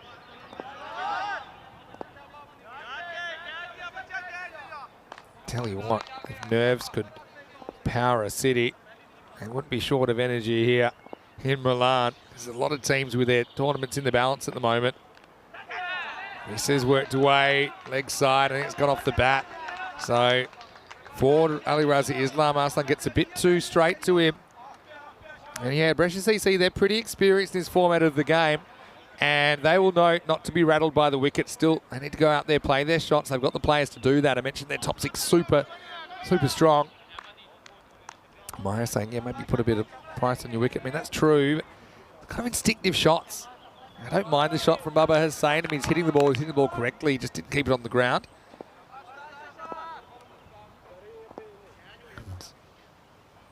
And before that, Dulu again took on the infield and lost. So let me criticise the shots of those two. Full toss, paddled back, end of the power play, 35 for 2. What a game this is. Contrast that with the power play, 32 for 1. Chivadate scored off their first 3 overs, so comparable in the 30s. They've lost one more wicket. Even the quote-unquote good teams struggling to get 100 consistently on this surface, the pitch surface and also the outfield surface. Pretty bright conditions though. I mean, ordinarily I'd say pretty good for batting. One of the drier days we've had here as well, so outfield about as quick as it's going to get. New bowler coming on. Adam Mohammed is going to be the next bowler for Chivadate. What entertainment we've had though. This is what you want. You've got 11 teams here. There's no Gumbies. They are all giving it a shake, aren't they? Even teams like Milan United, you know, had a bit of a shocking start to the tournament. Being very competitive, giving us a lot of close games. Kings 11 were down the bottom now. They're right up the top. And none. It's a wide, but if Munchie gloves this, might have had half a chance to stump Imad Khan. See how he overbalances there. He's just taken a bit too far away from the stumps. He hits this, so it won't be a wide. It would have been a wide. And Munchie again, not really able to do too much about that. So, yeah, I like the addition of Under Mohammed. Seen him playing before for Milan Kingsgrove. And that's more where he wants to be. Otherwise, Islam pushes, just gets one.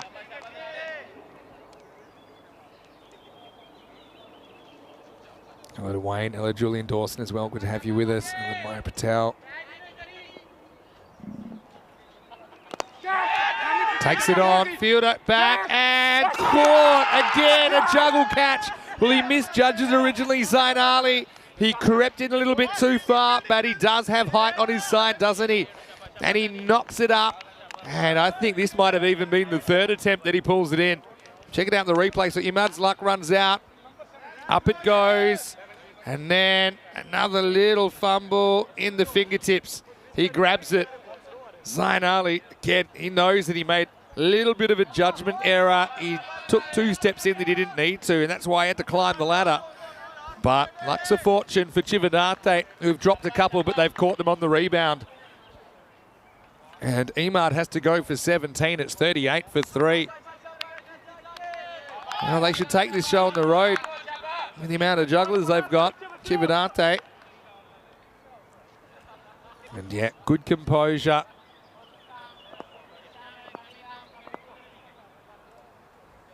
Here's Madassa, the new batter. This time, Zain should handle it on the ground.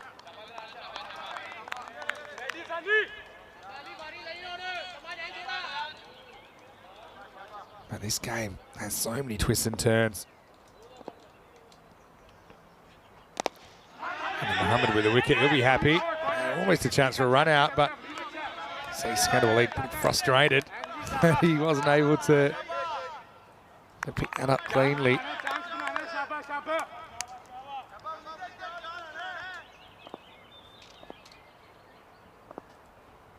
Nice pulley over. Yeah, that's well bowled. The ultimate mixed bag from Adnan, but he only goes for 6, so that's a win. Again, spin changing the game into 4. 41 for 3. Yeah, Maya saying, maybe hit it on the ground. I suppose the issue here is you're not really getting value on the ground, are you? We talked a little bit about the fours rate, so the rate of 4s per 10 overs being really low here because of this slow outfield. So if I was to look at that, we're seeing 5.2 maximos per 10 overs, we're seeing 5.1 4s, so pretty much parity. Whereas in Portugal and Cyprus, we were kind of getting 2 4s for every 6 hit. So we're seeing closer to 10 4s per innings. Here we're getting 5 4s per innings. And so I can totally understand why batters are taking to the air. Kuljinder brings himself on. This ball that probably would have been a wide, but just be a single. Yeah, so that comes with extra risk, doesn't it? If you can't necessarily just take 6 singles and over because it's not quite what you need, and you'll just fall behind bit by bit. So it's hit pretty hard, and it's going to be knocked over for 6. Maximal. Well, to be honest, as Medasa had one of these in the first innings, this is hit real hard from Ali Raza Islam, and yeah, I mean, not an easy catch. Easy for it to burst through. That's exactly what it does.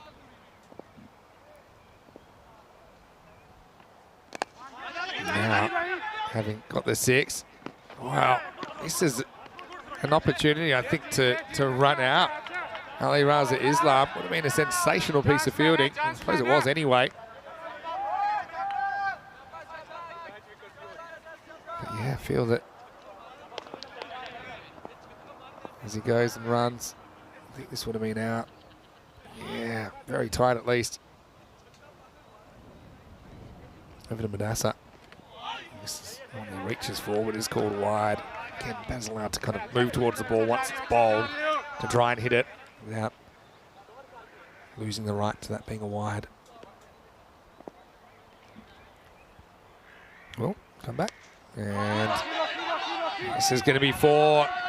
So things getting moving. Resha CC brought up the 50 with the previous ball.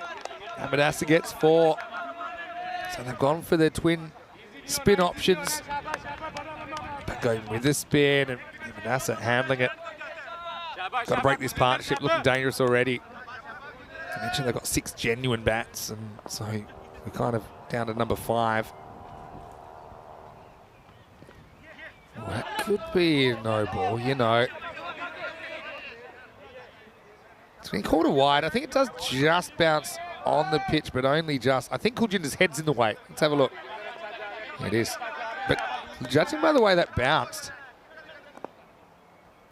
what is that? It might have been a case for a no ball. I don't mind it being called a wide, though. That does mean they don't get a free hit. That's the difference. But I'm not a huge fan of the no ball for off the pitch rule anyway. I think that it's a very harsh penalty for it to be a free hit as well. I'd say I wouldn't have a problem being called a no ball if, say, it jagged back and hit the batter on the stumps. But apart from that, should it be a wide anyway? This is a wide. It's definitely a wide. It comes back, but when it passes the crease, it's definitely cutting the line. There's no way this ball's completely inside the line at that point. It comes back a bit. But by the time it passes the stumps, but that's a wide. Every day of the week. It's well bowled though. But the over will cost 17. Not ideal for Chivadante. This tournament is hanging by a thread. 5 overs down in this chase. It's 58 for 3. Pretty much run a ball required from here on in.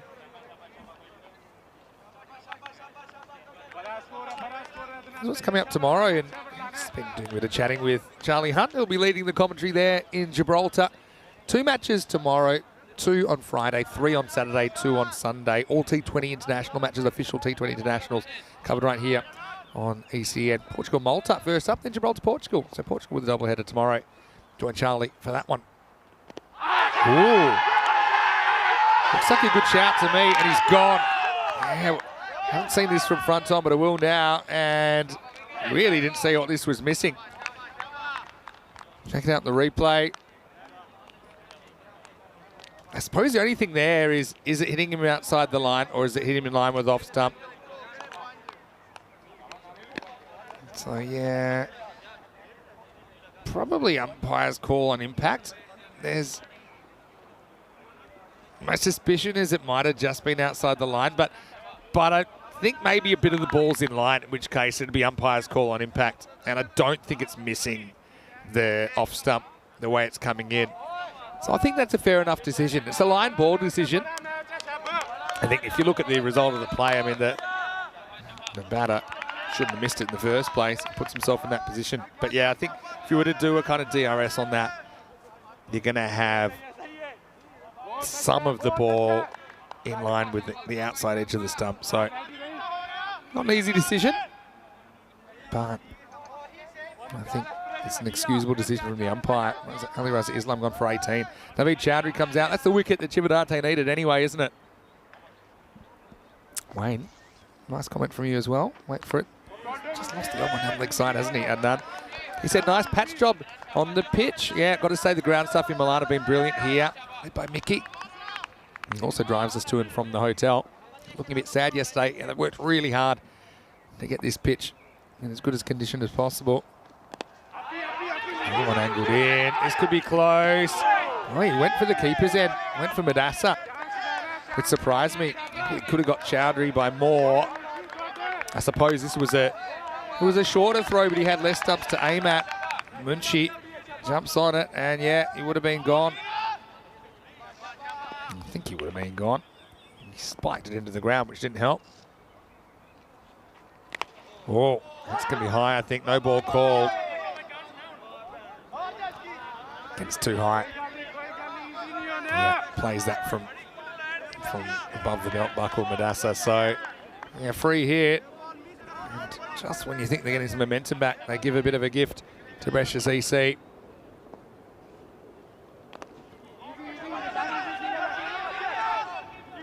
This is not really cashed in. They get one. Yeah, might have thought that was outside the line, but I mean, I suppose you can't see the off stump.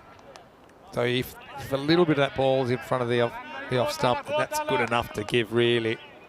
It would go on the umpire's call, so I don't think you could say it was a bad decision. The umpire's judgment seemed fair enough. This one's outside the wide line. It's going to be sliced away, and that will get to the boundary as well. So Chowdhury gets into his work. Brescia CC seem to have this in hand. That takes it under a runner ball required. And yeah, that's one of the shorter boundaries. So up to 66 now. 23 required. Off 26 balls. And he just hasn't quite had his control, has he? His left arm spin. He's had a few of these lost down the leg side like that. Not the worst figures ever. Having said that, he's got 2 for 15 off 1.4.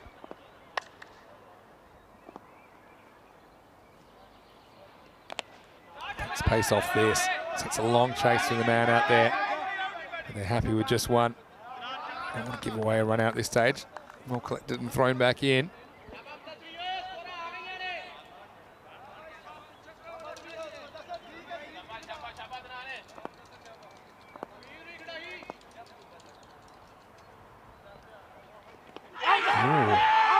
He likes it. Maybe high. Into the over, 68 for 4. This is an interesting one. It did hit him very high in the pad, but not many balls are going over. Does he sneak outside the line again? It's in line, you know. It's a pretty good shout. Only the height. It's not the line. Climbing. Oh, I mean, probably just going over the top, but it may have clipped the top of the stumps. The height was the doubt from the umpire. So, yeah, that's fair enough, I think. 68 for 4. Off 6. Climbed a bit more than some other balls on that length.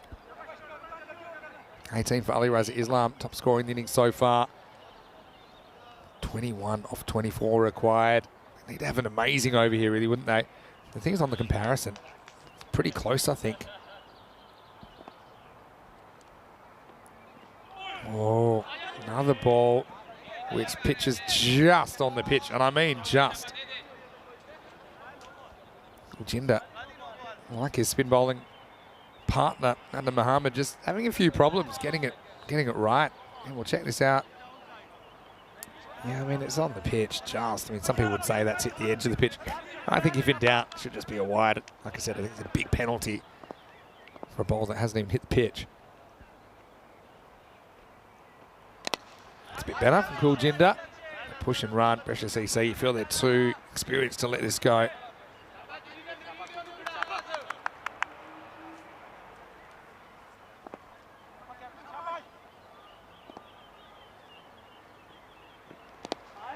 Spears this in towards the stumps.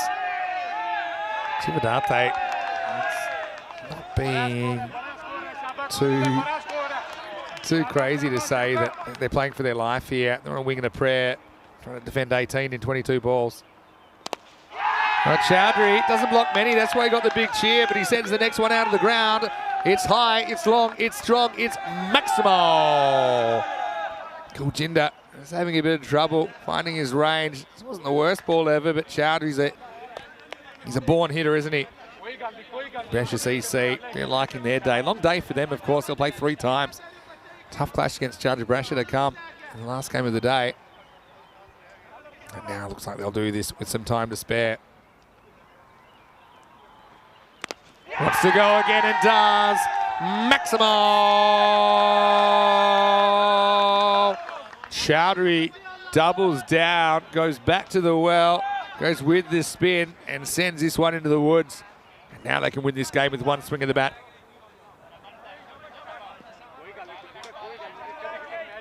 For 6 to win. Chivadate need to back up against Trentino Aquila in match 49. Trentino Aquila winning the toss, electing to bat. That's coming up in about half an hour. Let's get back to the action. This is called a wide. And Trentino Aquila have been master defenders, haven't they? So that's why it makes sense that they would bat first. This game may not even make it to the end of the over at this rate. Goes one more time. Maximal! Game, set, match. Chowdhury comes in and knocks up a quick 30 off just 8 balls, and this game is done. Put a fork in it. And Chivadate, again, shows you how much things can change. After 5 overs, they were in command, weren't they? They were 61 for 1. They kind of fell in a heap and a splutter to only make 88, and Brescia CC pull off the chase, and they do it with plenty of time to spare. Over 3 overs in hand in the end. So congratulations to Brescia CC. They get that precious 6th win. Once again, we've got this match coming up. Chivadate need to pick themselves up. Both teams with identical records. So I suppose they're playing for position there. And I don't think it's impossible to get through with 5 wins. It just seems really unlikely that you'd sneak into the finals. But still, just got to win every game possible. Game 49 starting in 30 minutes time right here on the European Cricket Network. Let's go and have a look at the highlights. And it was an interesting one, wasn't it? Yasadulu came and he just smoked that first one out of the ground. Imad Khan contributed 17, but Dulu was fresh out of luck, wasn't he? As he was caught by Muzaffar. And then it was time for the juggling show. Step right up, step right up. Firstly, Baba Azad with that one. And then Zain Ali said, well, if you can do it, I can do it. He grabbed that, had a few metres to spare in the outfield. And so things potentially turning around, but then that was a bit of a buzzkill, wasn't it, for Chivadate? This one, line ball really. Umpire thought it hit him in line. Adnan said, yeah, I agree with you. No surprises there. Naveed, though, he looked like a man that had to go to the bathroom real quick because he went 3 Maximos and a 4 in only the 7 deliveries, and he finishes actually 24 off 7. And he finished things in a real hurry. 90 for 4. Win comes up for Brescia CC with 19 balls to spare. Again, extras hurt. Chivadate a little bit there as well. 11 wides and no ball in that almost 7 overs. 24 for Chowdhury steals the show after it was set up by Imad Khan with 17. Ali Raza Islam with 18. Dulu also got them off to a rocketing start with with a 6 off the first ball of the innings. Just the 4 bowlers used. And then Mohammed, he was a bit all over the shot, but he still good figures for him too, for 16. 2 wickets for Arslan in 2 balls.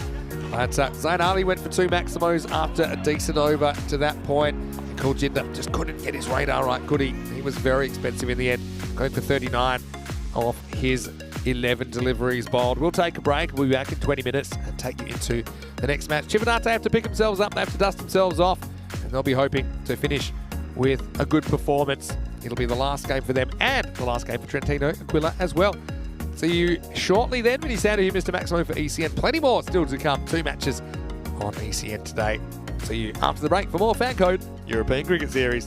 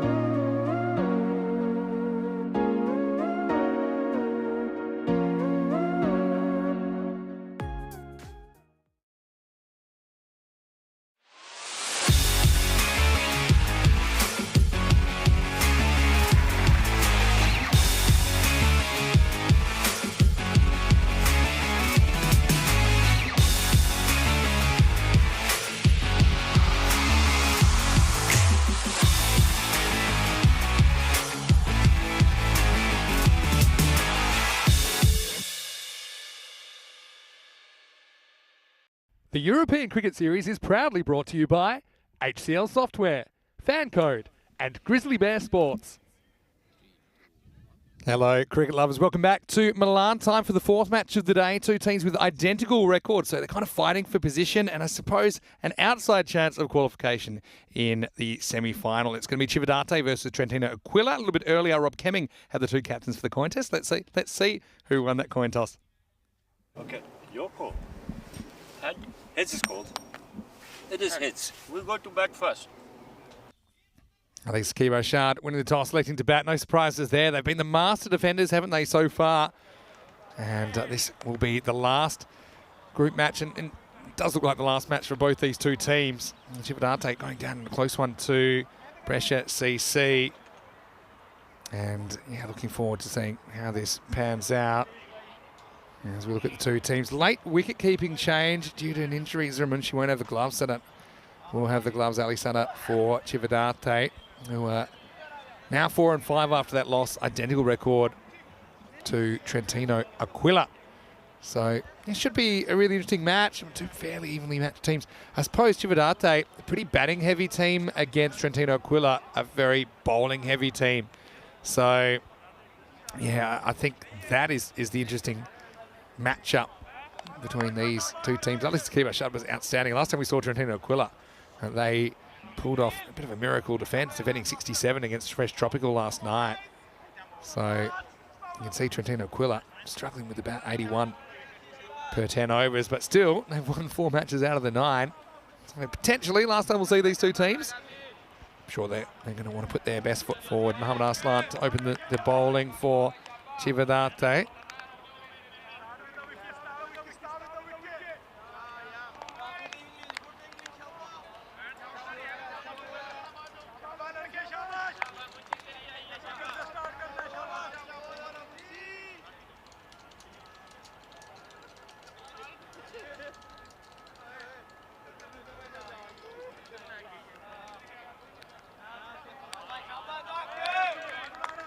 Welcome back, everyone, to the broadcast, whether you're watching on FanCode in India or whether you're watching on our YouTube channel, ECN European Cricket Network. 2 matches to come.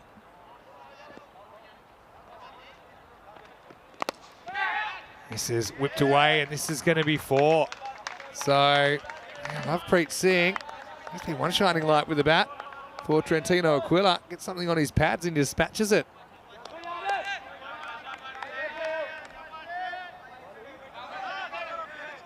And so, very, very good timing of the ball from Lovepreet. You want to say, let everyone in the chat as well, Motel. Some interesting comments about the spinners not really getting too much control in the last game. Chivadate, let's see if they're a bit more on target this time. First, we'll have the pace tack, imagine Arslan and probably Zain Ali.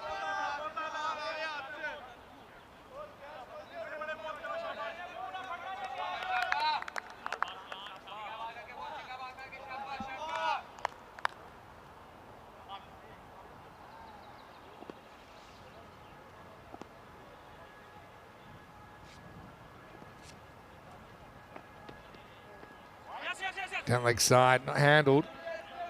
Maybe they can push for 2 here, although there's no real interest from Adil Ahmed. He's happy with the 1.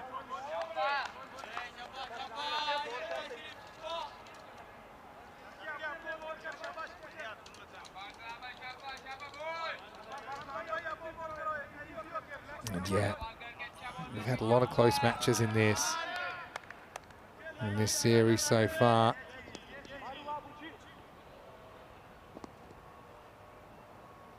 I'm sure we'll have a few more before the end of the week as well. As Arslan hit hard. There's Zain Ali doing the fielding. It's a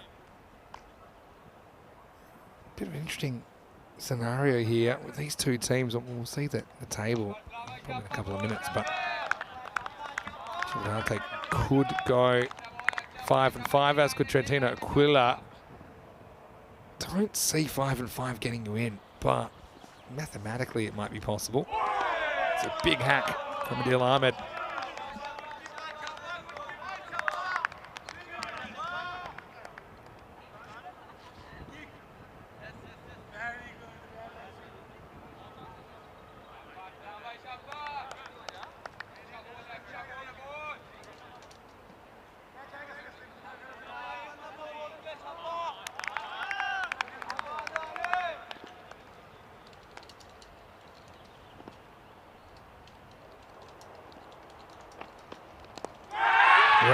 He's poked this one up and he gets away with it.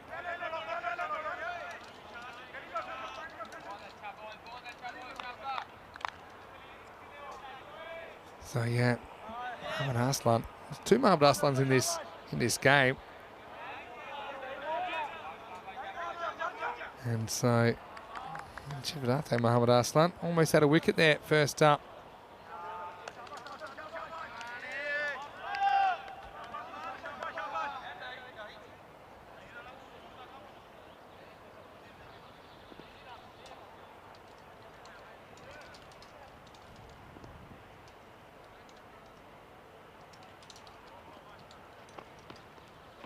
Alex Side has had his work cut out from so far. Now he's set up with the gloves. Ezra Munshi sustained a minor injury, so he's out there, but he just doesn't have the wicket-keeping gloves on for Chividate in this one.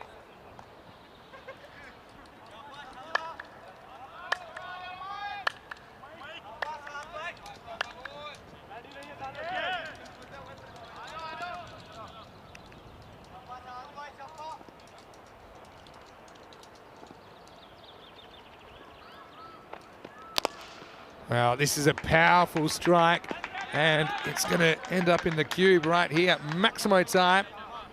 And, well, been under attack today. This is a powerful flat bat smack, isn't it, from Adil, who's a 6-hitting machine.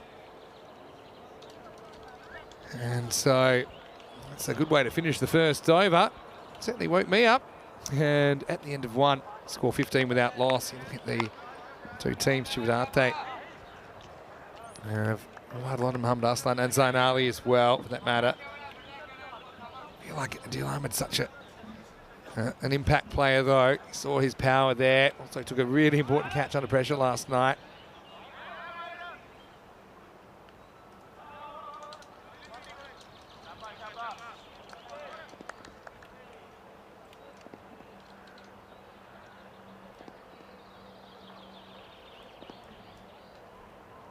So it is Zain Ali to bowl over number 2. And it's going to start with a 6. Well, Maximo has Trentino Quilla move up into the 20s.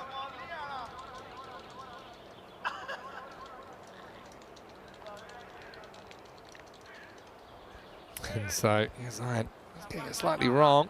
His control's been a little bit off today.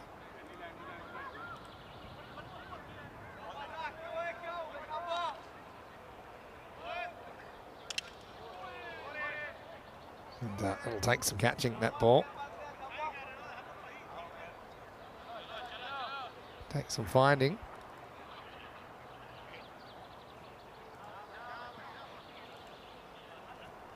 But they have found it, and we're good to go. All right, Trentino Quilla. Yeah.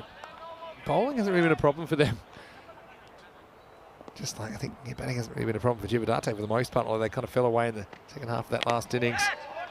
And they were batting. This is trotted away. They're going to run in the end, looking for it, but Kuljinder, the captain, makes the stop in the infield.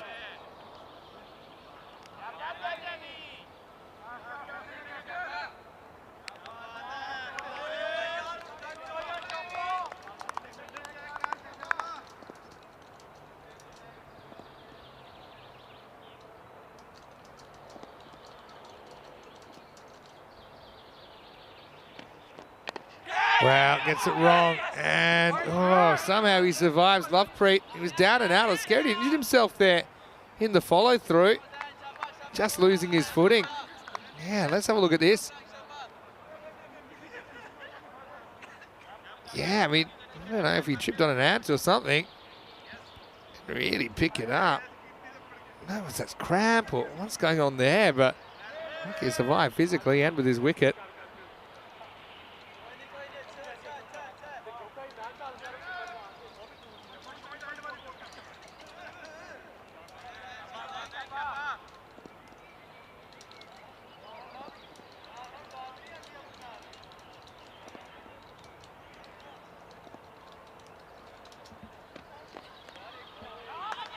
This is worked away, leg side, there's going to be 4. And Zain Ali once again just loses it down the leg side, it's Gundy, and it gets the treatment.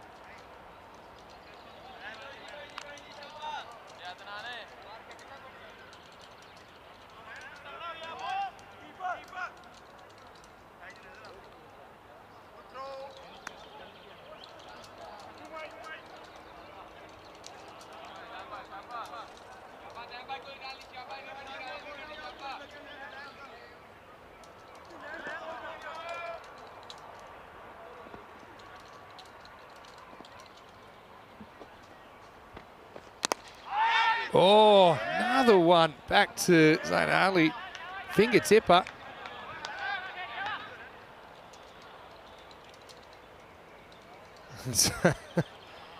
Wow, talk about your teasers. Lovepreet may have got half a fingernail. Don't know how long his fingernails are.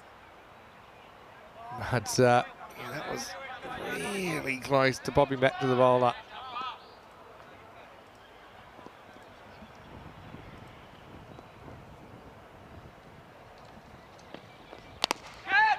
Now it takes it on. Another one that'll find some grass. This time Arslan does the fielding. So, Antino Aquila riding the luck early. Lovepreet still there. So is Adil Ahmed. 26 without loss after 2.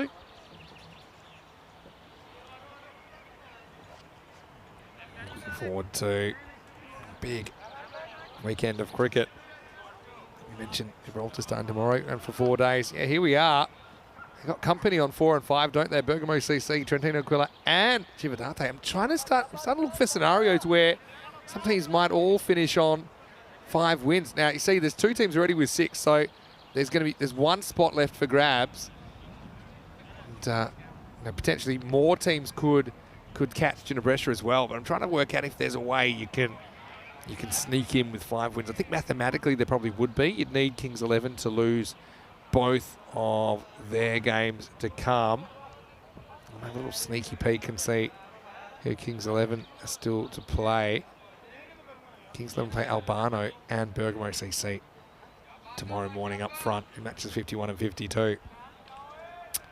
Still don't think 5's going to be enough, but yeah, mathematically it might be a chance.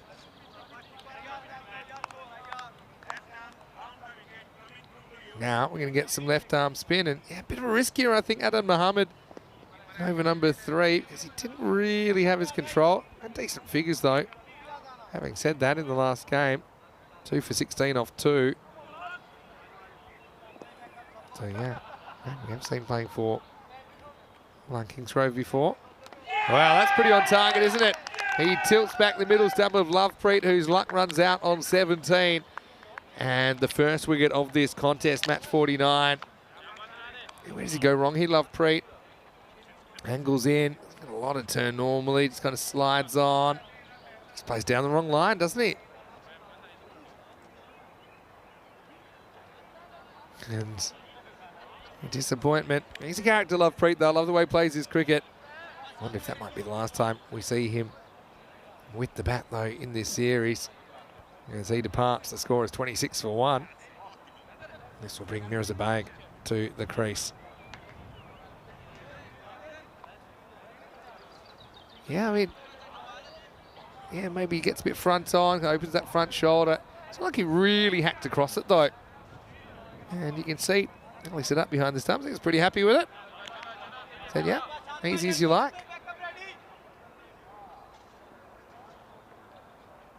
Oh, yeah, this is going to hit middle stump as well. And then Mohammed, he's locked in.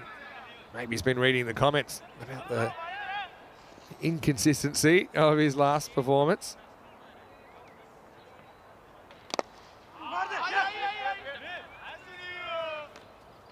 This is a bit of a sticking throw that comes back to him.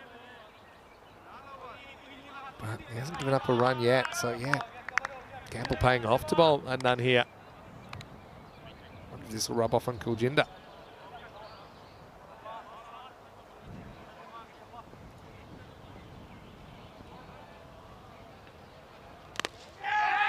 Goes after this. It's more high than it is long. Good luck. Well, you could kind of tell from the body language that he wasn't too confident under this. He came in, he went out, he did the full hokey pokey, and the result's going to be 4 runs. So Mirzabag gets off the mark. Dropped on 0, so in he goes. Has to make the late adjustment. When you're moving that much under a high ball, it's a sign that you might have misjudged it, and that turned out to be the case. And now no one's catching this. He hits across and hits it a long way. So wound open, Salt poured in after he could have been gone for 0. Blink, and you finds himself on 10.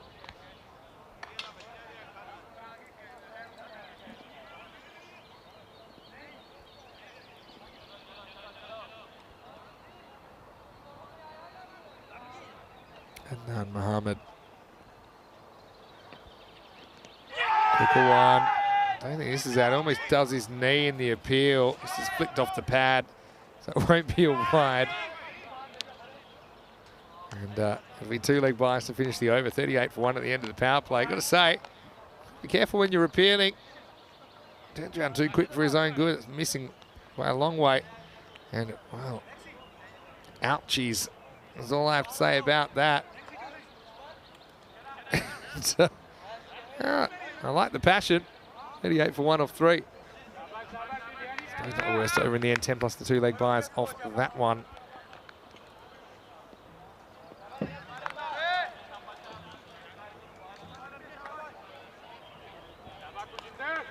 Now they're going to the other spin twin, Kuljinder, coming on. And he was a bit off, wasn't he, that last game? Let's see if he's found his radar. Pretty good first up.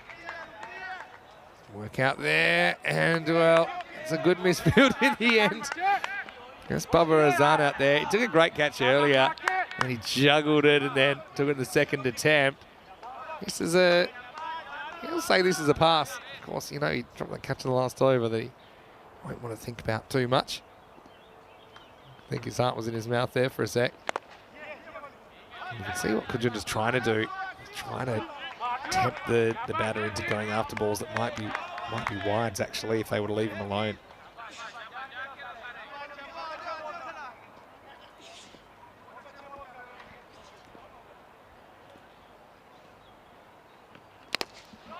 He goes with the spin, and he gets enough of it. Going, gone. Maximo! Bag is on borrowed time, really. Probably should have been taken on 0. He sends this one out of the ground, and just like that, he's on 17. New balls, please. Kujinda saying, "Okay, go fetch this," and Mirza says, "Yeah, well." He's got good reach. And just going with the movement, natural movement of Kujinda, which is into the right-hander.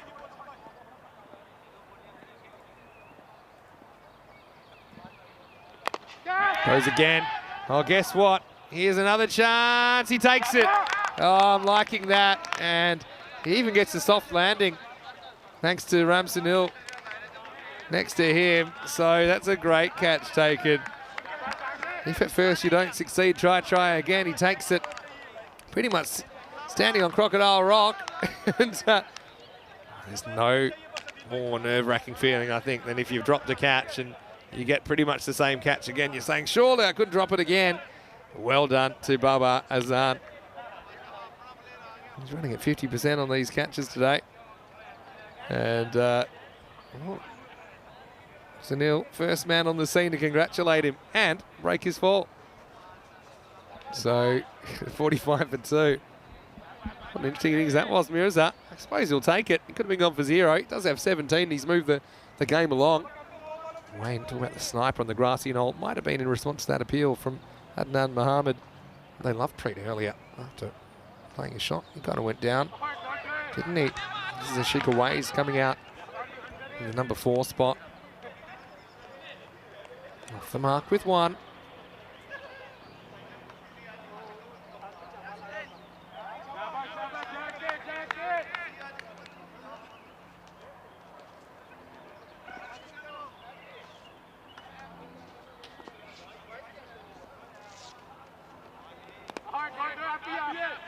The next one is blocked into the leg side for no run.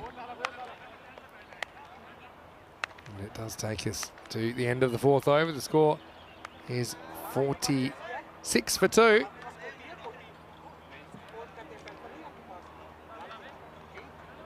Looking at the run rate graph, a little bit of a slide. Still probably more of a sign of how good the first over was. They're still going at 115 pace, which is pretty good. Interestingly, the discipline you're watching right now has been the weaker of the two for both these two teams. Chivdate have struggled with the ball, the hold teams, and Trentino Aquila have struggled with the bat to score. Kind of runs that some other teams have. They both have found ways to win matches, though, along the way. It's a sign that they've been really good at what they've done well.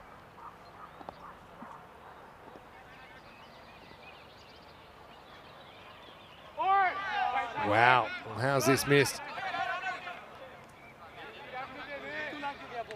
Ali Sadat gonna have to cop a bye there. It's a bit of a rookie keeping error. He expects this is going to hit the stump, so he's not in position to catch it. See? He just assumed that would hit the stumps, but just missed. I don't know how it missed, but you need to have his gloves behind that one. Now, it does make position down the leg side, makes a good stop. Tip to some keepers is, imagine the stumps aren't there, so if the ball is hitting the middle stumps, the middle of middle stump, then you should have your gloves behind it. Behind that spot. Anyway. All right, well, this is up in the air. Fielder, he assisted over the line this time. It's Ramsonil. He was in a tough spot because he couldn't really jump here because he was worried that if he jumped, he was going to end up over the line, and he probably would have. See, so he has to kind of go tiptoes. Doesn't really want to get that right foot off the ground. And in the end, that means he can't get that extra height to keep in the field of play and to take the catch.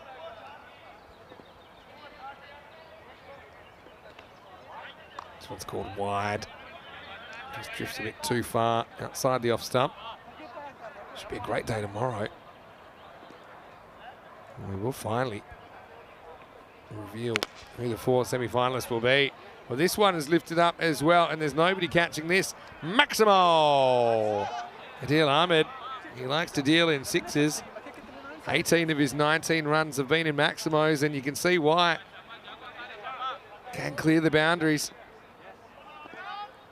Gino Aquila put away at the moment. Oh no, Ali Sadat's done it again. He assumed the batter was going to hit it. He didn't. It only cost him one bye. He can thank the slow outfield. The fact that doesn't go to the boundary. Yeah, just looking at the batting of Trentino Aquila during this tournament, haven't hit a lot of high scores. They haven't actually hit 100 in this series at all so far. Top score of 93. Surely they're going to get above that this time, although I won't say surely because things can change pretty quickly, as we saw in the Shivadate innings last game.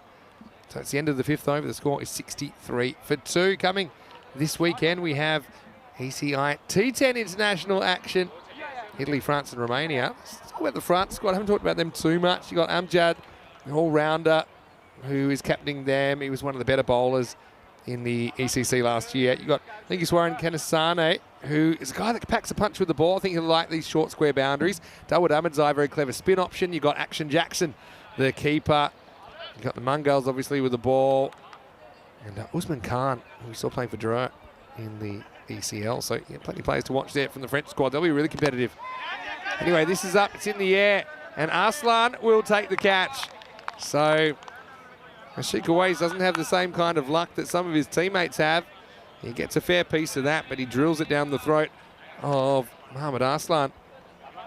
So fairly easy catch taken. Goes to his knees, I like that. Brings his head down a bit more to the level of the ball rather than just lurching over. So Kuljinder does get a wicket, and Chivadate know this feeling. Wicket off the first ball of the 6th. This is where the innings kind of got derailed last time.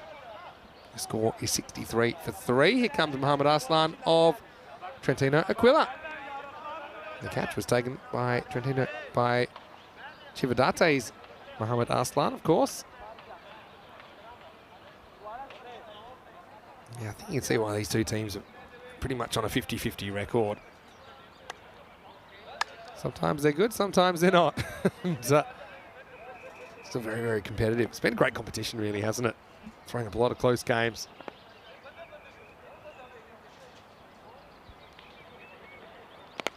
Well, tossed up, the challenge was set, and Mohammad Arslan is up to it. Adios, pelota, Maximo. That's a way to get off the mark.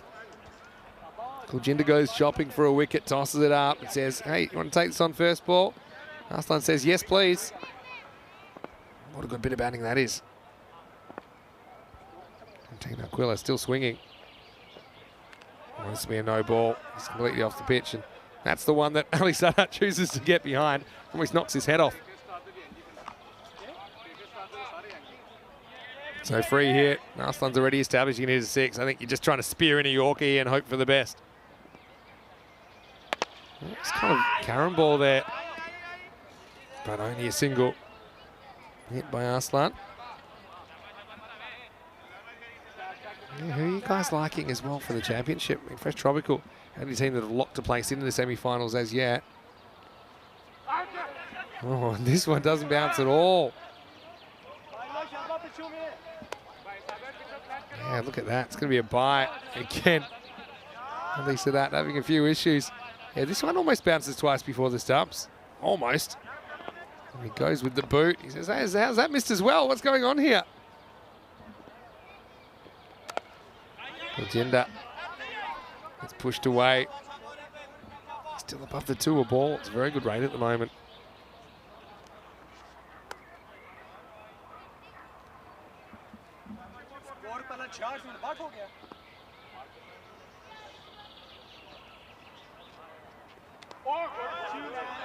And a dot to finish. So, I mean, not the worst figures for Cool Jinder. Better the good, the bad, the ugly in there.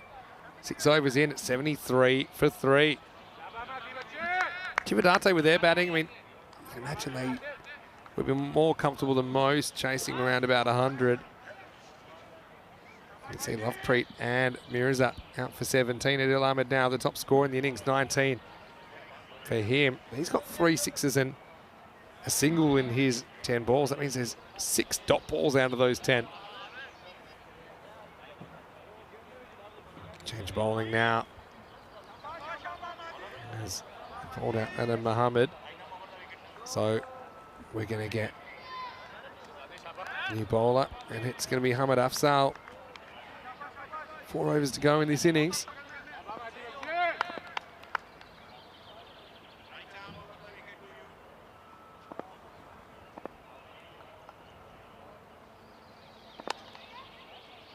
Shake, rattle and roll. As we get ready for over number 7.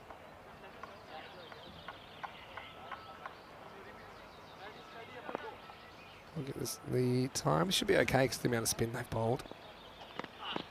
Oh, that's well bowled. And sneaks in between bat and body. See the batter just motioning. This came in a bit on him. It did come in a long way, and Sadat, he picks that one to catch, but there's no edge on that. Good take going to his left.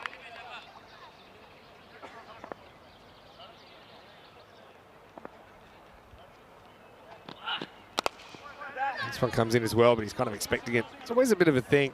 Facing your first ball from a new bowler, maybe you haven't seen too much of. Don't really know what to expect. Second time around, you should have a bit more of an idea.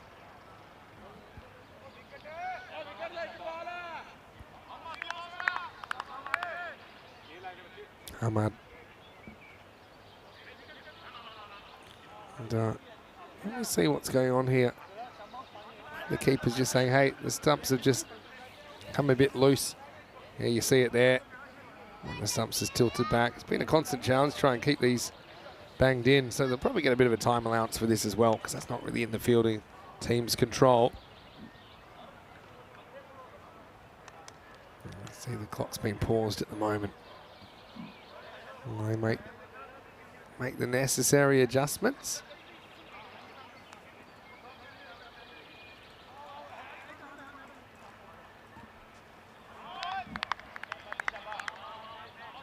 So Ahmad, now they've been set up, he'll be trying to knock him out. No doubt about that. Well, that is pretty hard. Pretty hard from Adil Ahmed. Maximal. And well, we know that the stumps have taken a bit of punishment. That ball's taken a bit of punishment. I don't think we'll see that one again today. That was absolutely launched by Adil Ahmed. Maximo time. Afzal wondering what he did to deserve that. They've run out of balls actually on the field, so they're going to have to go collect another batch. And Tino Aquila, hard to believe they're a team that haven't cracked the 100 in the series when you look at how this innings has gone. Yeah, if I look at their performances with the bat, they scored 73. In their complete innings, they scored 73, 84, 93, 74, 65, 75, 87 and 67. There was a game where they chased a target of 72 in real quick time in only 6 overs. That's one game you imagine they would have made the 100 if they'd had all the 10 overs available to them.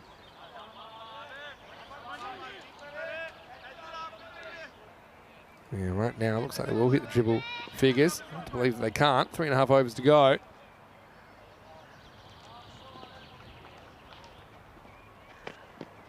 Now, full toss and he's gone. Yeah, they're going to check this for height, but I don't think it was waist high or above. They'll have a look. No doubt. Let's have a look.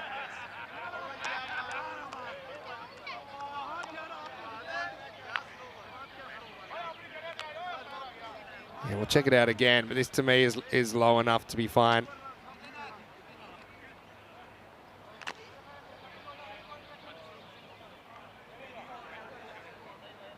Yeah, so you can see that's not waist high or above, and he's going to get his marching orders.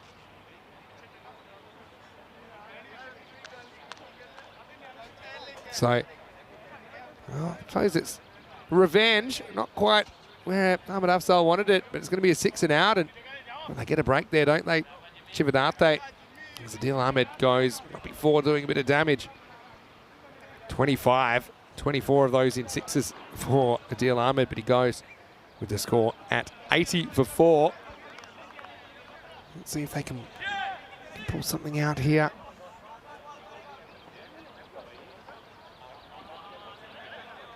Trentino Aquila have their inspirational captain coming out now, Ali Sakib Ashad.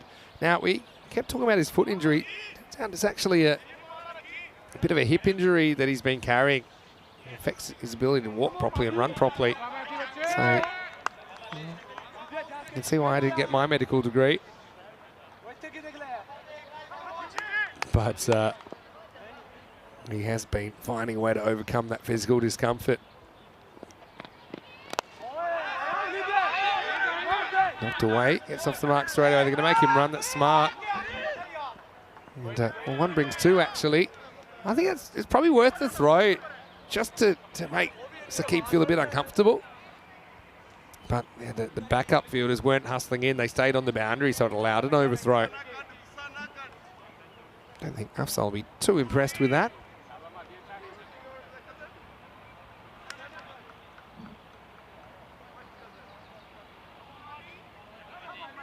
Last ball of the over coming up.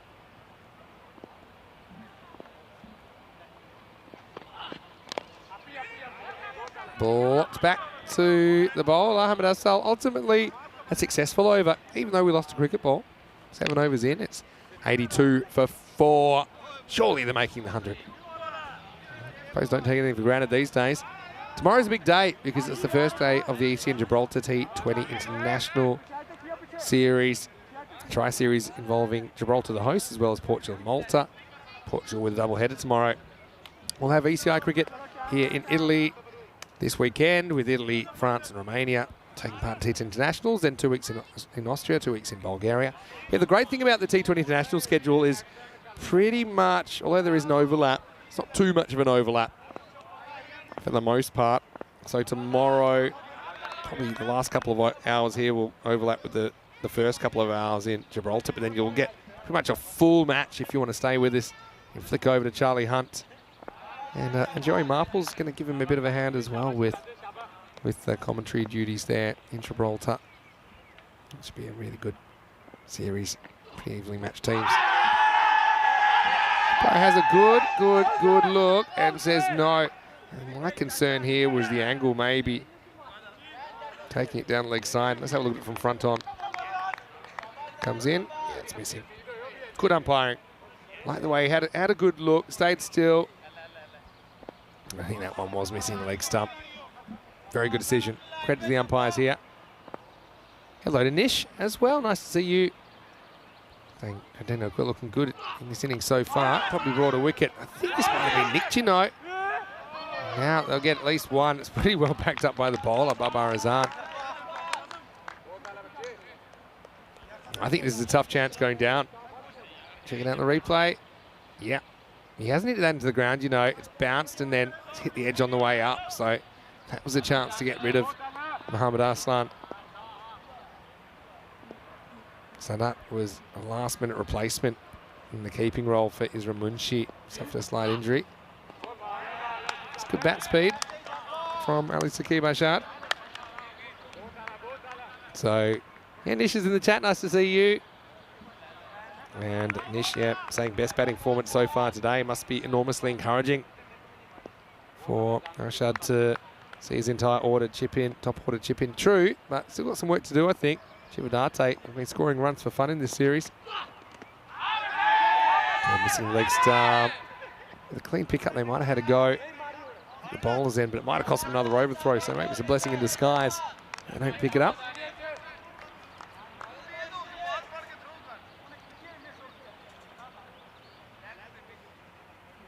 So, Yanish, nice to see you. How are things going in Wales? We'll talk about Wales a bit today.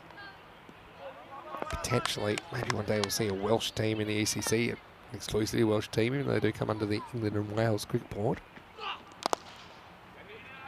Maybe a Welsh club in the ECL, who knows? Maybe in the future.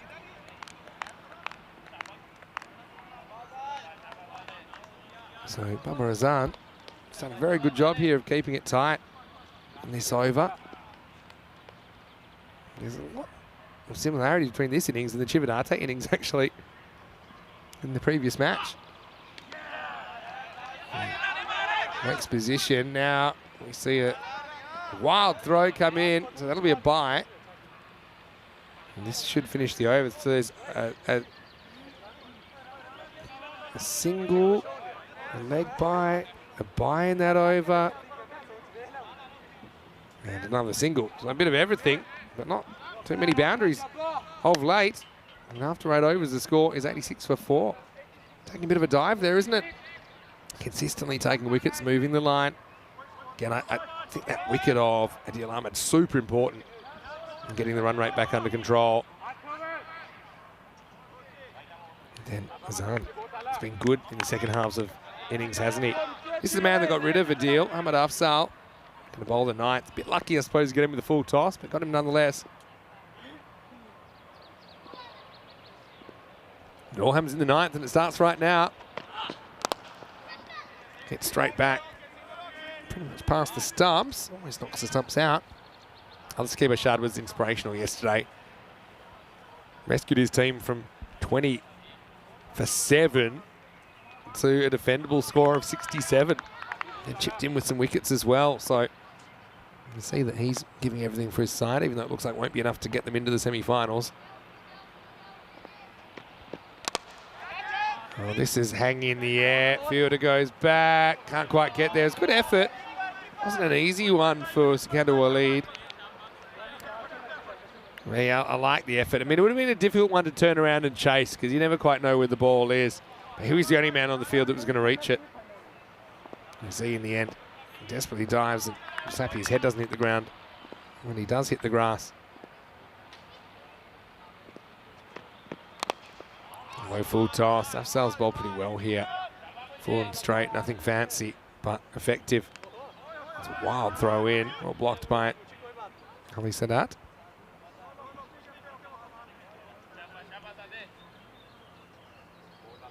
Nothing's a foregone conclusion, isn't it?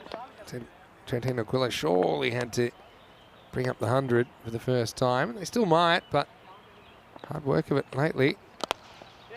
This is driven pretty powerfully, and what a bit of fielding. He's actually whacked that so far. Allowed 2, but I think he'll take the trade-off. Mohamed Aslan to Mohamed Aslan action.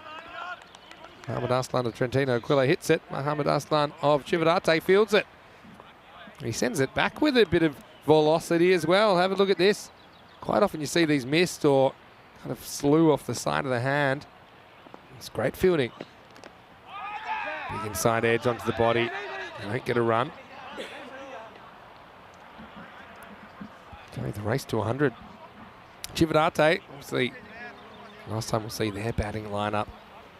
Unless there's a kind of miracle and there's some way that 5 and 5 and their net run rate is enough to get them into the semis. But still, you always want to finish with a win if you can.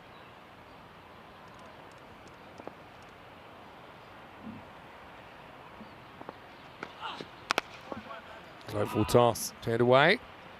Mohamed Aslan will retain the strike as we get to the end of 9. Great spell from Ahmad Afzal. 1 for 15, pardon me, for him. It is 92 for 4 after 9. Look at the bowling figures. You can see the top 3 going for a few. Kuljinder, 2 for 18. Was able to get a bit of control back. I think Mohammed started well, but kind of went off the rails for him a little bit as his spell went on. Ahmad Afzal, decent spell from him, 1 for 15. And I think there's no doubt they go back to Azan now. Bowled a brilliant first over. None for 2. And he will bowl the 10th. Here we go, last overtime. Effort ball from Babar Azan. They hurl in the throw, but can't prevent the single. 93. Trentino Aquila. I mean, they might have put together the best series for any team that's never made 100. Considering this is their 10th match. Will they get there?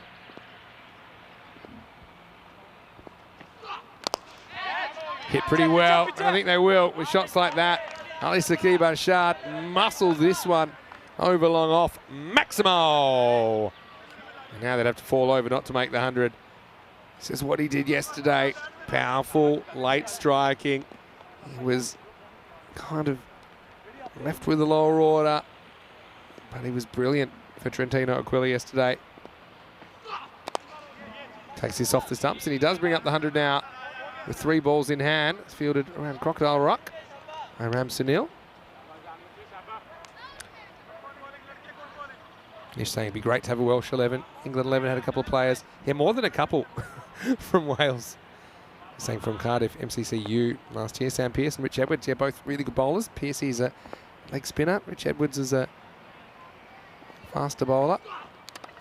There you go. Pretty comprehensive. Arslan contributes 16. It'll won't be scoring any more in this innings. 100 comes up at the cost of a 5th wicket now. 100 for 5 with 2 balls remaining. Little inside edge there. Makes a mess of them. Yeah, the umpires had their work cut out fixing up stumps, and yeah, once again there's some work to do. But Arslan, a couple of nice shots in there. Yeah, see, originally didn't really consider a Welsh side in its own right because it is a cricket. Well, the Cricket Federation comes under the auspices of the ECB, the English Cricket Board, technically the England and Wales Cricket Board. But I think it'd be a great expansion move if we were to up the amount of teams next year, maybe include teams like Serbia, like Slovenia, and potentially Israel as well, who come under ICC Cricket Europe. But I was mentioning earlier, just been watching Welcome to Wrexham over the last few weeks. Finished season 1. Can't wait for season 2. The story of the purchase of the Wrexham Association Football Club by a couple of Hollywood names. And here's Gurpreet. He likes to come out and swing, and you can see how long it's taken him to set these stumps up. I mean, the batter's there and ready to go. Got to say, times like this, I think maybe the stumps on the base might be the way to go. And the problem for the umpire is every chance that might not be the last time in this innings he has to set them up. 100 for 5. Gurpreet in the hitting seat. And he does hits it well, but maybe too well. Mohammad Arslan of Chivadate drops the catch. So they get through for 1. Gives Ali Saqib Arshad one more opportunity. I suppose if you're going to drop a catch towards the end, probably is the time where that batter can't go on to hurt you too much, but it would have meant that the new batter would have had to have come and faced the last ball with a score on 100. Instead it's 101, and here's Saqib. He misses anyway. I don't think Saqib's that interested in running because he still has to bowl, so he'll be run out. As Azam put together a pretty good death couple of overs. And only 9 come off that. There was a 6 in there, but not too much damage apart from that. Trentino Aquila, though, they do reach the 100 for the first time in the series, but they do decelerate towards the end, don't they? 63 off the first half, 38 off the second half. And Chivadate, near enough if they're good enough, and they certainly have a powerful batting lineup, but we also know Trentino Aquila are the master defenders. Going back, and it's an interesting start, wasn't it, with Lovepreet. A couple of boundaries, 2 4s and a 6 for him in his innings of 17. And then I think the sniper got him, but he survived that. He wouldn't survive this. Anna Mohammed got him playing down the wrong line and tilted back in the middle stump. Mirza came out after that, and he got dropped first ball. It was a tough one for Azan. He'd certainly repay his captain later in the innings for this. Drop catch that resulted in 4, and then Mirza went to town with a couple of big maximos. Well, you say lightning can strike twice, and it did, didn't it? For Babar. He did take the catch on the second opportunity, so well done to him. But then Adil Ahmed muscled 4 out of the ground in his 25. And yeah, he was looking pretty dangerous. It was after Ashikaways went for only 2, but yeah, Adil, geez, he hits the ball well. But then he just bunted a full toss back, and then he's saying, hey, any chance of a no ball? It wasn't, though. It was below the waist, and so, yeah, they had a look at it. Again, the technology, the right decision made. That was a brilliant pat back. One of the all-time great slaps. Will Smith would have been proud of that one from Muhammad Aslan. And yeah, this is just the period they struggled to get anything going, kind of over 8, over 9. Babar Azan coming on, only 4 off the 8th, 9 off the 10th. And Hamid Afzal, again, he was important as well, keeping things tight. Tight towards the end of the innings. Wickets continue to tumble towards the end as we saw a couple fall, but they were able to scramble past the 100. As we look at the scorecard, Adil Ahmed, 25 top scores, was kind of a community innings, wasn't it? We saw 5 players reach double figures, but nobody beat the 25 of Adil Ahmed. Lovepreet with 17 up front, Mirza with 17. All 17 after he was dropped. Aslan with 16. Handy. Skibo Shard, 1 big maximum on his 11. As far as the bowling went, 2 for 18. Kuljinder stole the figures, but I was really impressed with the death bowling of Hamid Afzal and Babar Azan, who kept it quiet and took a wicket apiece. The other wicket went to Adnan Mohammed. We'll take a quick break. We'll be back in a few minutes, probably about 10 minutes with the chase. And when we do, we'll see whether Chivadate or Trentino Aquila will get back to a 50-50 record. 102 will be the target, but he's down to him, Mr. Maximo. Hopefully enjoying your day. We'll see you after this for more FanCode European Cricket Series.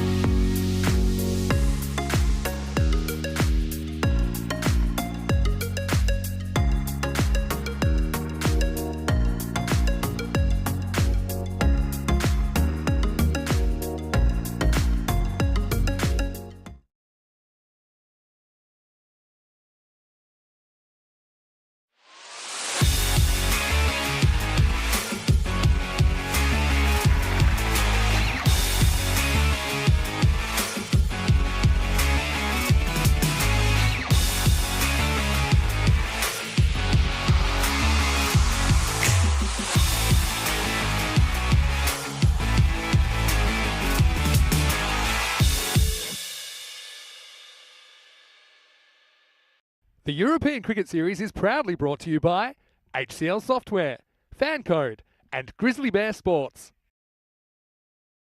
Hello and welcome back to Milan. Beautiful Wednesday afternoon at the moment. Still half a match plus a full match to come on the European Cricket Network. And our coverage of the FanCode European Cricket Series. Chivinate coming out to chase 102. After Trentino Aquila did hit the 100 for the first time in the series at the 10th attempt. So now we've got kind of strength against strength. We've got Trentino Aquila being one of the best bowling teams in this competition. They've defended some really low scores. But then you've also got Chivinate, who've been one of the premier batting teams. Getting a lot of boundaries. This is trump card versus trump card. Saqib to Zain Ali, who just works the first ball away for a single. And so it's going to be Kamaljeet Singh, Kuljinder Singh, I should say. Kamaljeet Singh playing for Birmingham ACC. That's Kuljinder Singh, captain of Chivinate.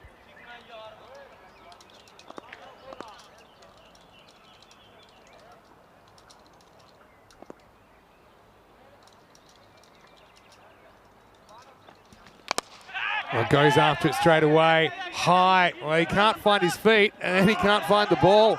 Ashika waste, and they'll get two.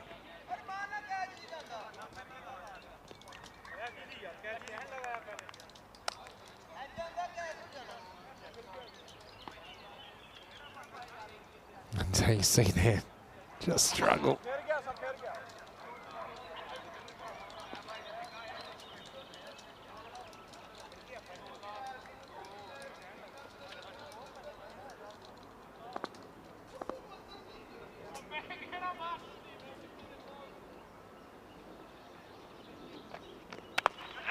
In the air, into the gap, and this is going to run away, and it will get to the boundary. So that's the first boundary of the innings that comes off the bat of Kuljinder Singh.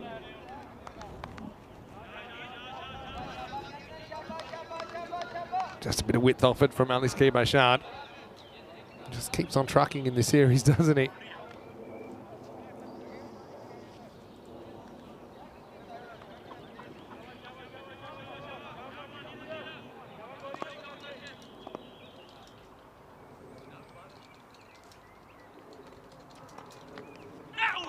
This one sneaks past the outside edge.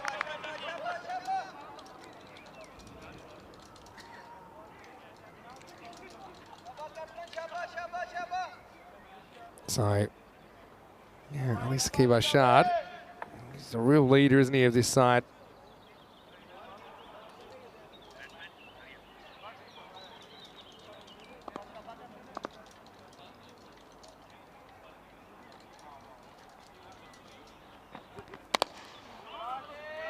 This one worked away.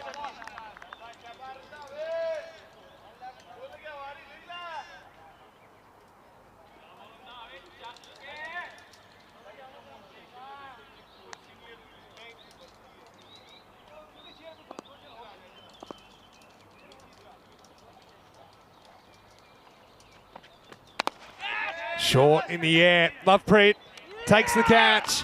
And so big wicket first up. Here's Kuljinder that doesn't survive the first over. The first wicket goes down 7 for 1 after 1.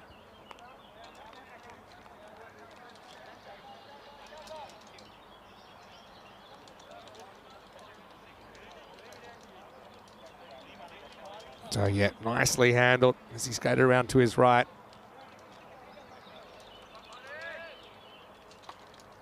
As we have 17 matches since the Golden Ball. It's over 3 days in ECN land.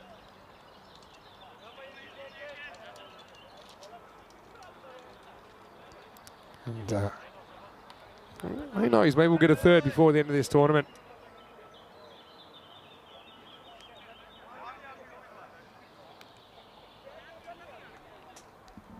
Trentino Aquila. According to Maya Patel, they should win this comfortably. But I mean, you are running into Hurricane Zain Ali, aren't you? And you've got Mohammad Aslan there, so two really good hitters of the ball. Kuljinder early casualty, and it's going to be Gurpreet. The mixed box coming in, and it's pretty much on target first up. Going to get some good out movement. Wow, this is going to go through everybody. They're going to get one overthrow. Could have been worse. Got to say, some pretty handy moves from umpire Silvio, who jumps as this goes under him. Gets some good hang time. I don't know if he's in the picture here. I hope he is, because it's brilliant umpiring. Look at this. Here comes the throw. Whoa. Well done, Silvio. You still have 100% good ankles.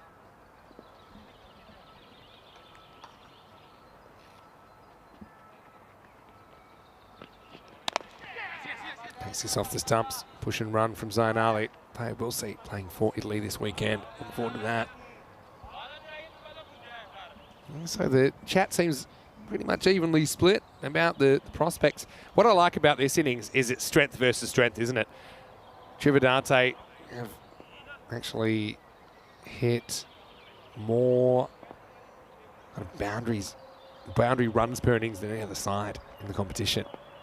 They've also conceded a fair few. This is an up and over job over the offside, running away, and does get to the fence. Sadiq Ali chases in vain. Muhammad Arslan off the mark. This, of course, is the Trivandate. Muhammad Arslan. Lifted up and over.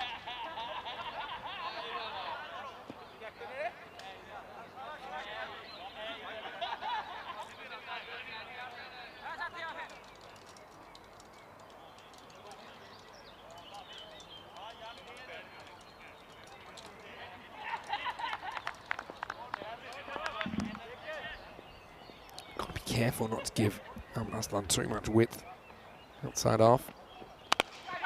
Now this is up, it's in the air as well. Good luck with this, it's the captain, and he almost pulls off a crazy catch, and then he tried to be careful to keep it in, and then he whacked it over anyway. And I think the bowlers say, look, yeah, I understand maybe you don't go over the catch because you don't want to knock it over on the full. But then he kind of grabbed it when he didn't need to, Ali Saqib Ashad. Let's have a look at it on the replay. It bounces, and it's never going to go for 4 under its own steam. See here? He could have just left it at this stage, but then he went open palm and he fumbled it forwards. It's the old knock on in rugby, isn't it?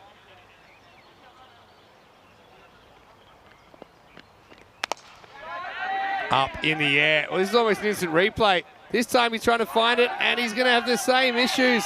I think I'm watching a live replay of what we just saw. I mean, can you believe it? He's on the long march to nowhere. Ali Saqib Ashad has had such a good series, but he's been tormented in that area of the ground, and now he's just going to start back on the boundary saying, look, I'm just going to stay here. Have a look at this. Again, these are real difficult catches. Here he gets turned around. He's trying to find the ball. Straight through the hands that time. I think it does go for 400 its own steam. Gurpreet can't believe what's going on. Maya Patel is expecting wides from Gurpreet, but he's been pretty good so far. Wow, this does look like it's off the middle, and that is travelling. Maximal! 4-4-4-6 to finish the over. It goes magical, and it puts Trivandate in the box seat. 21 come off the second. And that was pretty as a picture from Muhammad Arslan of Trivandate. They are 28 for 1 after 2 overs. Looking at this, pretty congested in the middle, isn't it? I mean, teams that could finish on 5-5. I'm going to name them. Kings 11, Chandra Brescia, Bergamo CC, Trentino Aquila, Trivandate, Milan United, and even Albano. There's 7 teams, I think, if I did my counting right. 7 teams out of the 11 could finish on 5-5. So they won't all, you'd imagine, but shows you how even this series has been.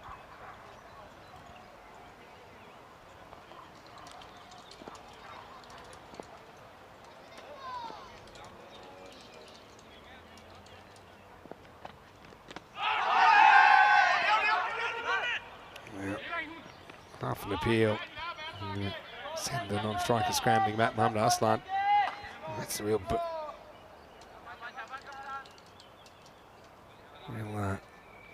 bonus that Arslan's up and going so quickly. first 4 balls he faces go 4, 4, 4, 6.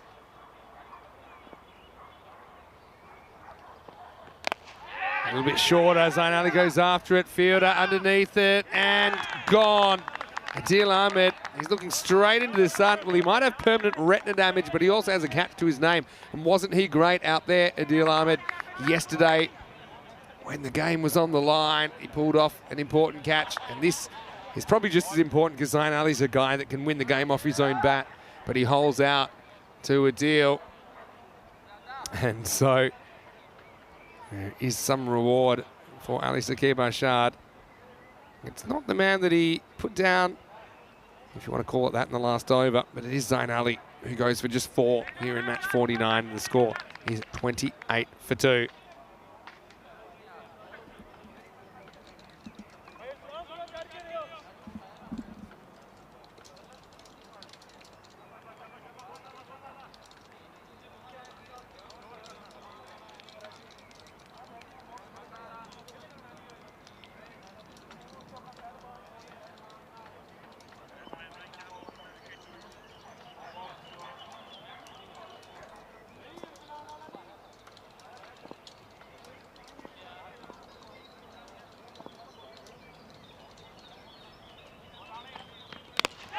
Up and in the air. This one is in the gap.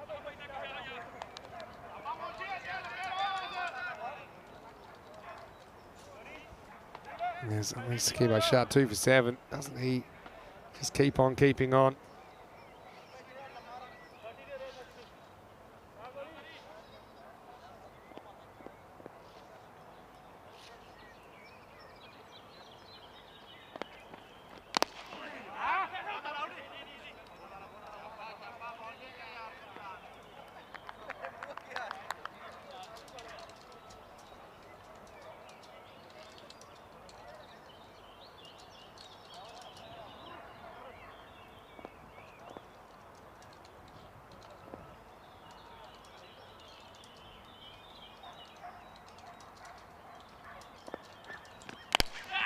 Well, this is up in the air as well, and surely he's not going to drop this. He doesn't.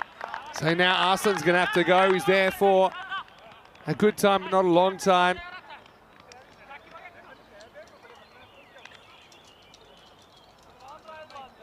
And you can see that it was just a shot that's going nowhere. He tried to ride his luck.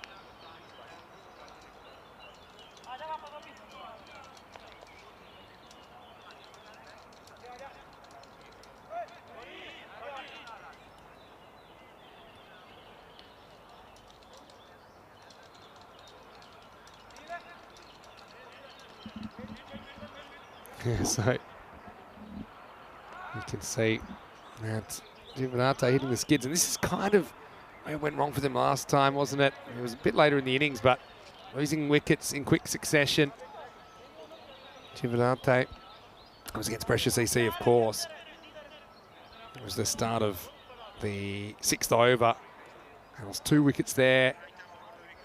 Never really recovered, ended up making 88. That wasn't enough against Precious EC.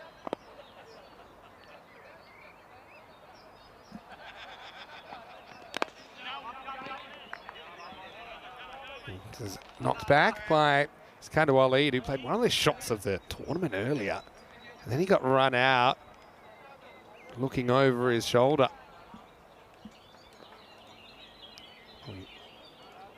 Less said about that, the better. End of the power play.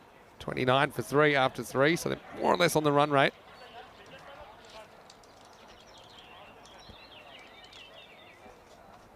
But who can take them the next step? Now, Isra Munshi's out there. Now, he's a born 6-hitter, isn't he? Can whack it. And he is coming off a failure last game as well. And Chivadate. Isra Munshi, he was caught in the deep off the spin of Kalab Sajjad for just 1. Into the power play, up to 5 outfitters can be used here. Sadika Ali's been very reliable bowler for Trentino Aquila as well. Not quite sure what the hold-up is here. I saw the end of the power play signal, so I think we should be good to go pretty shortly. Now we are. Let's go to the middle overs.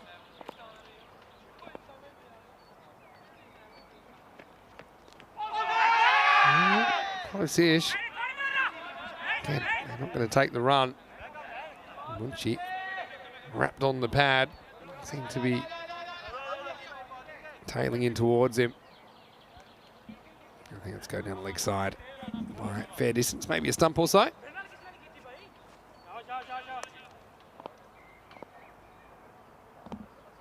Sadakat.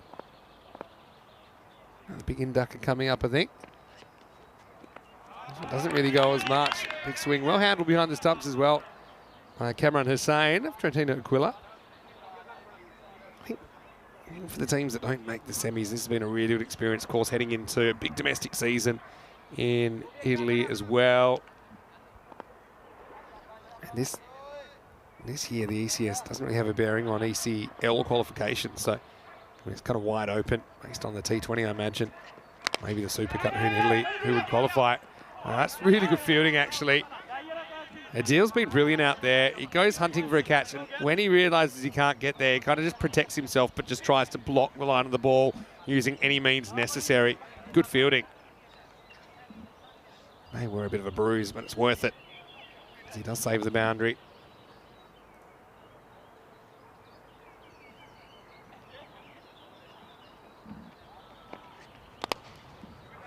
After the block goal, lead. Let's get off the mark this time with a single. Great throw from Lovepreet, setting the standard out there.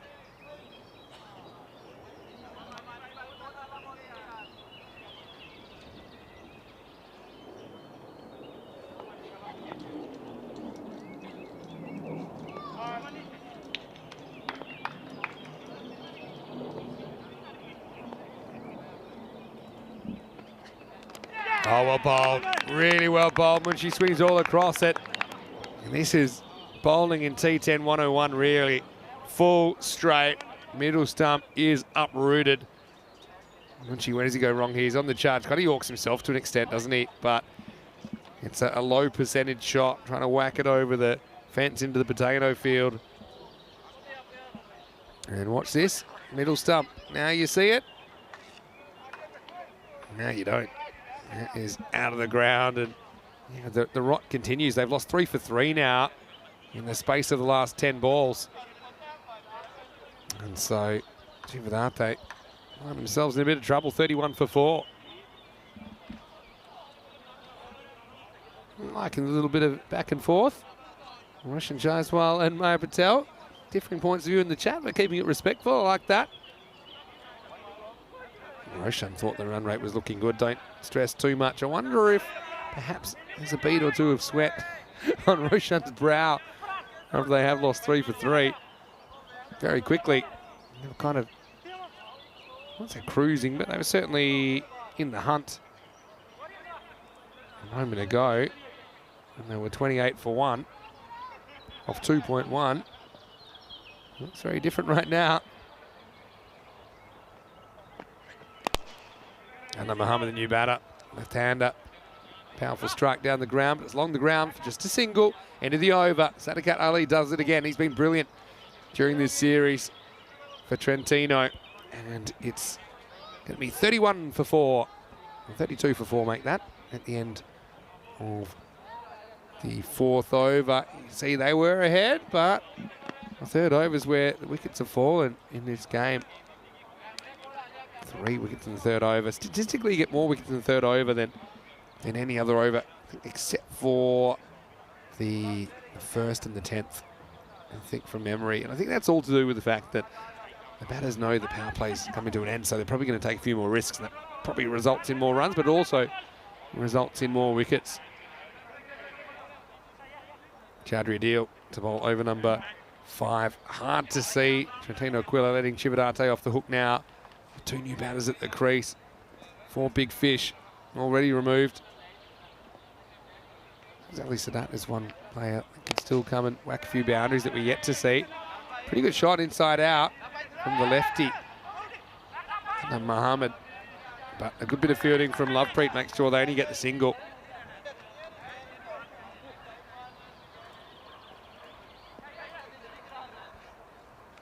Chowdhury deal. Likes to go around the wicket pretty much no matter what.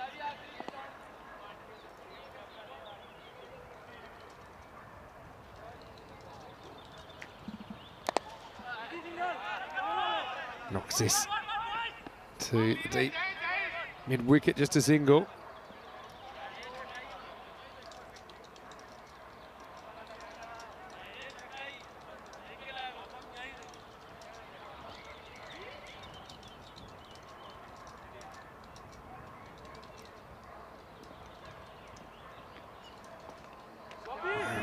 Doesn't get too close to the line of this one. And then Mohammed.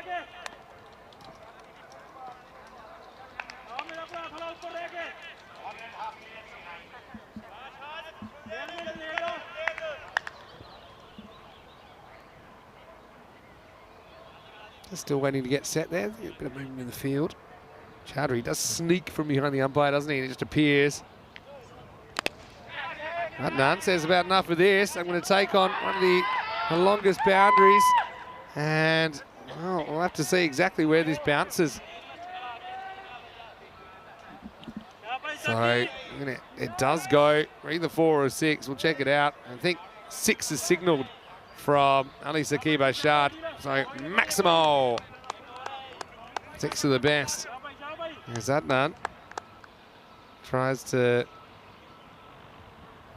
move things along. Tries again. And this time it's just a single.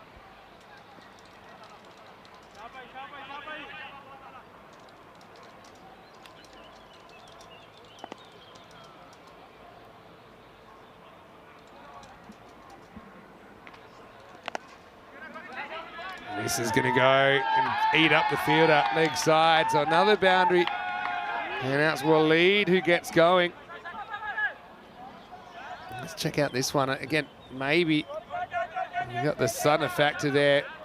The fielder doesn't really see it's passing before he knows too much about it.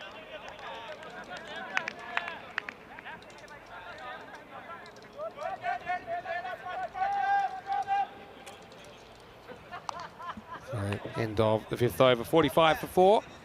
Excited for the Gibraltar T20 Internationals coming up tomorrow, and there'll be 2 matches for the next 4 days, except for Saturday where you get 3 matches. That'll start pretty early in the morning. T20 Internationals, I think they allow, well, there's 4.5 hours between the first balls of the matches, which gives you enough time to kind of complete a match. It should take about 3.5, you'd imagine. And give you a little bit of a break because Portugal will be back-to-back tomorrow. Again, who's your favourite in that? I mean, Gibraltar at home, they're very familiar with the conditions. Oh, lifted up and out of here. Adnan's on a rampage now, brings up the 50, and it's game on here at the Milan cricket ground. And so that's a powerful strike from Adnan.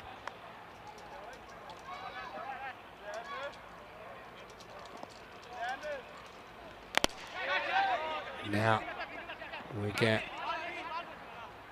a single. Dayan Mohammed changing the narrative here pretty quickly. Maya saying we can't see it happening. 100's hard to score to start with. Then on top of that, you have to score it against a very good lineup. Team who defended that score in the 60s against Fresh Tropical. But having said that, I mean, Chivadate bat better than most, but they have lost their big hitters. Well, maybe not all of them though, because Waleed launches this one out of the ground. Maximo! You can see why they're so dangerous. And well, Shub does take the catch, and he'll be so disappointed because I don't think this is on camera. Yeah, there it goes. And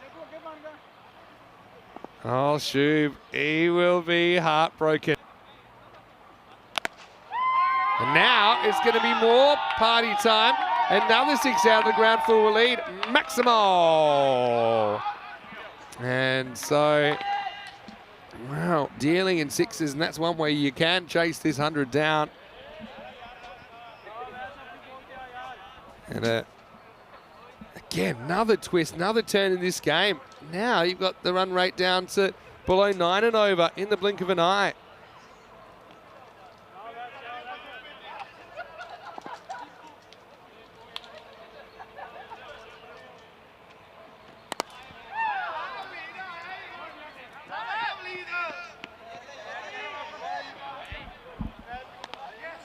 So just a single now. Next ball.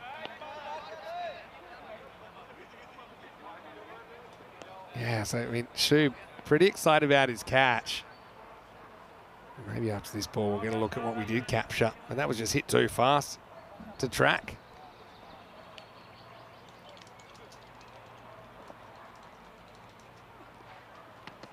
This one's okay. It's not wide. Stays inside the tram line. Maybe the end of the over. 65 for 4. I think Adam wants a wide here, but have a look at his feet. His feet go away a little bit. See? And so it feels it's a wide, but it isn't. Good umpiring. The score is 65 for 4 after 6.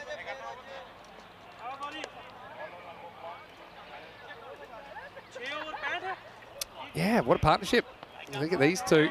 35 or 15 combined. Could have another really close game on our hands. Tell you what, if they sell stress balls in the Milan area, I'd be buying up because there's been a lot of really, really close games. He was a neutral.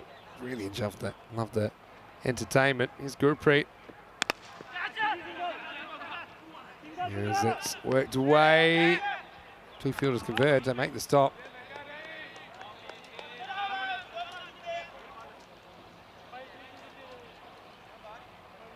Gurpreet though. Been pretty good.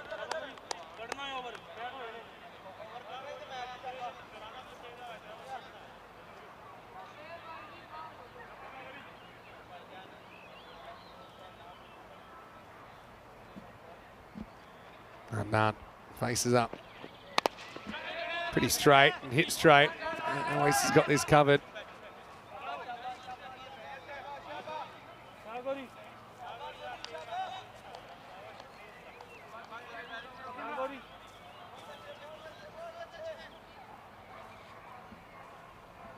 What do you think here? 35 or 22. Who's ahead? Feel like the runs on the board still hold up. Because you can get a wicket, you can derail things. Yeah, two in control after that. Hello to Tim, hello to James as well. A few people kind of piling into the chat, maybe as the workday is winding down around Central Europe. Well, it feels like a wicket or two could result in the run rate tailing off. True. Having said that, a couple of big sixes might swing things even further towards the batting team. 34 of 20 now. Both these teams with identical records at the moment, 4 and 5. And I tell you what, 5 and 5 feels a lot better than 4 and 6 at the end of the 10 matches, whether you make the semi-finals or not. 5 and 5 probably doesn't get you there, but yeah, just to have that 50% record, I'd rather have that than a losing record. One's in the air. One hand, one bounce for a deal. He's got the ball on a string out there, doesn't he?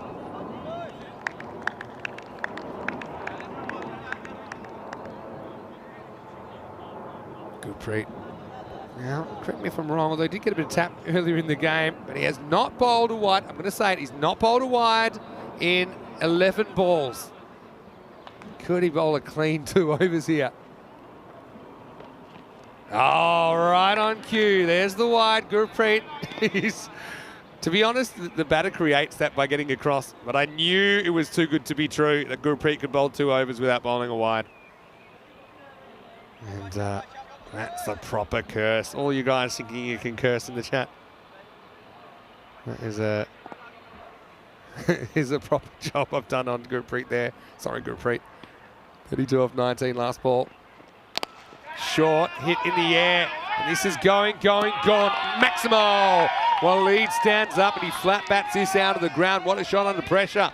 Gurpreet had avoided too much trouble in that over, but he finished it with a wide and then hit for 6. So it goes for 11 in the end. They pulled it out of the fire. They get what they need. Jivanate off the 7th. 76 for 4 after 7.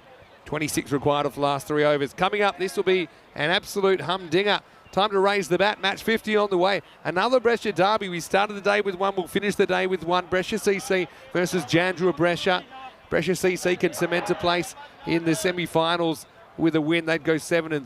Jandra Brescia, they need to win to stay alive in the tournament. Didn't have a good day yesterday. Used from the toss. Brescia won the toss. Brescia CC, that is, electing to bowl. So Jandra will be facing up. Well, he throws the hands at this, and this is an extraordinary shot from Adnan Mohammed Maximo. Oh, it's a slow ball. And just looking at Waleed, he's saying, how did you do that, Adnan? Because it was a slower ball, and he timed that perfectly. He had to do it. 20 off 17. Like I said, you can swing the game with a couple of big Maximos, but not home yet at all. Still 20 to get. 17 balls remain. And he's bowled. Well, you almost could predict it, couldn't you? One swing and then the other. Chaudhry Adil gets right on target, knocks leg stump out of the ground, and this game takes another twist. Again, look at that, you say it's not a great shot, but I mean, that's the way he lived his innings, didn't he? Essentially Yorks himself. Bat under the arm, and off he goes.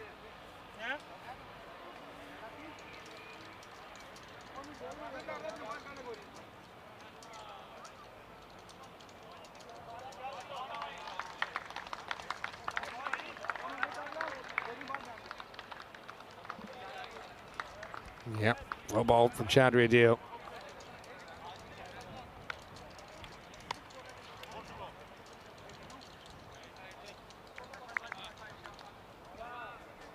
So, Ali Sadat, pretty good guy to come out this situation though. It's a genuine bat at the keeping duties. I'm sure his legs are feeling it.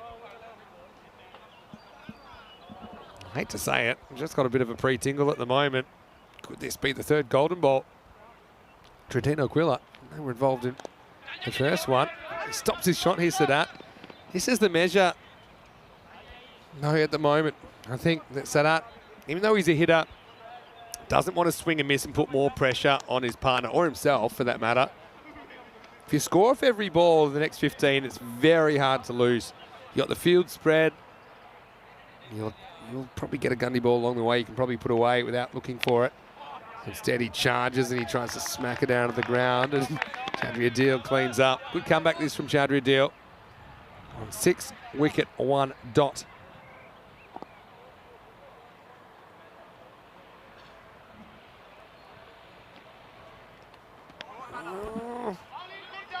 Does move across a bit, but when does he move across? Is it after the ball's bowled? Oh, yeah. I think that's a bit of a harsh call on the bowler. I mean, it's really tough for the umpire, though, because he's looking at the bowler's foot, and he has to establish whether the batter's gone early or not. The doubt goes to the batter. Now this will be a wide as well. No real complaints this time. That's why I don't really like that rule. Because I would just say, line's the line. Take the pressure off the umpire. Force the bowler to bowl straight up. What are you scared of? Probably getting smashed. But we love to watch it. Again, it's a wide. There's a little step, but is it after the ball's bowled, or is it before? It probably goes stump outside. Again, that might be a harsh call again. But again, the onus is on the bowler to bowl straight up.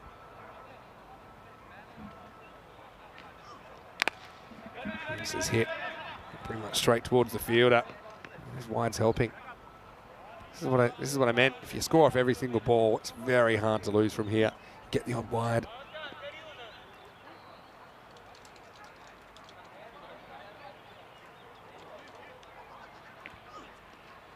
Wow.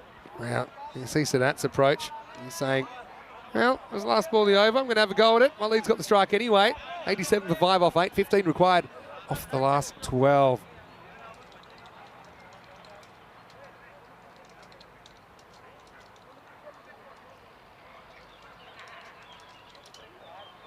Looking at the two worms, they're pretty much on top of each other, aren't they? But probably more importantly, Chivalate ahead of the rate they need to be. But these ones aren't going to make themselves.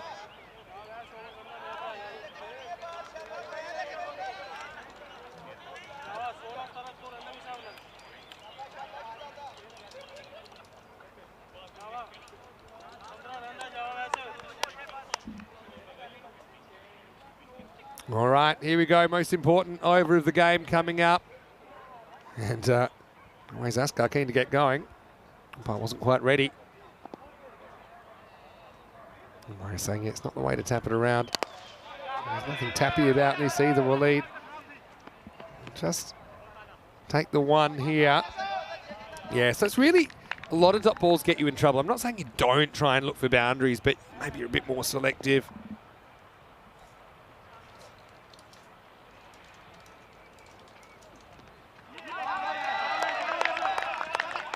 Next one sneaks through.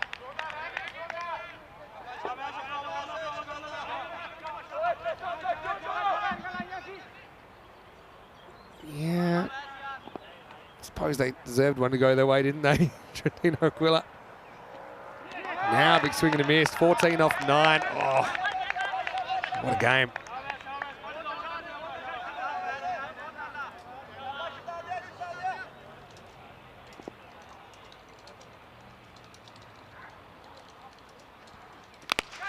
Full toss, hit, and Lovepreet can't hold on. It's going to be 6.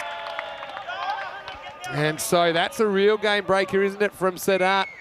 And Lovepreet, he was on the move, but he just couldn't make the position. And disappears out of the ground. And yeah, whacked away for 6. I mean, yeah, some thoughts about height here, but I think he's on the chart. And I think you can see it's coming down, even though he hits that in the waist. I think that the angle it's coming, it will be comfortably under the waist. Now it's inside out, and look who it is. It's Saqib Rashad does the fielding. They get back for 2, so 6 off 7 now. Oh, Lovepreet, it's a real stinger. And long on through the hands for 6.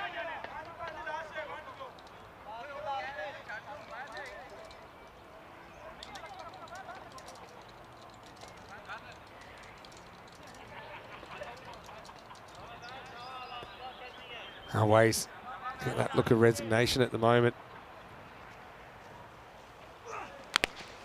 Up in the air and travelling. In fact, it's game, set, match. And Shoop does get one on camera. Well, I was going to have a go at Shoop for walking behind the bowler's arm, but he obviously knew what he was doing. So this game is over. And Trentino Aquila might have been the master defenders, but that was so yesterday. Chivadate get home with an over to spare. It's a bit of an overus horribilis for always Askar. Goes for a couple of maximos in the last 3 balls of the game. Shoop takes a catch. This time it's on camera. So yeah, well done to Chivadate. They do finish with a 5-5 record. And I suppose, look, of the 2 teams, there wasn't too much between them. Their record was 4-5 before that, both with very similar net run rates. But yeah, Chivadate get home in the end. The boundary hitting coming to the fore. This is what's coming up in match 50. Jandrel Brescia, they'll be batting first after being sent in by Brescia CC. Another derby coming up. And if Jandrel Brescia win, then they will join Brescia CC with a 6-4 record. And really, it's anybody's guess. Jandrel Brescia will be batting first, like I said. And no love lost between those 2 teams at the end of the day. Join us in 20 minutes for the start of that one, the last game of day number 10. Let's go back to this chase, and yeah, like I said, had a few twists and turns, turning themselves inside out.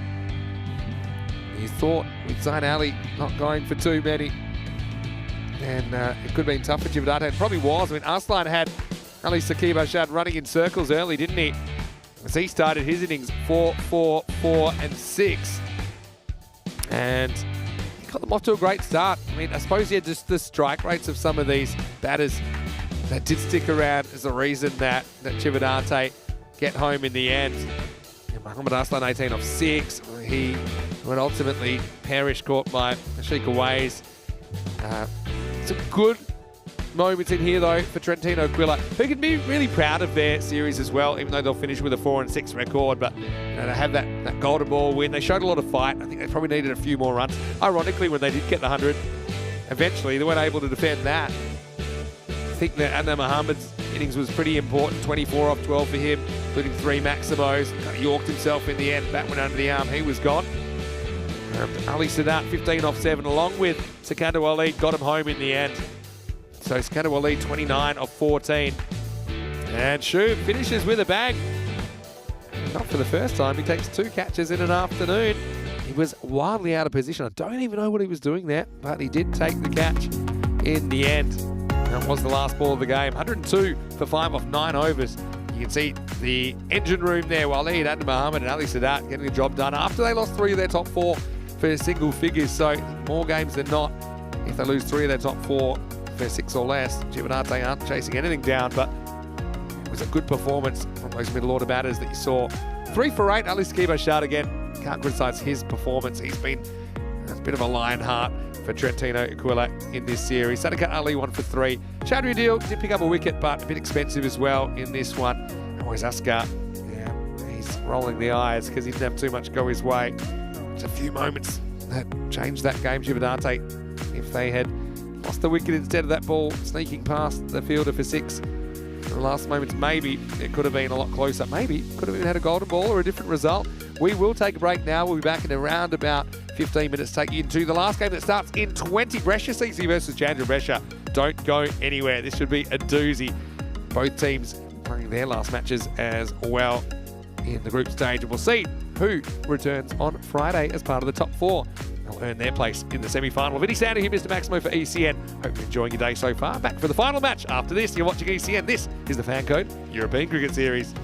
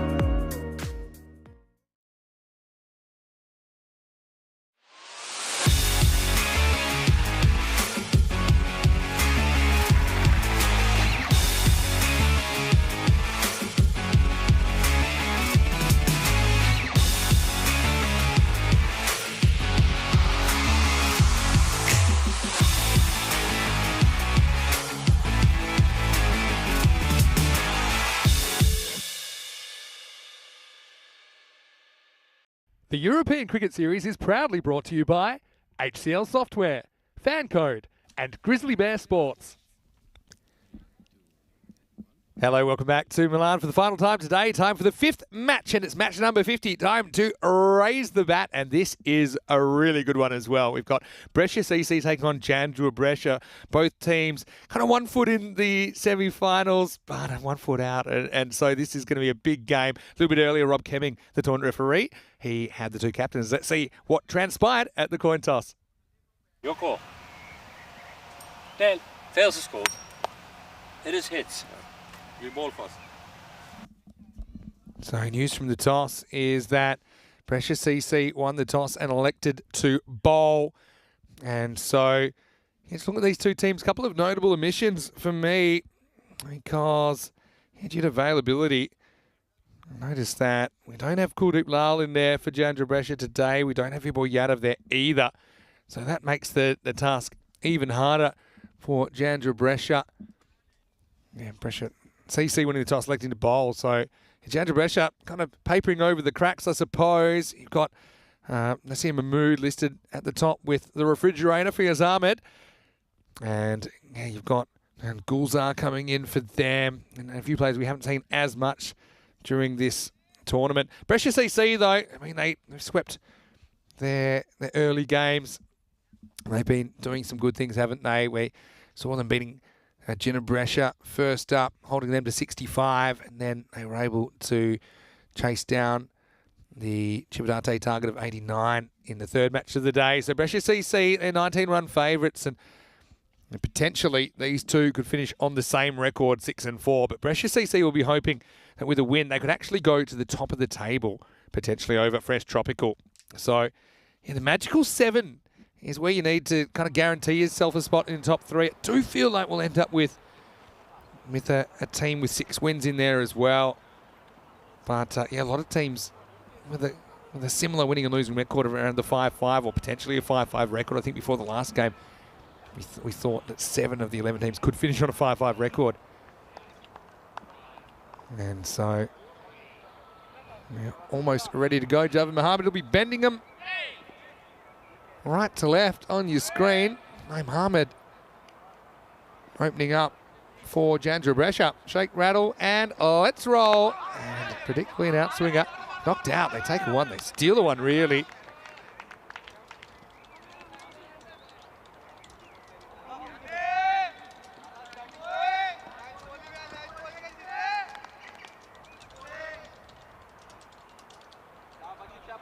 So this is Fahad Ali who gets an opportunity. So yeah, no Yadav, no Kuldeep Lal in the lineup. And so a couple of bats not at the disposal of Chandra Brescia. Fahad though, inside edges one away. So if Chandra Brescia were to lose this, they'd be 5-5. And like I said, I find it unlikely that a team will qualify with a 5-5 record. Just looking at what we've got at the moment, we'll see it probably in a few minutes' time. But Fresh Tropical with 7 wins, Brescia CC with 6. If Brescia CC were to win this, they'd go to 7. This one drilled at the fielder, but no run. Then you've got Chandra Brescia, who also have 6. And then Kings 11, they have 5 wins out of 8, but they have 2 matches to play tomorrow. And we'll see the tomorrow fixtures as well during this innings. So Kings 11. We're on a bit of a winning streak at the moment. Kings 11 will take on Albano, then Bergamo CC tomorrow morning. First 2 matches. Another off spinner, outswinger I should say, which is hit pretty well. Naeem, but just gets a single. And so it's hard to see 5 wins cutting it. A bit like I predicted earlier. A 6 and a good net run rate, I thought, is where you need to be. Maybe even just a 6, considering how many teams are 5-5. Hit pretty hard by Farhan, but again, good shot for 1.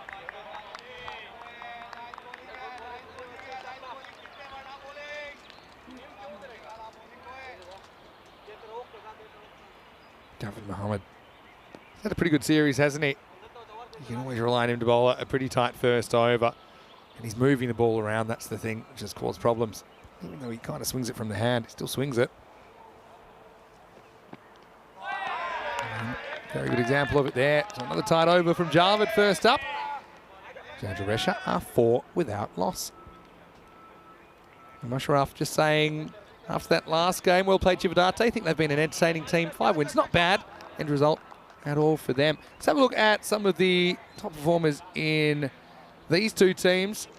You see Dulu being the one scoring out of the players on the park there.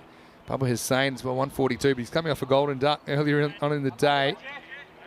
Caleb Sajad, 15 wickets, hasn't he? Been impressive. He's got 4 of them today. Jandra Besha, though, mentioned that they're missing a couple of players that we've seen representing them throughout this tournament. And it does feel like a must-win for Jandua if they are to survive in this competition. Zahid Ali, top wicket taker for them. Danny's off, of course, today. Any sound of him, Mr. Maximo, the European Cricket Network. Sticking with Ali Raza Islam. He's going a mile down the leg side. Scramble through for a leg bye. Roshan Jaiswal, he's pretty smug at the moment after predicting the successful chase in the last game. And he's going to give a prediction, I think. So I guess everyone's listening. Roshan, there's a lot of pressure on you now. Getting 1 in a row right. Ali Raza Islam. Really good ECL he had started last year. Precious CC were ranked 3rd in the whole of Europe last year after that performance, that run into Championship Week. This one caressed over cover. This will pull up though. Should get 2.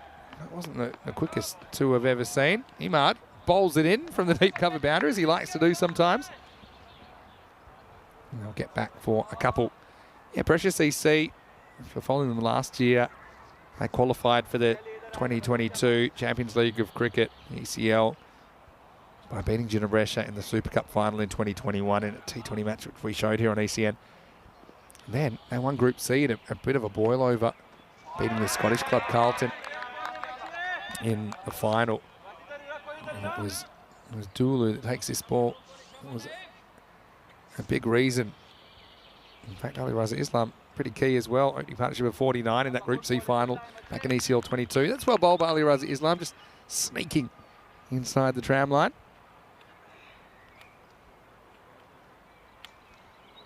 Yeah, so we said well done to Chivadate. Well done also to Trentino Aquila. 4 wins out of 6, but they certainly have been an exciting team to watch. Just probably lacked a few runs on occasion.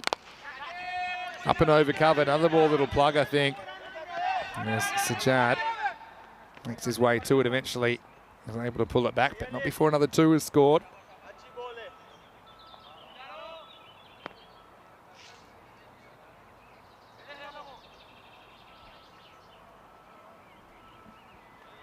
Janjaresha. Only match for the day. It's their last match of the group stage. Edged and gone. So the opening partners from ECL 22 combine in a different way. It's Dulu that takes the catch off Ali Raza Islam. Naeem Ahmed has to go for just 6. And we have the first wicket of match number 50. No boundaries to come by so far, so Naeem trying to force the issue a little bit. Pretty well located delivery from Ali Raza Islam. And Naeem knew he got a fair piece of that. So the first wicket goes down and the score is 9 for 1.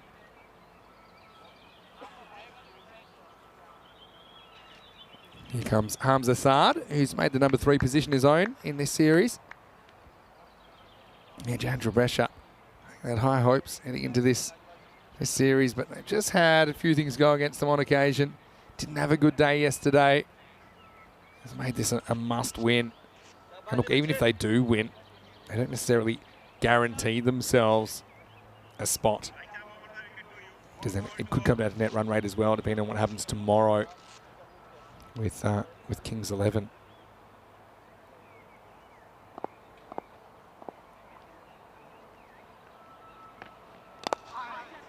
Looked away from Hamza Saad first up.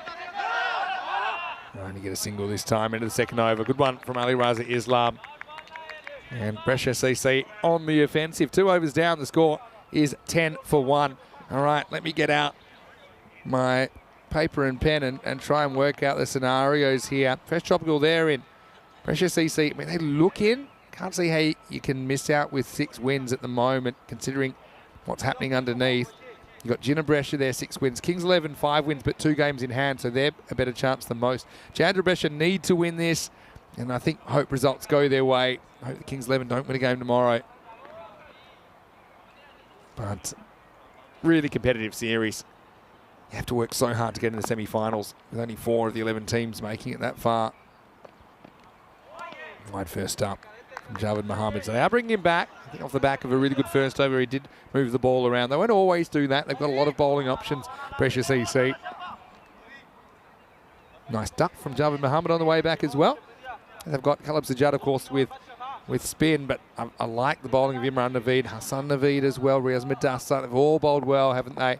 So it's a good problem to have for the captain, Caleb. Doesn't want to off at this one. Hamza Saad. Again, just indicating a bit of outswing.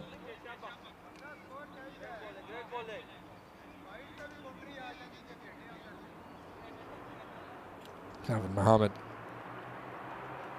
A bit like a metronome, you can set your watch to his bowling. Pretty consistent. Another outswinger, and even though it's full toss, does the batter for sideways movement. Hamza Saad. Hey, it is last match of the day. So, taking a go, I'll put in the chat. Any random questions for the last game of the day? Throw them at me. Doesn't even have to be cricket related. Throw them at me. There's another outswinger. This time he gets a bit more of it. This will probably run away for 4 with the pace of the bowler, and it does. So finally we have a boundary for Jandra Brescia. Wasn't very convincing from Hamza. Again, with that movement, takes it to the outside half of the bat. His head turned around pretty quickly, but he gets the result. Jandra Brescia move up to 15.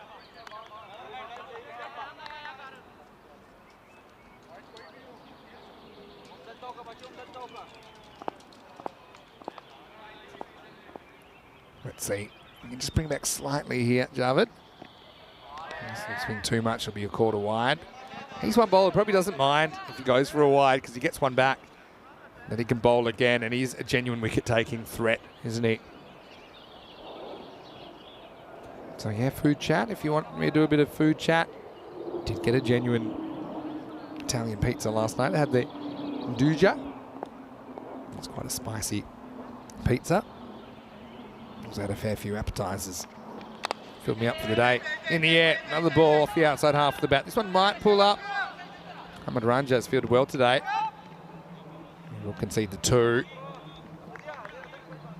I'm planning to go to a place tonight as well. And I'll tell you what it's called. I want to get this right. And it's called Mastro Tortello. Apparently, everything is tortellini, and they just change the fillings. I cannot wait. And I don't think I'll stop at one dish. I'm here in Italy. This is a bit straighter in the air. Ima doesn't drop too many, and he catches this. So Saad goes, and Javed Mohammed gets the breakthrough. I mentioned he's a genuine wicket-taking threat. He was constantly challenging the outside half of the bat, wasn't he? And that's kind of what happens here as well. It's down towards the toe as well. Imad, really good fielder. He's having a good day with the bat and with the mitts. And so the score is 18 for 2. Harm's a disappointment for him, as he's only able to contribute 7 to the total, including that one edged boundary. Tim's piped in. And Tim Reedman in the chat. Random question, number 1. What's the best thing that I ate this week up to now? Great question. Really good question. It's not going to be easy. I will say I had a really good carbonara on Monday night. I had to get back to Milan around about mid-morning to lunchtime on Monday. I had the day off. Headed into Milan, and it was a particular type of pasta I think it was Strozzapreti Carbonara. I had Strozzapreti, which is, you can look it up if you like. It's kind of a hand-rolled pasta at a fairly genuine place.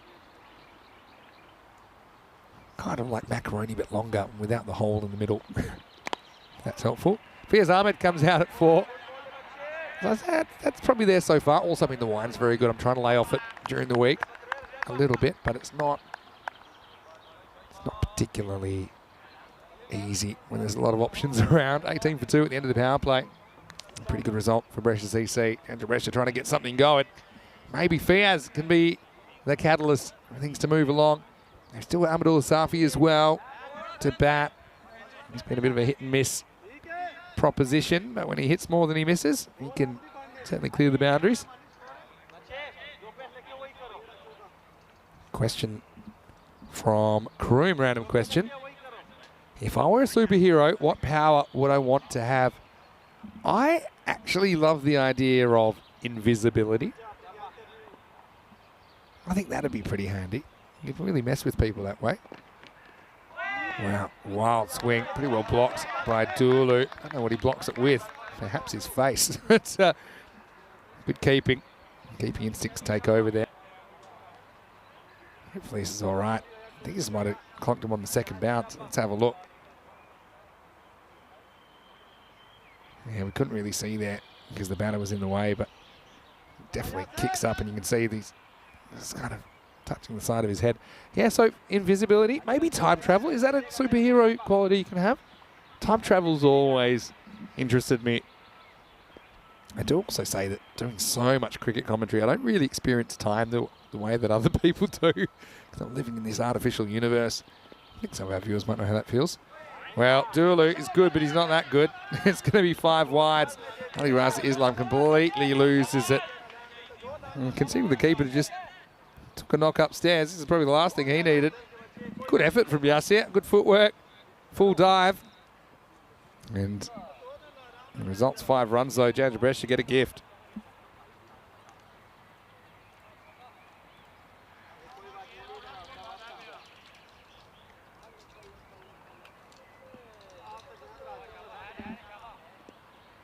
Yeah, so let us know. Any more random questions? Hey, you've just got me alone today, so you can ask me anything. Straight over the stubs. Effort ball from Ali Raza Islam. That's a lot straighter. This is our chance to try and get to know each other a little bit as well. I mean, Danny's off today. I hear he's been having a great day, though. I've been having a few photos. He's more of a beer person than a wine person, Danny. I'll be the first person to admit that. Coming from the Czech Republic, where there's a huge beer culture there. It's very traditional.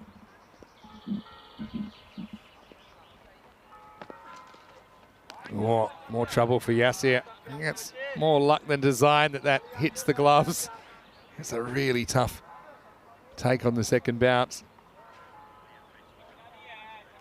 Yasir probably needs a stern conversation with Ali Raza Islam. I mean, what are you doing to me here? But just struggling for consistency, Ali Raza Islam. But the good balls are pretty good. Feel free to answer these random questions yourself in the chat as well.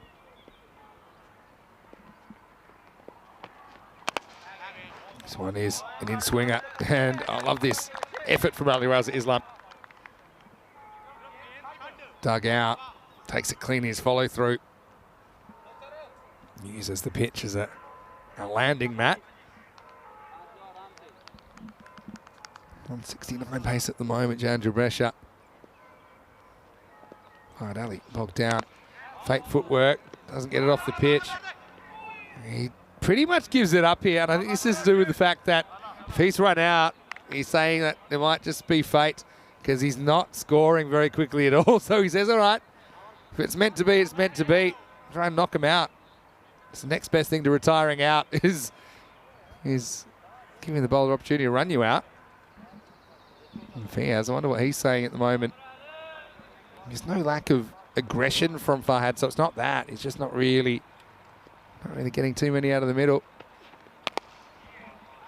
Now, knocks away a single. Another question from Tim. This is a really good one. If I got offered $1 million or €1 million or £1 million, so if I became an instant millionaire, What would I do if it was a one-time only ever thing? It's so interesting, isn't it? I mean, I'm not...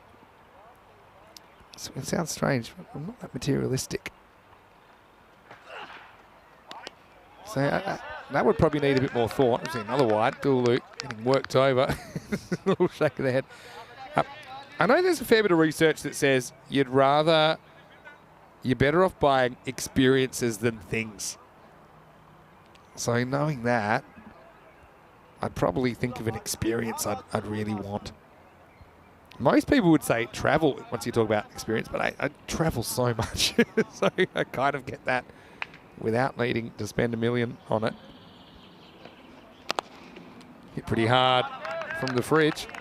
He keeps cool. He doesn't get off the mark yet. 26 for 2 after 4.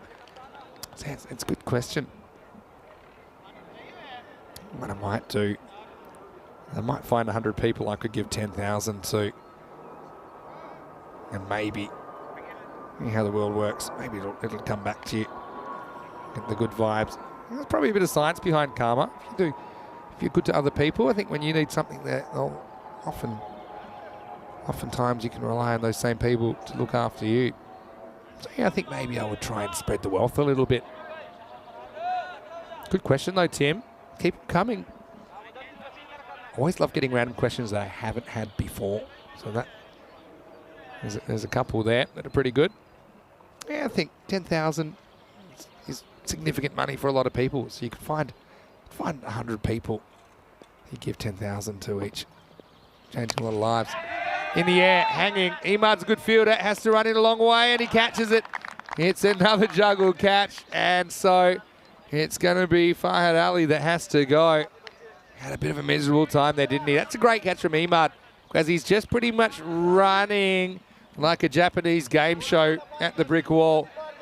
But he has to get the hands up and take it with his head moving, the eyes moving. Not an easy catch, hitting the ball at pace. And Farhad's vigil comes to an end, 3 off 9 for him. Score is 26 for 3. And so here's Amadullah Safi, left-hander.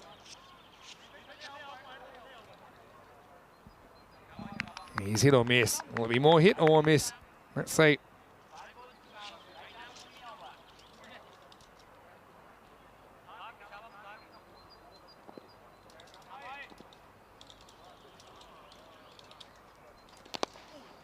Yeah, pretty circumspect stuff from Amadullah Safi first up. Missed 100%.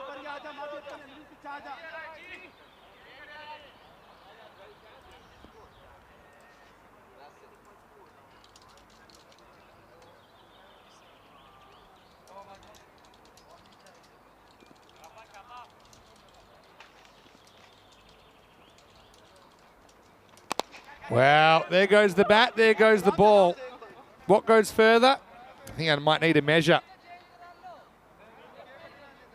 And this is where I'm happy that there's no short leg fielder in this form of the game, because Fiaz, I'm talking about throwing the bat, he's taking it quite literally. It's a pretty good bat throw distance-wise. He does get a run. And now he's trying to say it's broken. Well, how does he know? He didn't hold on to it long enough. Was he trying to say that maybe the grip's gone? Now, this is curious. It just seemed like it slipped out of his hands. Maybe the handle went. I mean, that's possible as well. But yeah, didn't hold it long enough to know if it was broken or not, I think, Fiaz.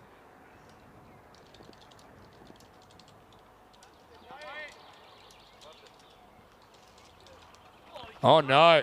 Well, that could have gotten really ugly. I think it ends up going for no ball plus 4 buys, but this was almost lights out for Amadullah Safi. That's scary. I wish he was wearing the helmet. He's such a good-looking rooster as well, Amadullah Safi. But this is ugly. Accidental, I'm sure, from the bowler. Where's Madassa? Free hit coming up. He got it. Be thinking twice about that. Will also be a warning for a full high delivery, but that could have been real bad. Now free hit being signaled, so just going through the procedures, but If that had followed him and maybe swung a bit towards their head, that's a serious injury waiting to happen. Free hit though. Another full toss. Hits it about as high as you can hit it. Probably get 2 here if you run hard. They should have got 2. Whether they would have made it or not, I don't know, but I think it's Fiaz not confident he was going to get back for a second. So it's caught because the free hit's not out.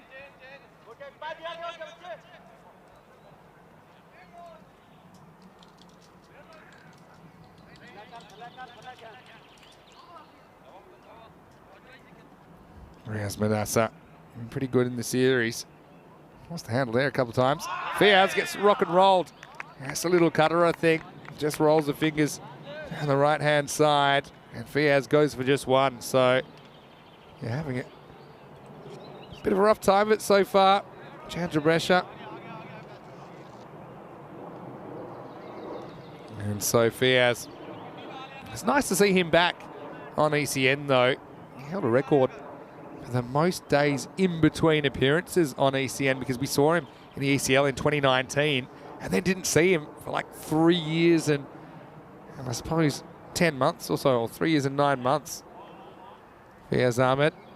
But he can't do too much with this. I think I worked out the exact amount of days it was as well. It was 1,366 days, 3 years and 9 months between appearances. It'll take some beating, you know. Tim's hoping they can get to 80 plus, maybe make a game of this. There's Madassa. He scares and then he strikes. He's got 2 for 4. Last ball, the over coming up. Again, hits the tram line. Check out the batter's feet here. Remember, the umpires look at the bowler's foot while this is going on. Maybe goes a stump outside, but then it gets a fair bit of the tram line, doesn't it? So even if you move the tram line over 1 stump, may have hit the line, the imaginary line. This is Hasib Abdul, captain, coming out at 6. He pushes and gets a run, and it's the end of the 5th, end of the first half of this innings. And the score, I think I make that 36 for 4. Let's have a look at what's coming up. Of course, tomorrow it's going to be a big day. We've got the ECN Gibraltar T20 Internationals getting underway. This weekend we'll have double international action, T20 format and T10 format. There's a lot of cricket happening across Europe.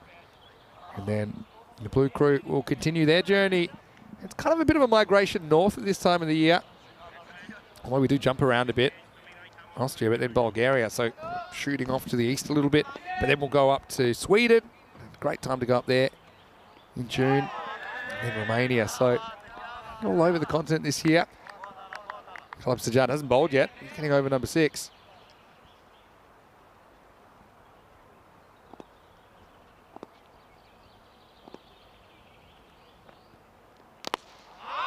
Hasib pushes, runs. Oh, they go for Safi. There's no one backing up. This could go all the way, you know. Keep running. There's 2. There's 3. And because of the long grass, it won't quite go. They'll get 3 runs. I don't know why they went for the keeper's end, though. Because I think that Safi got a running start towards that end. They've been better off going for the bowler. But the throw missed the keeper with no fine leg. There's no one backing up. So we'll check it out here. Safi was motoring. It was a slightly longer throw. Don't think that Safi was in any immediate danger. And then he sees that and he knows he's got some more running to do. So he got a good view of that, Ahmadullah. They get back for a rare 3. It's going to be tired after that, no doubt. Running the 66 yards. Safi drags this one to the leg side. I suppose the left-hander does kind of throw Sajjad's plans a little bit. I think he bowls well to either.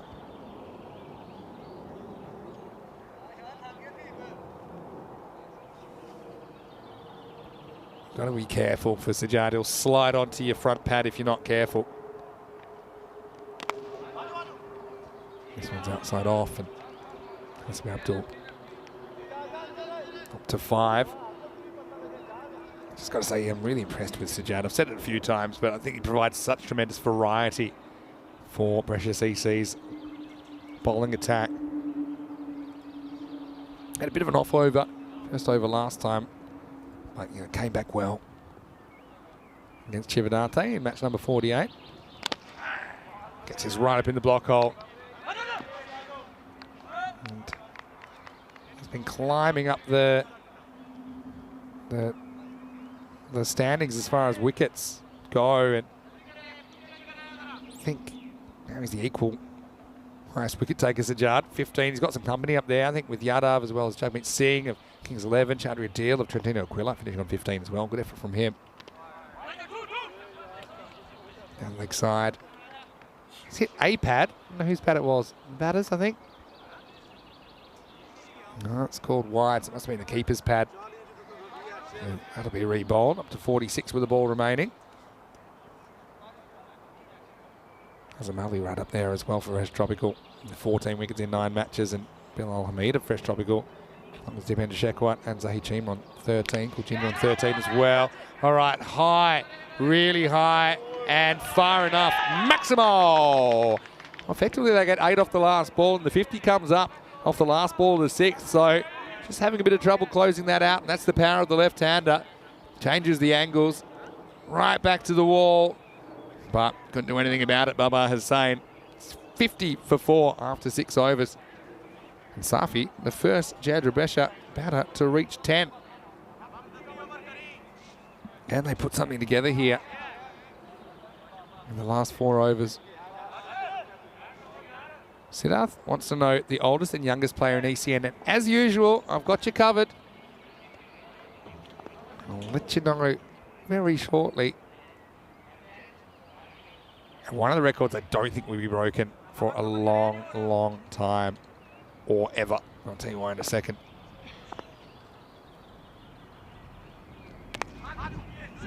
Worked away to the offside.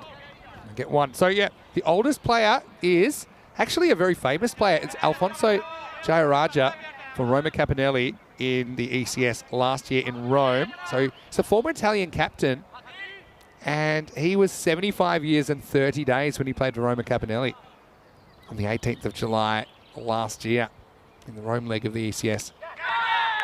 This is going to be gone. It's a big nick from Safi, who tries to launch leg side again. And Safi gets to 10, but it'll go no further. Where's Madassa? Gets an outside off stump. See Safi looking for the leg side again. Worked once, but once bitten, twice shy as he nicks through to Dulu. And so the 5th wicket falls. It's 51 for 5. So missed 100%. That's the end of his contribution with the bat. We're hoping that he can do something with the ball. So, listen to this. So, Alfonso Jayaraja, super interesting guy as well. Leandro, his son, was captaining Roma Capinelli last year. But he was the first player, well, first non-white player essentially. He's from Sri Lankan descent originally. He was the first non-white player to captain Italy in any sport, I believe. So yeah, Alfonso Jayaraja, certainly a guy I really enjoyed meeting and having that experience. See Mahmood comes in. Think of it. A leg by, they'll get it. Dula has to chase it. I think he was home here.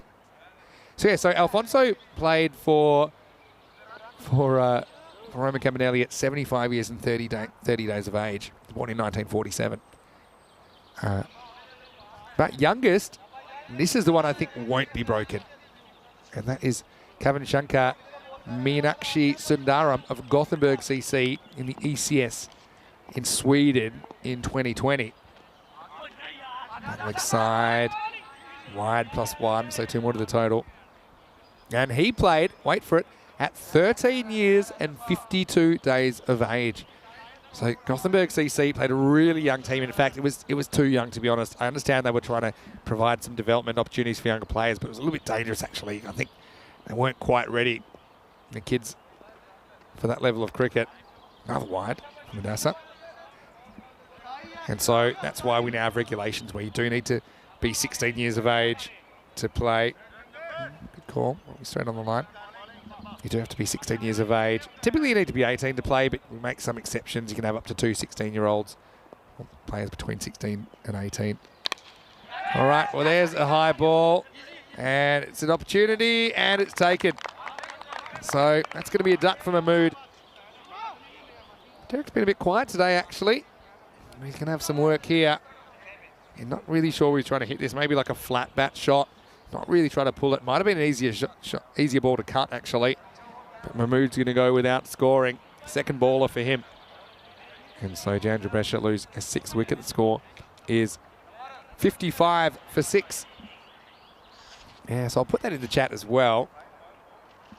The oldest and youngest players. Yeah, so you're allowed 2 16 or 17-year-olds in a squad. The other thing is there are some exceptions. For example, if players have played T20 international cricket, and that's why you see players like Marian Gerasim of Romania, for example. He's played younger than 16 years of age in modern times. Back in 2020, it was kind of the Wild West.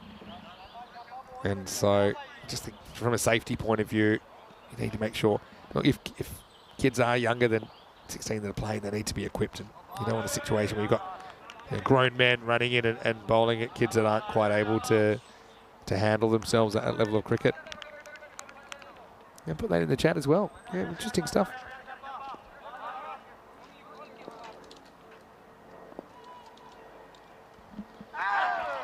Now, Dooley's had a real rough time of it in this innings. That's going to be 4 byes.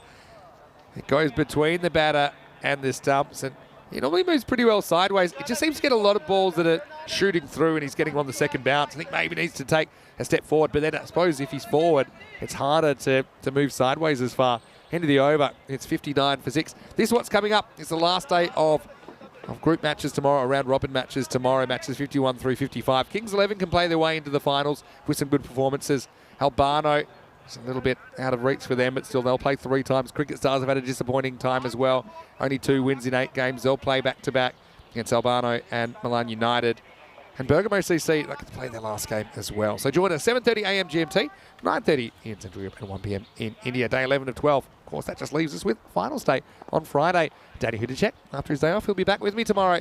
Here's Kalab Sajjad. Oh, pretty close. And gone. Yeah, seems fair enough to me. It was kind of drifting in, but I didn't see it going past the leg stump. And Hasim Abdul is going to go. You see, it doesn't really spin, but he's a long way back. I think that's a fair enough decision. It's not going to hit middle stump, obviously, but the question is that sliding past leg stump or is it hitting? For me, it's more likely to hit than not. Maybe kind of half the ball hitting leg stump, but that's still hitting the stumps, isn't it? So Kalab Sajjad does his regular thing, and now becomes the outright leading wicket taker. I actually said to him, I think it might have been this morning first thing. I noticed he was 4 wickets behind the leaders, and now he is the leading wicket taker in the competition. Now we're going to have a battle of 2 veterans as Zahid Ali comes out. He's taken a few wickets himself, Zahid, in this series. Sajjad, we're hoping he can add Zahid Ali to his kit bag.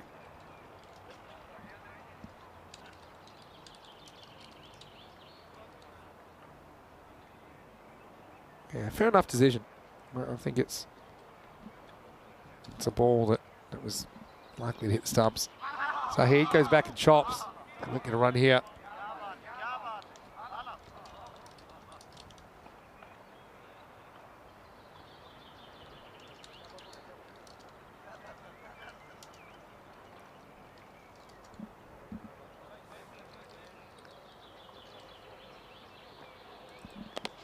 Now, Zahid's had about enough of this.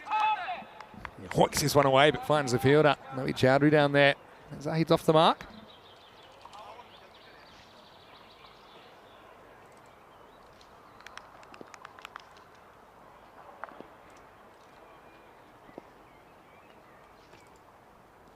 Oh, another one. Put it with the rest. Gulzar's going to go for a duck as well. Sajjad has 2, and he just keeps on keeping on for Brescia CC in this series. And yeah, well, just going away. Wasn't going to be LBW because he backs away, but then crashes into the stumps.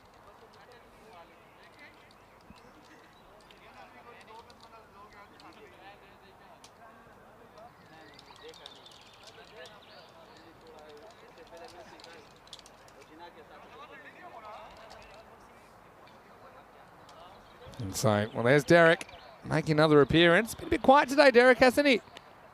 He's very active yesterday. It's Jandra Brescia.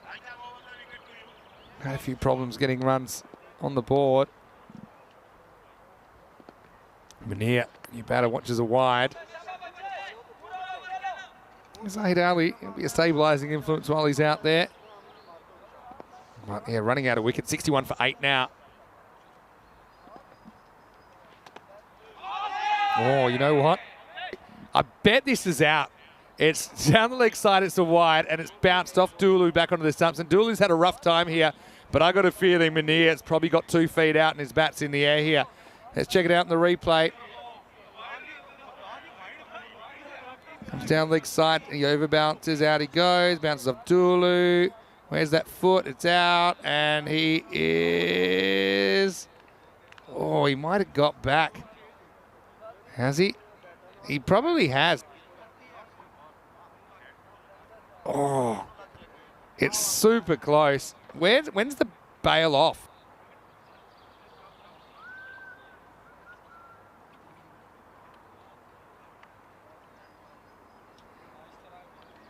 I reckon that's the shot where the bail's off. I reckon there just might be too much doubt here.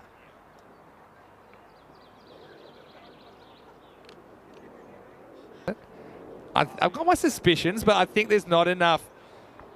There's not enough evidence to overturn the decision one way or the next. Because, yeah, the bail takes a long time to come off because it bounces into the bottom of the stumps. And it just kind of lifts, doesn't it? Oh. This could go either way, you know. I think they'll stick with the umpire's call. It's a really tough one. Dooley probably feels like he needs a bit of luck. You see there, then he's out. But I think by then, the instant of the bail coming off is over.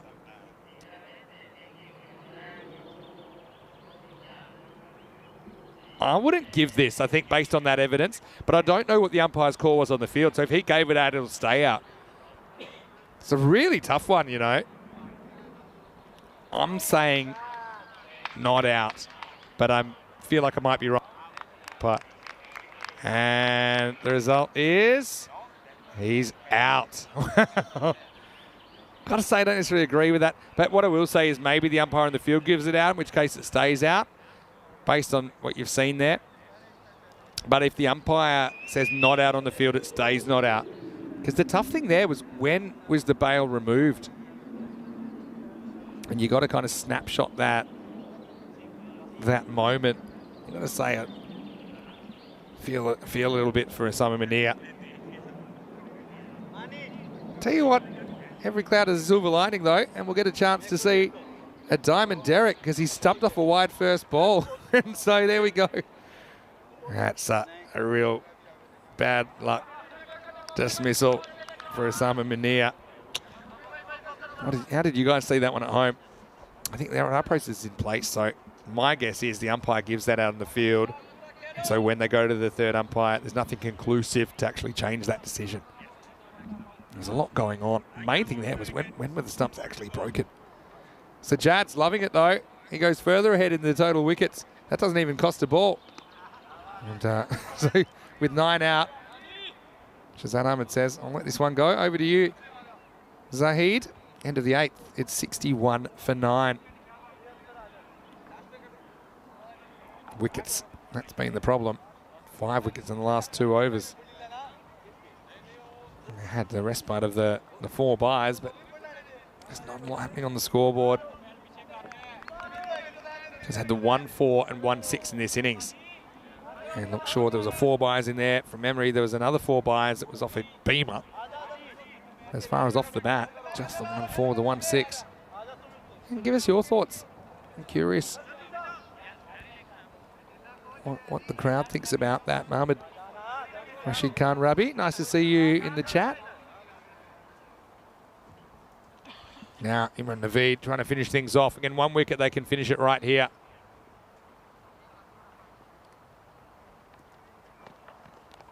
Zahid, nice shot. He'll get off the mark. And oh look, can they creep up to 70 and put on a a bit of a show with the ball. We saw 67 defended last night. We didn't really give Trentino Aquila too much hope of doing that against Fresh Tropical, the top of the table side.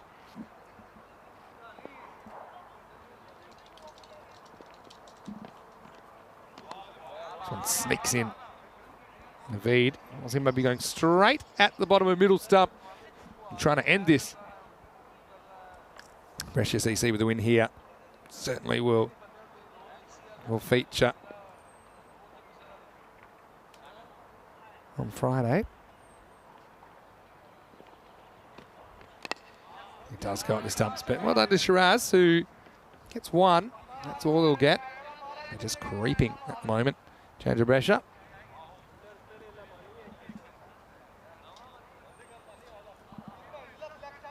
Zahid Ali, player we first saw in the ECL in 2019, captaining Jandra Brescia back then. And this nice ECL light blue helmet as well. Front on, as the uppercut misses out. Even if you take a run of ball from here, wouldn't you? Like 72, and hope you can bowl and field out of your skin. And you're going to have to neutralise threats in that Brescia CC lineup. You've got Dulu up there. You've got Ali Raza Islam. That's assuming they go the same order. Imad Khan is open and done really well. That's a really good shot. He almost finds the fielder and it goes straight through his hands. Great effort. This would have ended the innings. But it's not taken. It's a proper carve out. In fact, Zahid hits it too well. Does have fast hands, Zahid Ali.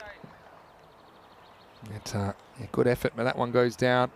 Just remember that, because they could have ended the innings on 63, but they didn't. Tries just trying to block this one out, I think. Oh no, maybe not. Tries to get funky. That probably wasn't the smart decision. And actually they might have avoided a penalty with that as well. As time's up in more ways than one. Shiraz tries to go the full Dilshan. Instead, he gets cartwheeled.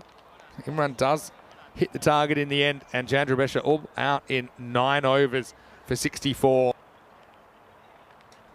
And what a good effort that is from Brescia CC, and exactly what you want when you elect to field in a match that will guarantee you semi-final qualification. Jandra Brescia just don't seem at the races at the moment. Haven't had a good couple of days, have they?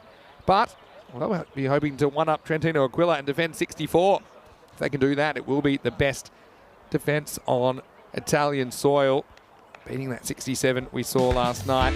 Let's rock and roll the highlights. Pretty quiet early, as Javed Mohammed bowled a quiet first over, just 4 of it. Then Ali Raza Islam cashes in with the wicket.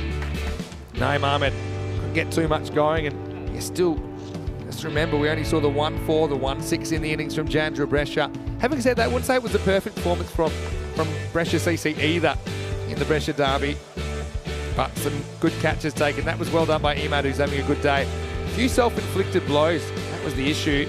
27 runs in extras, and when you consider that they only scored 64, that's crazy. That's only 37 off the bat. We literally saw the Fridge throwing the bat at the ball. We saw Amadullah Safi almost knocked out into the next life. And Fiaz went, hitting all across that one. These stumps have had an absolute pounding today. Safi did get that one over the fence, and it gave him a false sense of security, I think, because he went soon after. Big nick on that one through to Yasser Dulu. He certainly had his work cut out for him in this innings. Yeah, but just the extras is the tail of the tape. 8 byes, 16 wides. But there were a fair few on target as well. And Kalab Sajjad, it's the gift that just keeps on giving, isn't he? As he takes 3, takes him up to 18 in the series. This one was maybe a bit fortunate, maybe more than a bit fortunate. But yeah, Sajjad 3 for 16. There's Madassa as well with 4 wickets.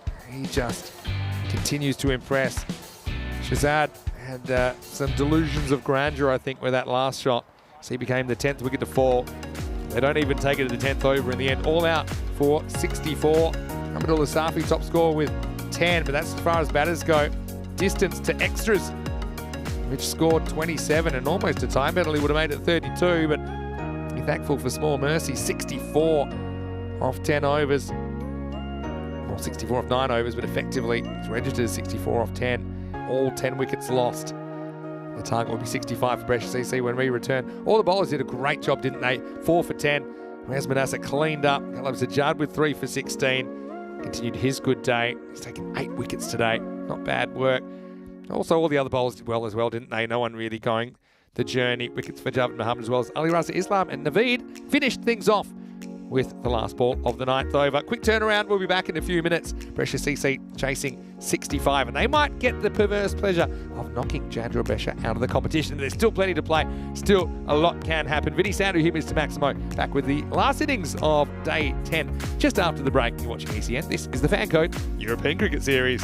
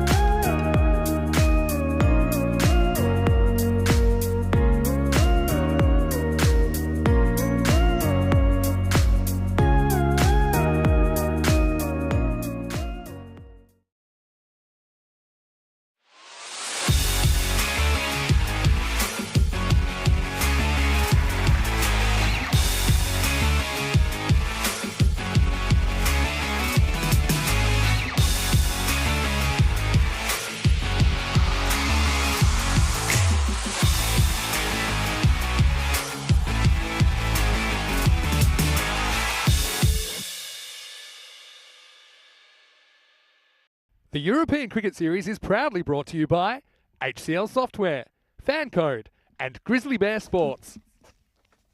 Hello, welcome back to Milan for the last time today. Time for the last innings of day 10. And hardly a perfect 10 for Jandra Brescia in the first half of this game. They were inserted by Brescia CC in more ways than one. They were rolled for 64 in 9 overs. And it's going to be Brescia CC chasing the 55 for victory.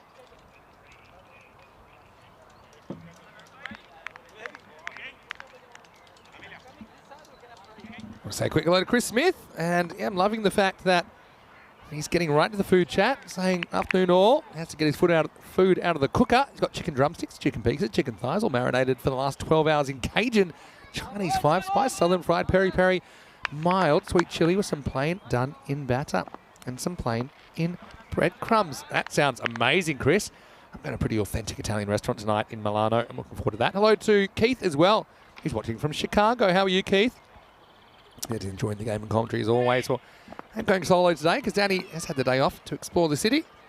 Hoping with spin, that's interesting. Nasir Mahmood gets muscled away for 4 first ball. So, no quarter asked, no given as Yasadulu smacks his first one into the gap. Statement of intent from the Burley opener. He's probably wanting to have a few more highlights, Dulu, who had his hands full with some wayward bowling, but he did his best.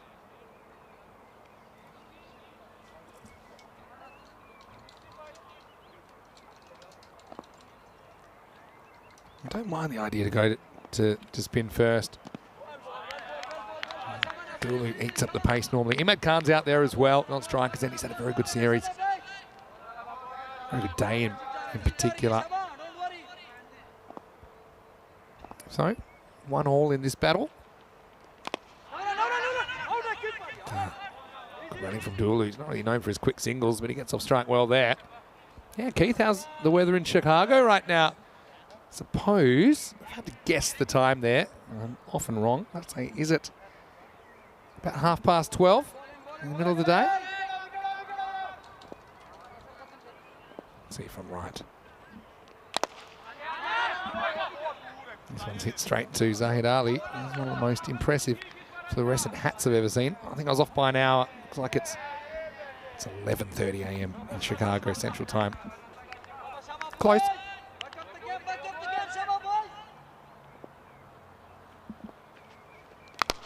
Wow, that's absolutely pounded from Emad, who gets off the mark with a thump. Maximo! Again, don't mind the theory. Well, there's Simon. He's joined the Blue Crew with this series. Emad goes large. And he's certainly made a very big statement since he's been put back to the top of the order.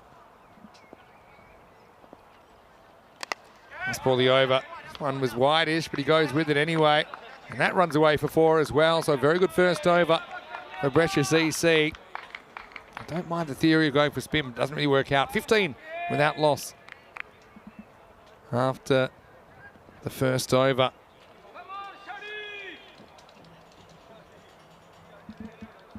$18 matches since the golden ball.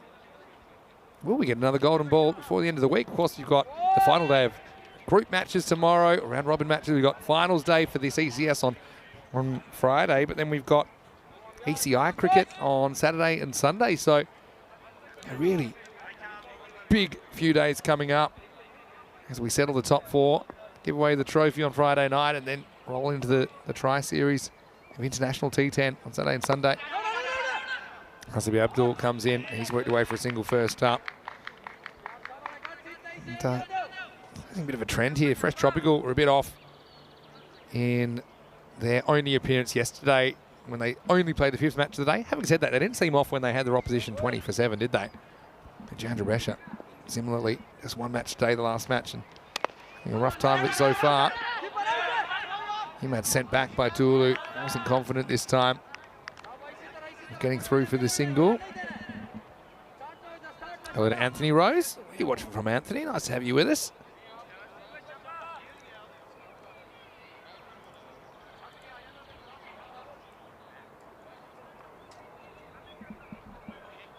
there to Joe Foster as well.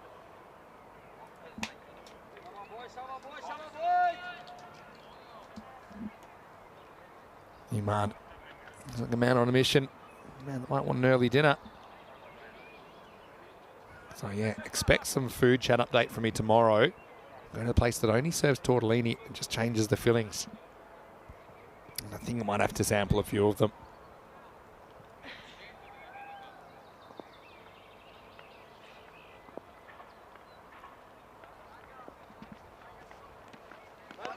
It's a wild swing from Emad. It's very non-Emad. I mean, normally he's aggressive, but he's a bit more technical than that. He's starting to believe his own hype.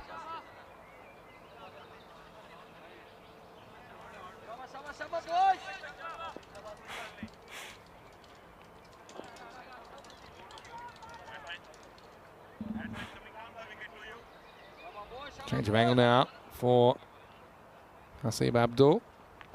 Around the wicket. And tucked away neatly. And that'll be 4 as well. So kind of everything rolling towards Precious EC. Again, wasn't really a pretty shot from Emad, but it was effective.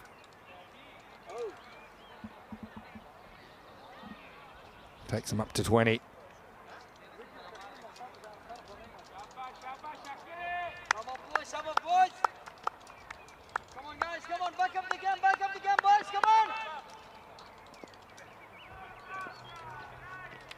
Yeah, he's knocked him over. It was a funny innings. I mean, Emad did look like someone that was in a bit of a hurry. Maybe too much so. As he swings all the way around that. Clips the outside of the off stump. And the first wicket falls at 20 for 1. And change of angle does the trick. The first ball, don't think he got it where he wanted it. And so Chandra get together. I mean, will we see something dramatic like we saw last night? Hard to believe it. And Emad, I think all things considered, will be satisfied that he does get them off to a good start. And that's a couple out of the middle, 2 4s and a 6 in his innings. In fact, he hits more boundaries than Chandra Brescia hit in their entire 10 overs. And that says a lot, considering we're only in the second over at the moment.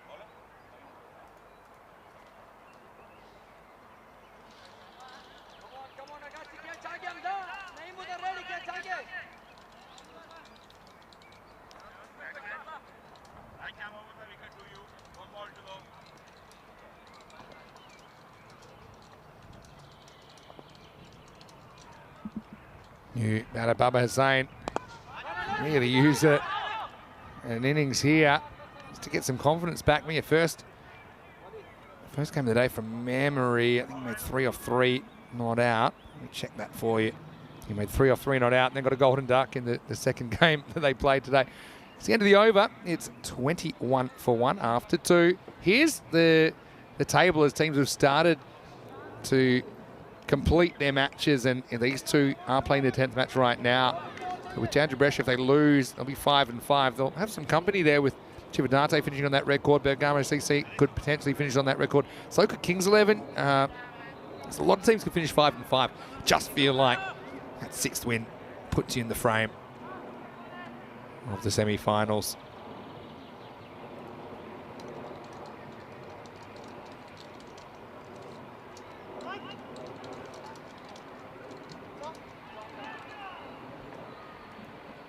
Safi getting a ball, missed 100%. He'll keep trying, we know that.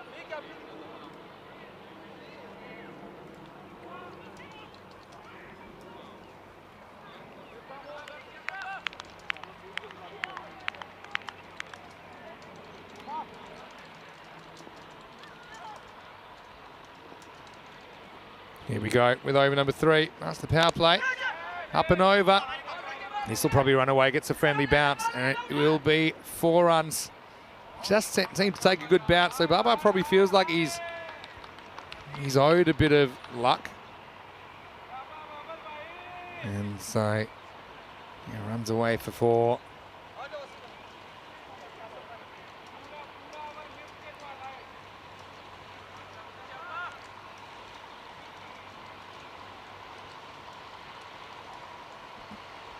Tuffy. Not a bad ball first up. Bustling in.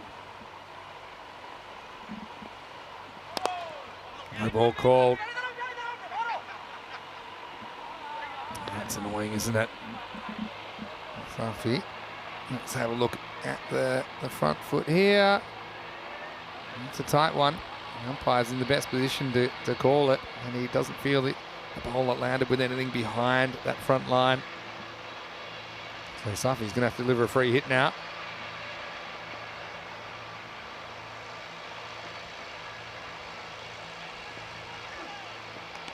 There's the free hit, there's a free miss, so he gets away with it.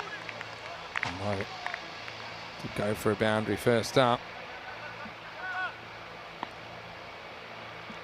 Yeah, Safi played for Brescia CC in the ECL last year, so does have a bit of a history. Played with Bubba Hussain during that ECL. He's bowling to right now. Bubba Hussain played last year in the ECS for Cricket Stars, so bit of a dance. Players do move around from time to time for various reasons. But, yeah, the scene in Brescia, pretty competitive. You've got the three, I suppose, big clubs. Brescia CC, as well as Gina Brescia and Jandra Brescia, and then a lot of emerging clubs as well. That region like Cividate finished 5-5 in this series. Some good young players. Pitched up and driven. I'm just saying, we should get 2 here if they run. Tulu does not run, and he will set up camp now at the striker's end.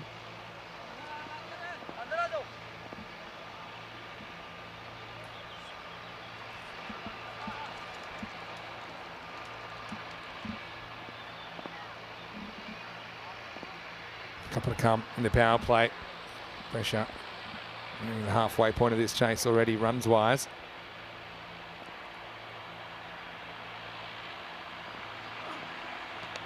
Big swing and a miss. A few agricultural shots out there at the moment from Brescia CC. I expect that these ones are going to score themselves. A very strong top 6. It's pretty obvious.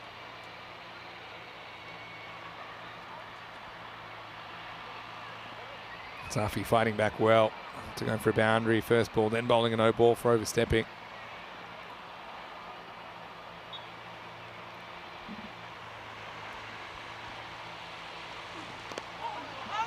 A little bit straighter, turned away by Dulu. He'll only get 1, and he can count because he'll be on strike as we get to the end of the 3rd over. The score is 28 for 1. I want to say a quick hello once again to everyone who has joined us. And I know that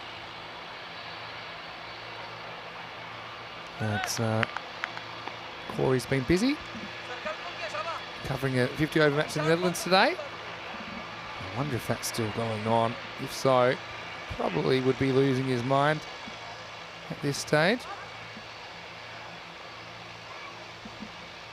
That match is over, but maybe a bit of crossover there. A few people multi-screening.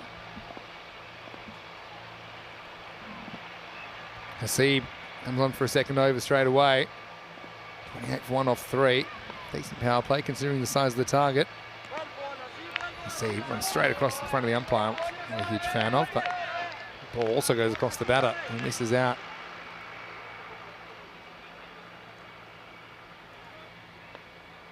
Dulu. He hasn't really been on today. He's hit the occasional one in the middle.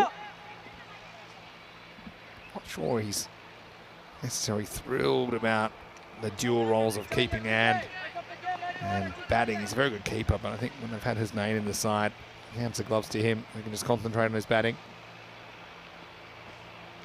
And that's a very Dulu shot. Tries to smack it away. Square of the wicket. Then practices a perfect elevated straight drive. He talked about Dulu and his contribution in the Group C ECL final early in 2022, where Brescia CC, the Italian qualifiers, upset Carlton CC of Scotland, who were previously undefeated in that entire group. Had won 9 in a row. But then the 10th time was the one that mattered, and Brescia CC got up and ultimately make a run to 3rd in Europe, 3rd in Championship Week in ECL 22. So what a great moment for them. But they were unable to qualify last year as they didn't actually make it out of their region. Gina Brescia qualified from Brescia. Gina Brescia finished up second in the Super Series. It was Roma CC. That would make it to the ECL. All right, this one's hit a bit better. That'll test the fielder. I think this has gone for 4. I'll have a look at it. Great effort out there. But the ball was always winning this race. Lifted up and away, and how far has this travel? Oh, that's 6, I think. Unless my eyes are deceiving me. Yeah, I think that's a Maximo. Yep, there's the call. Maximo time, 6 runs. Great work as well from Spring Productions, tracking that ball all the way. And Dulu smacks that one flat, hard and away from the fielder. Now goes in a similar direction, but this one doesn't really get off the ground. It bounces over William the Concreter. It used to be just concrete there, but now they put AstroTurf over it, which is probably a good result. Chris saying he was doing the marinating of his chicken spices at 4 a.m. this morning before he went to work. Well, Chris, you are committed.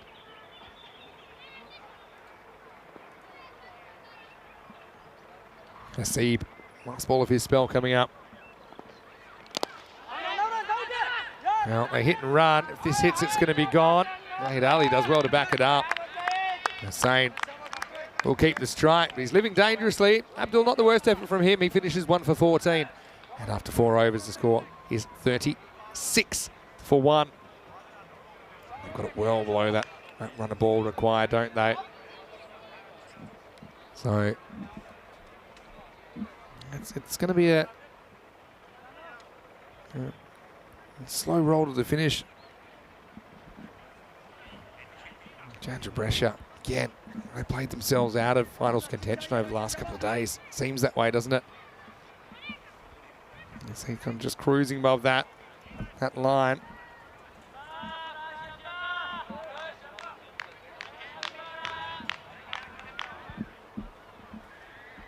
Hussain, again, just need some time at the crease. Brescia CC obviously have tomorrow off, and I imagine we'll see them on Friday, the way things are looking. But yeah, they'd like a bit more out of Bubba. No doubt about it. Gandra trying to get a little bit of chat going, not easy, given the game situation they're faced with.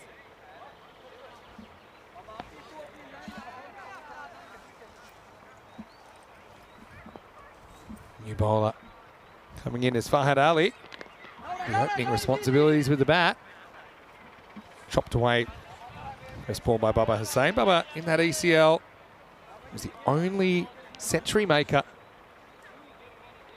And from memory, I don't think we got a century in the ECL 22, did we? ECL 23, I should say, that we just had. Unless I'm missing something. We got close.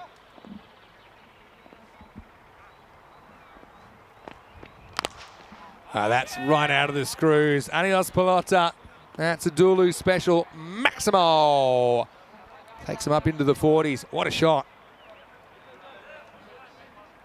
Up and away. Dulu. Looks like he wants an early dinner. Yeah, top score in the EC. Of course, we had the 100. We had Hamza Niaz, of course, in Championship Week, who scored 115 off 35 against Hornchurch. You can't forget that innings. That was a brilliant knock. Apart from that, we had a couple of 90s. Dulu on a rampage now. Still test the fielder. Does well out there. Susama Mania does the fielding.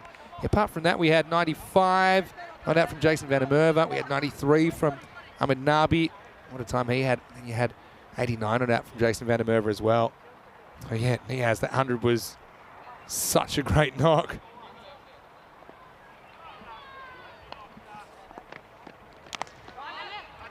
That was the night before finals night, or finals day. And he was a bit of a force de majeure that night. As the French club racked up 189, we thought, okay, It's not really the one that counts. Will they be able to do it again? Oh, they sure were.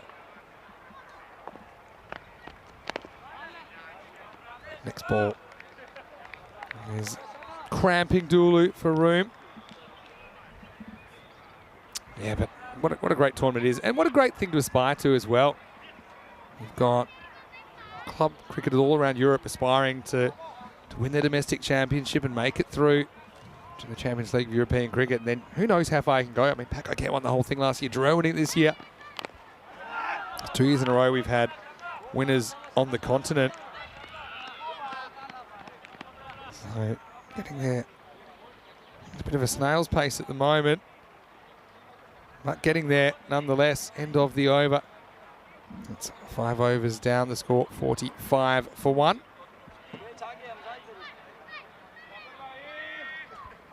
Zahid looks like he's going to come on. Coming up tomorrow, we've got 2 sets of cricket for you. Of course, we've got the ECS here first. It's the last day of round robin matches. Then, a little bit later in the day, we've got the first T20 International from Gibraltar as part of that tri-series. Portugal, Malta, and then Portugal back up against Gibraltar.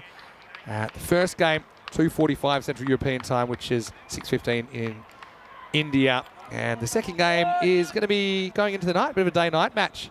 7:15 Central European time, which is 10:45 p.m. start in India. So stay up late and watch even more cricket. That means that tomorrow, if you want to talk about beginning to end, be gone, you know. I'd give that. Yeah. You can't leave that and get away with it. Baba Hussain, I don't know why he's left this. It's definitely okay for line. Is it going over the top or not? I mean, it can even hit him outside the line if he wants, because he hasn't played a shot. You can't leave that. I know you might think, is it sneaking over? But this is one instance I think you've got to give the benefit of the doubt to the bowler. That's out. That's not going over the top, and it's not missing. It's not missing leg, it's not missing off. Baba had the bat in his hand, but just forgot what he was doing with it. That was a bizarre dismissal, and Zahid Ali comes on. I think sometimes you can have so many shots in your head, you're not really sure which one to play. That was strange, but I think it's a good decision. Look at it again. Yeah. You can't leave that and expect to get away with it. Baba will know. There's a bit of a meltdown upstairs. And then he looks super surprised. What do you mean it's out? If I said, you watching the same ball I was watching? Oh, it was really strange. Oh well, anyone that can explain that to me, please do.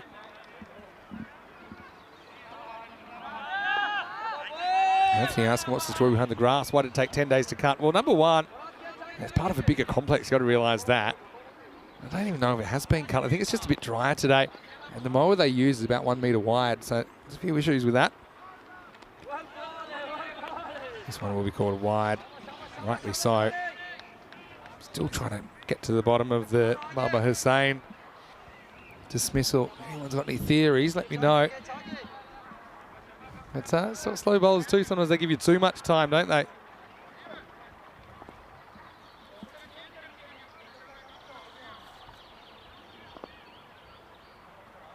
Zahid, wily veteran that he is. He's hit hard. This will be a one-hopper to Safi. He'll horn it back in, make him work for it. And Zahid gives him the thumbs up, saying, yeah, I like your effort. That's what we expect from Abdullah Safi, don't we? He's giving his all. Creeping up on this target.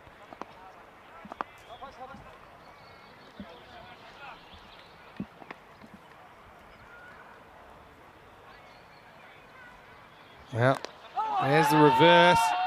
Drills it straight to the fielder. That's annoying. Adulu, I think it's hit with a throw on the way back in. He has a pretty good shot here. And then Dulu, been in the walls a bit. It's a keeper. That copped it. Yeah, Dulu. It's a good time to bring it out, I suppose so. Now this is in the air. It always takes out the umpire, but it will be 4. So the runs keep on coming at the moment. Goes back and punches that, finds a gap. Umpire had to create a gap, didn't he? Had to get out of the way pretty quickly.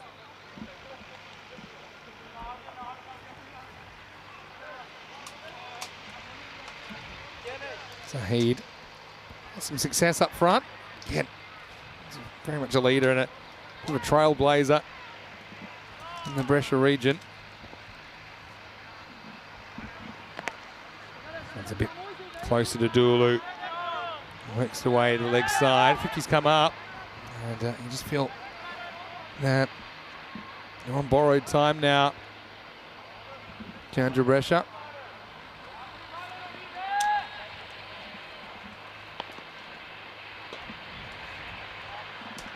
Really tosses this up, makes the batsman make all the pace. Chowdhury, that's one. I think he's home here. But again, I like the hustle from Janjua to at least make him run it out. Let's see if he makes home. If he doesn't, he'll be kicking himself because he almost pulls up. Here comes the ball. He is in. See it there. So it will take us to the end of the over. And just a reminder what's coming up tomorrow, in case you missed it. We talked about the Gibraltar games. They'll start a little bit later in the day. But first up, it'll be Albano versus Kings 11. The 7:30 a.m. GMT game, 9:30 in Central Europe, 1 p.m. in India. 5 more matches. This is the 5 final matches. Last chance to see teams like Albano, like Cricket Stars, even CC, I'm pretty sure. Milan United. But Kings 11, really, it'll be on them to try and push their way into the 4. A lot to play for tomorrow. Join us for day 11, before finals day, day 12. Here comes over number 7, and it's going to start with a boundary. Nasir Mahmood comes out and gets smashed away through the leg side. So it really is a matter of time now until we see Brescia CC bring up the victory.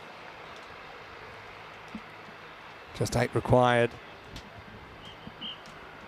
Credit to Brescia CC, haven't had it all go their way, but they've been persistent, haven't they? Showing that experience. Quick one from Nasir Mahmood. Knocked away for 1, makes it 7 to win.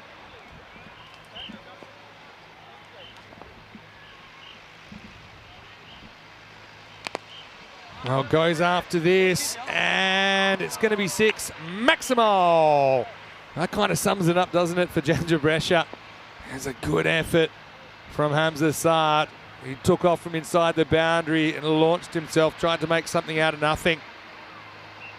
And he can't complete the catch.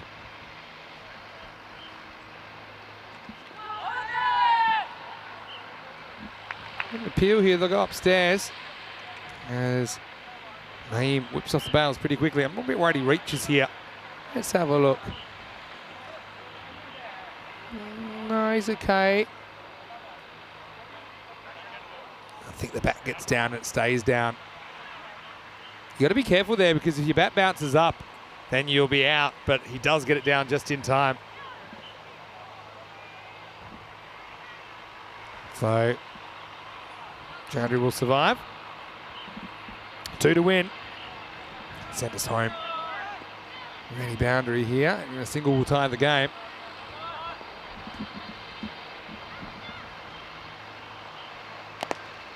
Goes for it, and it's game, set, match. Maximal for Chowdhury. Survives the tight stumping call, then hits Mahmood straight out of the park, and it's game over.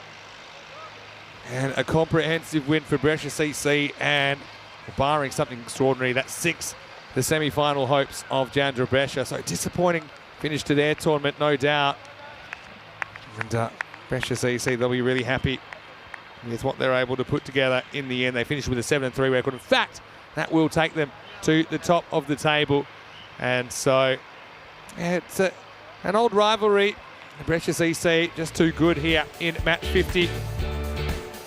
Let's roll through the highlights. If you are leaving us, I say a big thank you to everyone that joined us today as well on FanCode in the Indian subcontinent, and of course on our YouTube channel, Eastern European Cricket Network, and everyone that joined us in the chat as well. Stay tuned. Still some highlights of the day to come, and including the highlights of this innings. I mean, Emad, he seemed in a hurry. He wasn't the only one.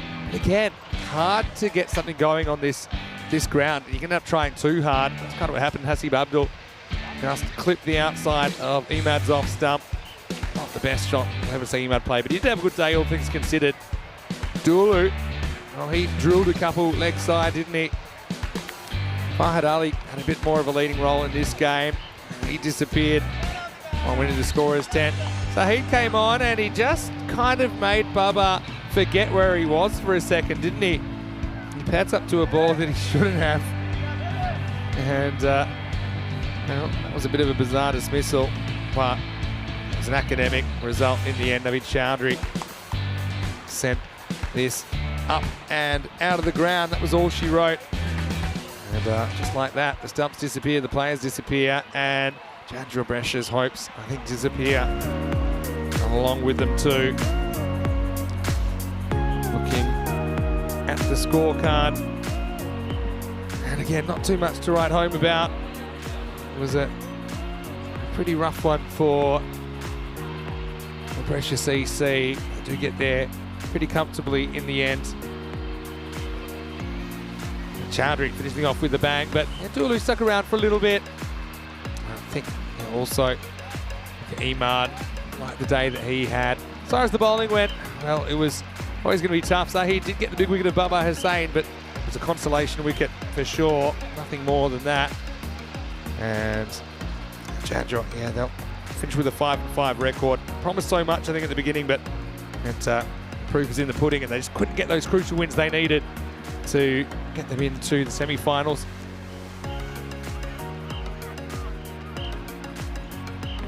So that's 50 matches into 55. And Brescia CC 7-3. Want to say a big thank you to all of you guys out there. Thanks so much for your company today. It's been great. And Danny Hudacek had the day off, but I hope that he enjoyed it as much as we enjoyed being here. I think we'll have a little bit of a crew dinner tonight. Looking forward to that. And on behalf of ECS, I want to thank all of our crew here, all the Blue crew, all the Spring Productions crew as well, players, officials, especially all the players and the teams that we might not see again during this series, because yeah, it's always sad at this stage. We do have to say goodbye to 7 teams. The chop will officially be made tomorrow night. Just a reminder before we go that you can go to our website, europeancricket.com, check out the fixtures, the stats, and a bit of what's going on, including all the information about the Gibraltar T20 Internationals, which start tomorrow and run for 4 days. You can also look up all the stats and the kind of previous fixtures as well for places like Austria, which is coming up next week. Finally, I want to say big thank you to all of you watching our YouTube channel. Make sure you like the video, make sure you subscribe as well. Tell your family, tell your friends about the European Cricket Network. And our social media at European Cricket, don't forget about that. Big thank you to Arturs as well as Maria and Kirill's, who put together some of the best highlights of Day 10. I'll see you tomorrow. Danny Hudacek will be back, and it'll be the last day of round-robin action before we get into finals day on Friday, and then, of course, internationals on Saturday and Sunday. So it's going to be a big finish to the week in Milan. Please join us then on behalf of everyone here at the European Cricket Network, the European Cricket family. Hope you have a happy and a safe evening. I'll see you tomorrow right here. Enjoy these bits of the day, though. Mr. Maximo for ECN. Signing off. We'll see you tomorrow for more FanCode European Cricket Series. Hasta mañana. Arrivederci.